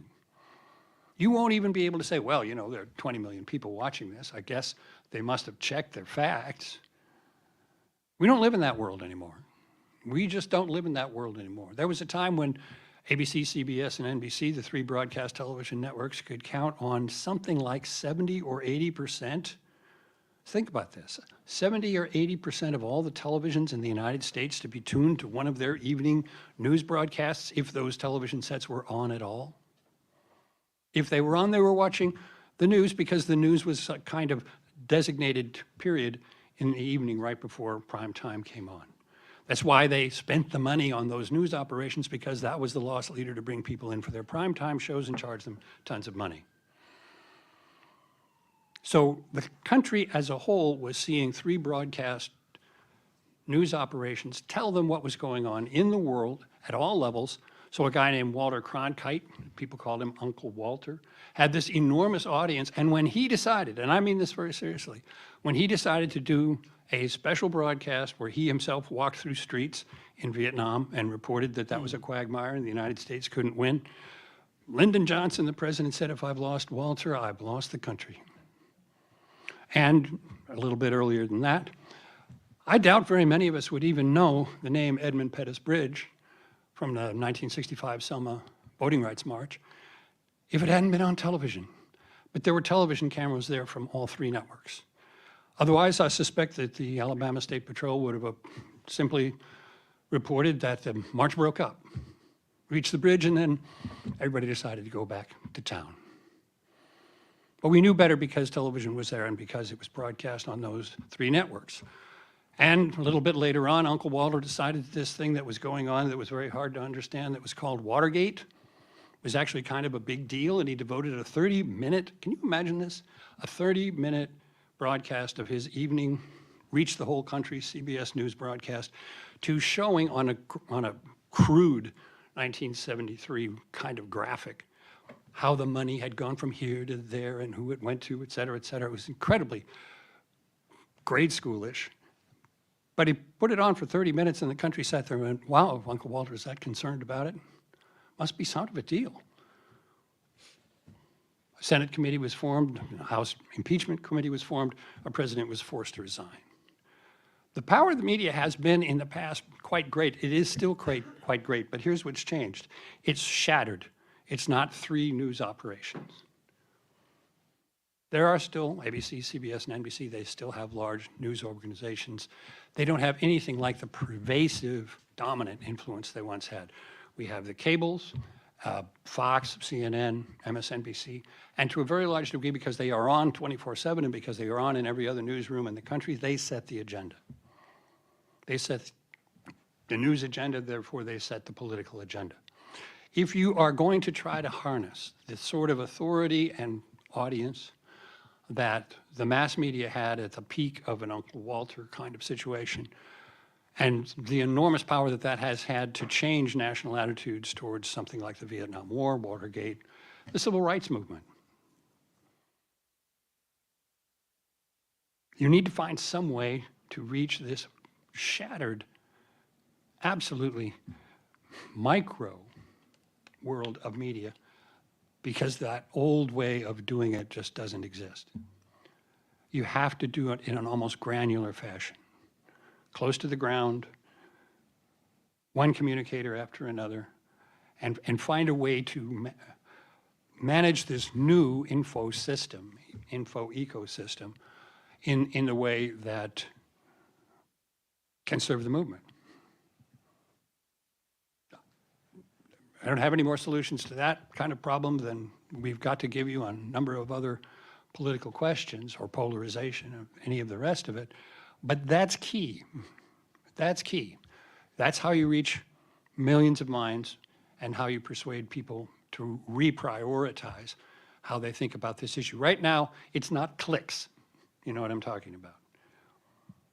If I say Taylor Swift has endorsed Kamala Harris, that gets a lot of clicks. If I say Kamala Harris has a slightly different, nuanced position on climate change, that does not get clicks. So something needs to get through to people through the media in the way it has done in the past, despite this extremely different info ecosystem that we're in today. All right. So there you have it. I guess a series of downers. But let's get some questions and see if at least we can't end on an upbeat tone. We can at least maybe tell a joke at the end or something. I don't know. But are there questions? Please. So I have sort of a comment and a question. I would want to ask Russell maybe to elaborate a little bit on what you think the solution is to sort of make climate more of a kitchen table issue, and how political movements can make that more of an issue so that we can find solutions. And I also just wanted to make a bit of a comment. I feel like there's been a bit of tension today between what we should do and what we can do, and how the concern over being bipartisan and getting what we can get done. But I felt like I heard a little bit of similarities between what Russell and JP were talking about and what Professor Eisenstadt was talking about this need for new institutions and the need to build that. It sounds to me like building a new institution is sort of a radical idea and should be something that we're working towards in order to sort of build this new world that's more equal for all and that's greener for all. So I kind of think that you were both sort of moving towards each other in the same direction. So I just kind of wanted to highlight that tension that we've talked a lot about today and just thank all of you for coming and for the work that you do, because I think it's also important to note that, without the activism, without the Justice Dems, we wouldn't have the Green New Deal and we wouldn't have this force pulling the center more to the left. So I think we have to acknowledge that that's a really important, essential part of our democracy, even if the two-party system is very frustrating to getting all that we want to get done. I just wanted to sort of put an exclamation mark on the point that that we do need activists and we need the liberal side to balance out Marjorie Taylor Greene saying that the president can control the weather. So yeah, I just was wondering if Russell or JP had more concrete strategies about how to disrupt these institutions, create new institutions, and create a new policy plan for a way forward. No, thanks for that. Great question, great comment. I have to go back to my weather machine later, so I'm going to try to keep this brief. And I think there's some excellent points made up here earlier. So I don't think it's all a downer. I think what we're trying to do is tell you all in a practical sense, this is the state of play. And if you want to make change, here are the ways of doing it. Ron made a great point that's picking up on the fact that the media is shattered, and that leads to, we feel like we're so polarized now, but in reality, I don't actually think that we're on a base level of what our ideas are so much more polarizing than we were 30, 40 years ago. It's just that we now have so many more outlets for people to get out the stories and the audit and appeal directly to those audiences who care about all of these, what we would call more niche issues or niche aspects of it. So that's a tool that can be used to get to the point that Professor Eisenstadt was talking about actual policy solutions when you're dealing with political bodies and politicians who can only really respond well to short-term shocks because they're just not built to respond to long-term shocks because they have elections either every 2 years or every 6 years. And so they're going to always want to respond to the need of now versus the need of long-term. And so that gets to a point of trying to sandwich these big, hairy issues into more bite-sized takes. So for example, instead of saying you can say both climate change is an overarching issue, and you can also talk about the fact that in Florida, a representative just went to jail over lying contributions from the local energy company that had been using bribery to get another politician out of power because they were concerned about the rates going up. That's a local issue that was reported in the Miami Herald to an extent that people were following. Or you can talk about the fact that in Louisiana, the flood insurance is so astronomical, it's basically non-existent, but also now housing insurance and all these other things that everyone who wants to become a homeowner needs and basically can no longer get because the state's own insurer of last resort, similar to Florida, is basically going bankrupt now. And therefore this is an issue that local politicians need to be responding to and holding them pressure. But then at the last part of that puzzle is that you need groups like Sunrise who have mobilized hundreds of thousands of youth or tens of thousands of youth to care about these issues and getting them educated enough to tell this story to other people as a trusted messenger now because of that shattered media system where people don't necessarily believe what's told to them up on high. They just know it's the most important issue, but they will trust someone in their local community or someone who they follow on YouTube because that's the person who basically they've created in a relationship with as like that smaller audience must mean, oh, they're more real because like we can fact check them, even though that's been proven not to be true, but that's just how people respond to it. So I think weaving those things together and identifying, and so that's why I do think the story part is important, because you got to figure out what is the story / issue that's most salient, and then telling that story. Right now, we have a story that's broken wide. I work with someone, Anna Jane Joyner, who's been talking about in all sorts of different periodicals, LA Times, et cetera, about how Asheville is like the home she grew up in, and seeing the devastation there. And there's been so many stories about how like Asheville is like, there are no more climate havens. First off, if you look at the Climate Vulnerability Index, which was put together by EDF and Texas A&M, Buncombe County was never really a climate haven. It's like a 50+% likelihood of being vulnerable. But it's a great story, and the fact that no one thought that like a hurricane was going to destroy a part of Appalachia that people love is now something to create and make more salient for people all over to recognize for that news cycle, which I'm not a news person, so I don't know specifically how those cycles work anymore in terms of keeping people's attention, but you got to run with that story and keep it relevant through in the short term for an election. And that's how like you win, basically, by getting your politicians to care about it. Eastern Kentucky, I brought up Mitch McConnell earlier, one of the most climate vulnerable places in the country. But no one thinks that because it's not on a coast. It's nestled into like a valley, but it's also where a large swath of our agriculture is grown and is definitely vulnerable to shocks from climate shocks. But someone has to make that case to get people to actually vote on that issue. So until you make that case, you can't galvanize folks to go, and you have to identify who are the local trusted champions, people that people will listen to then get them to care about that, to make it a salient policy issue. You want to go or? Yeah, I'll try and keep it brief because I know we're almost at time, and I front-loaded a bunch of information at the beginning. And I really first appreciate you for, I think, facilitating that conversation to occur, like bringing up those tensions, because I think it's really helpful. I think there's a way in which, I didn't tell my story here today, but the way that I got involved here was because I was living with a single mom in Miami, a hurricane hit. I didn't know where to go or what to do. We went to a place that was a friend that was more well off. We came to our neighborhood, saw that it was messed up. I felt pretty bad about that because some people were valuable and some people weren't, and I knew climate change was about power, in a nutshell. And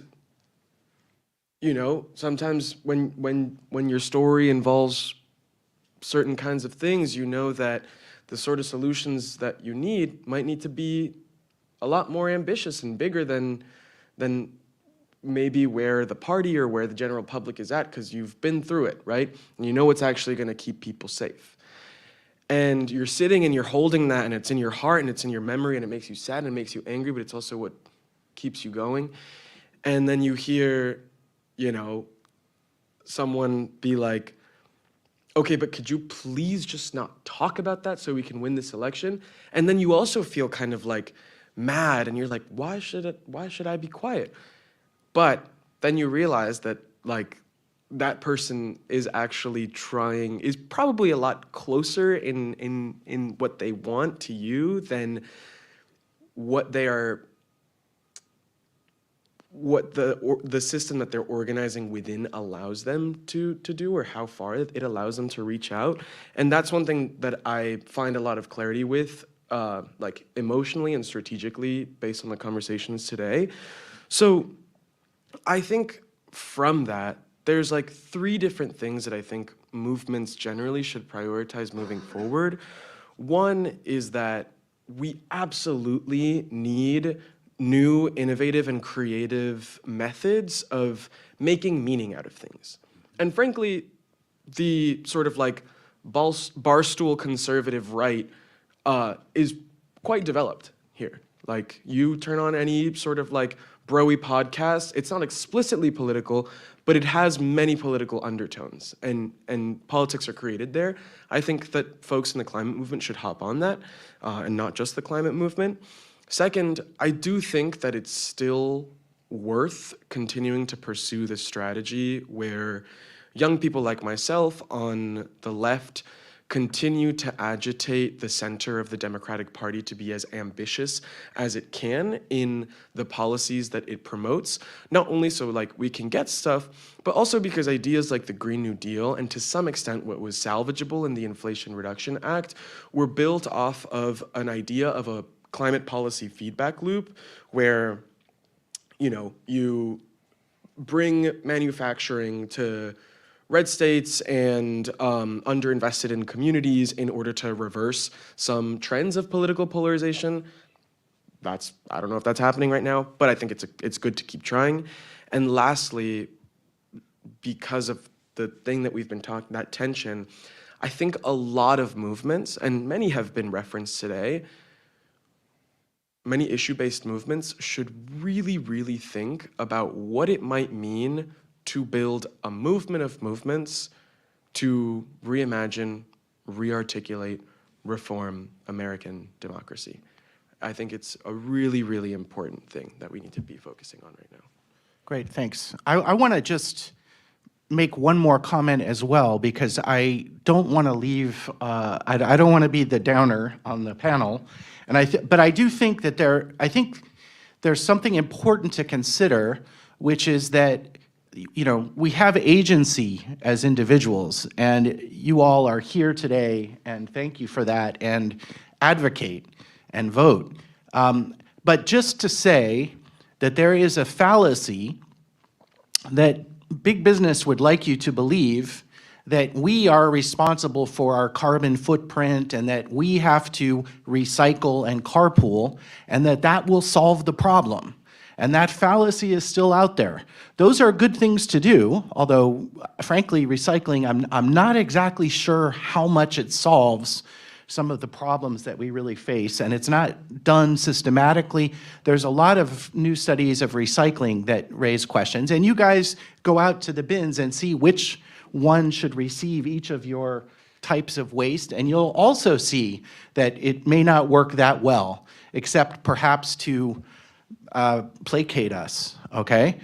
So we need to conduct ourselves in socially and environmentally responsible ways, but we also need to pressure authorities.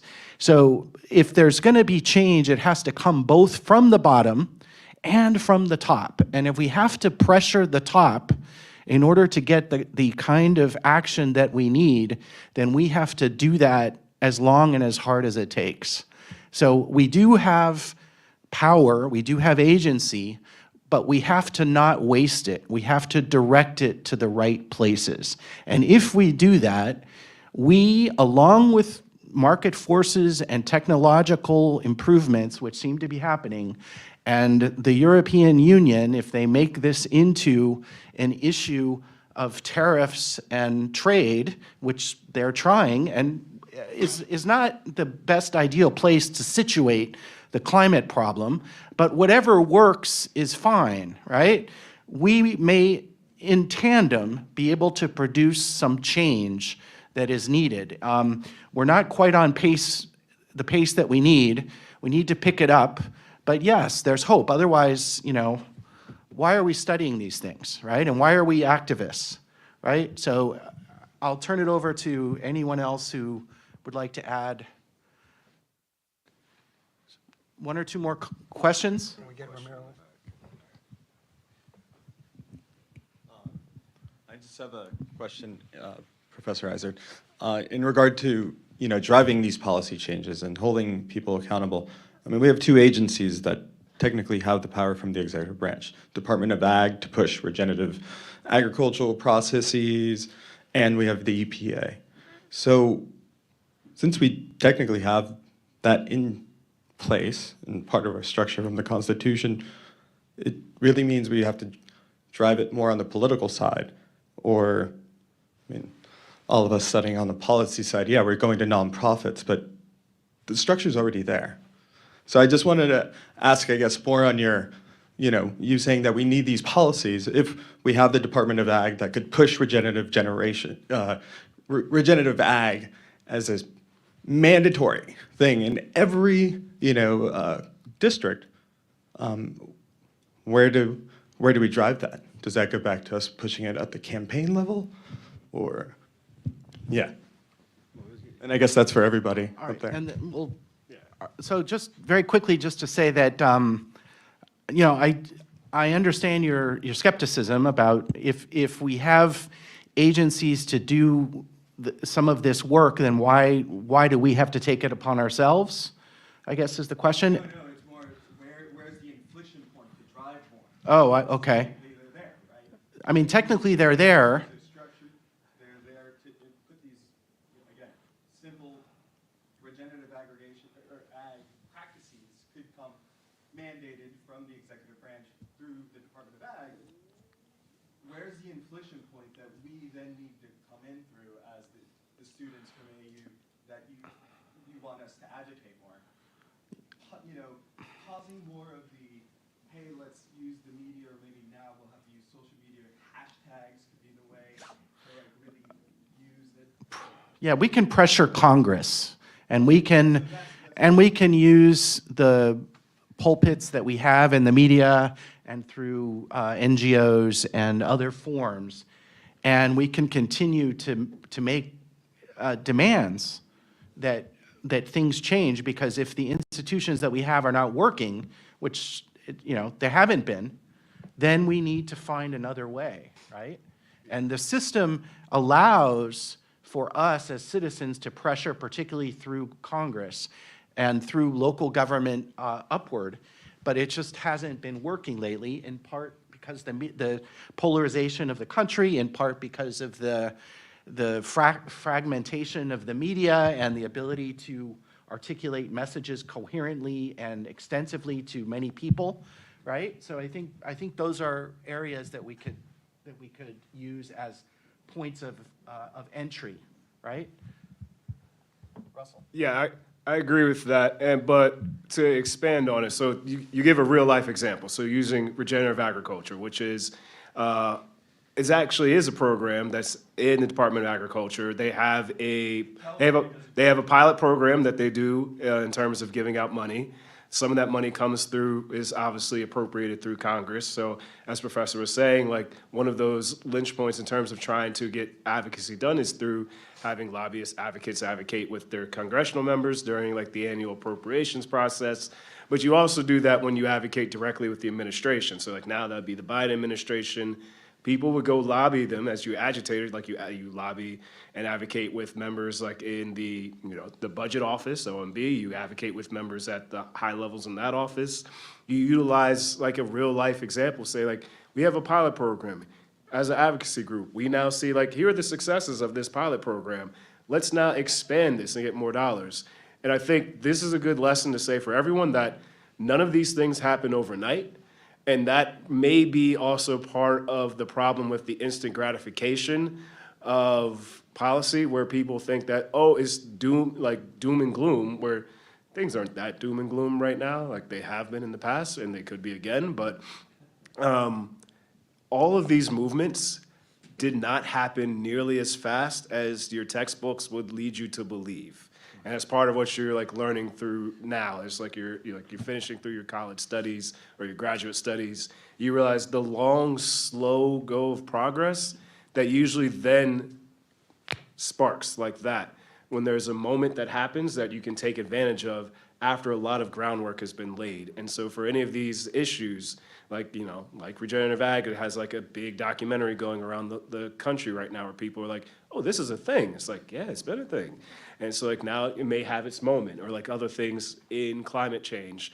I heard someone talking about plastics and petrochemicals earlier. It's having a moment where people are realizing after East, gosh, why am I forgetting the name? East Palestine, that this is a problem with the burning of these petrochemicals. So you do the groundwork for a long time and doing the advocacy and lobbying, and then sometimes when those moments happen, you got to be ready to jump on them and take advantage and use that to bite that narrative and and step on that to create policy change. Great. All right, I think we're out of time. We want to thank you all very much, and I hope that this has been informative and helpful. Thank you. Thank you all for coming. Thank you.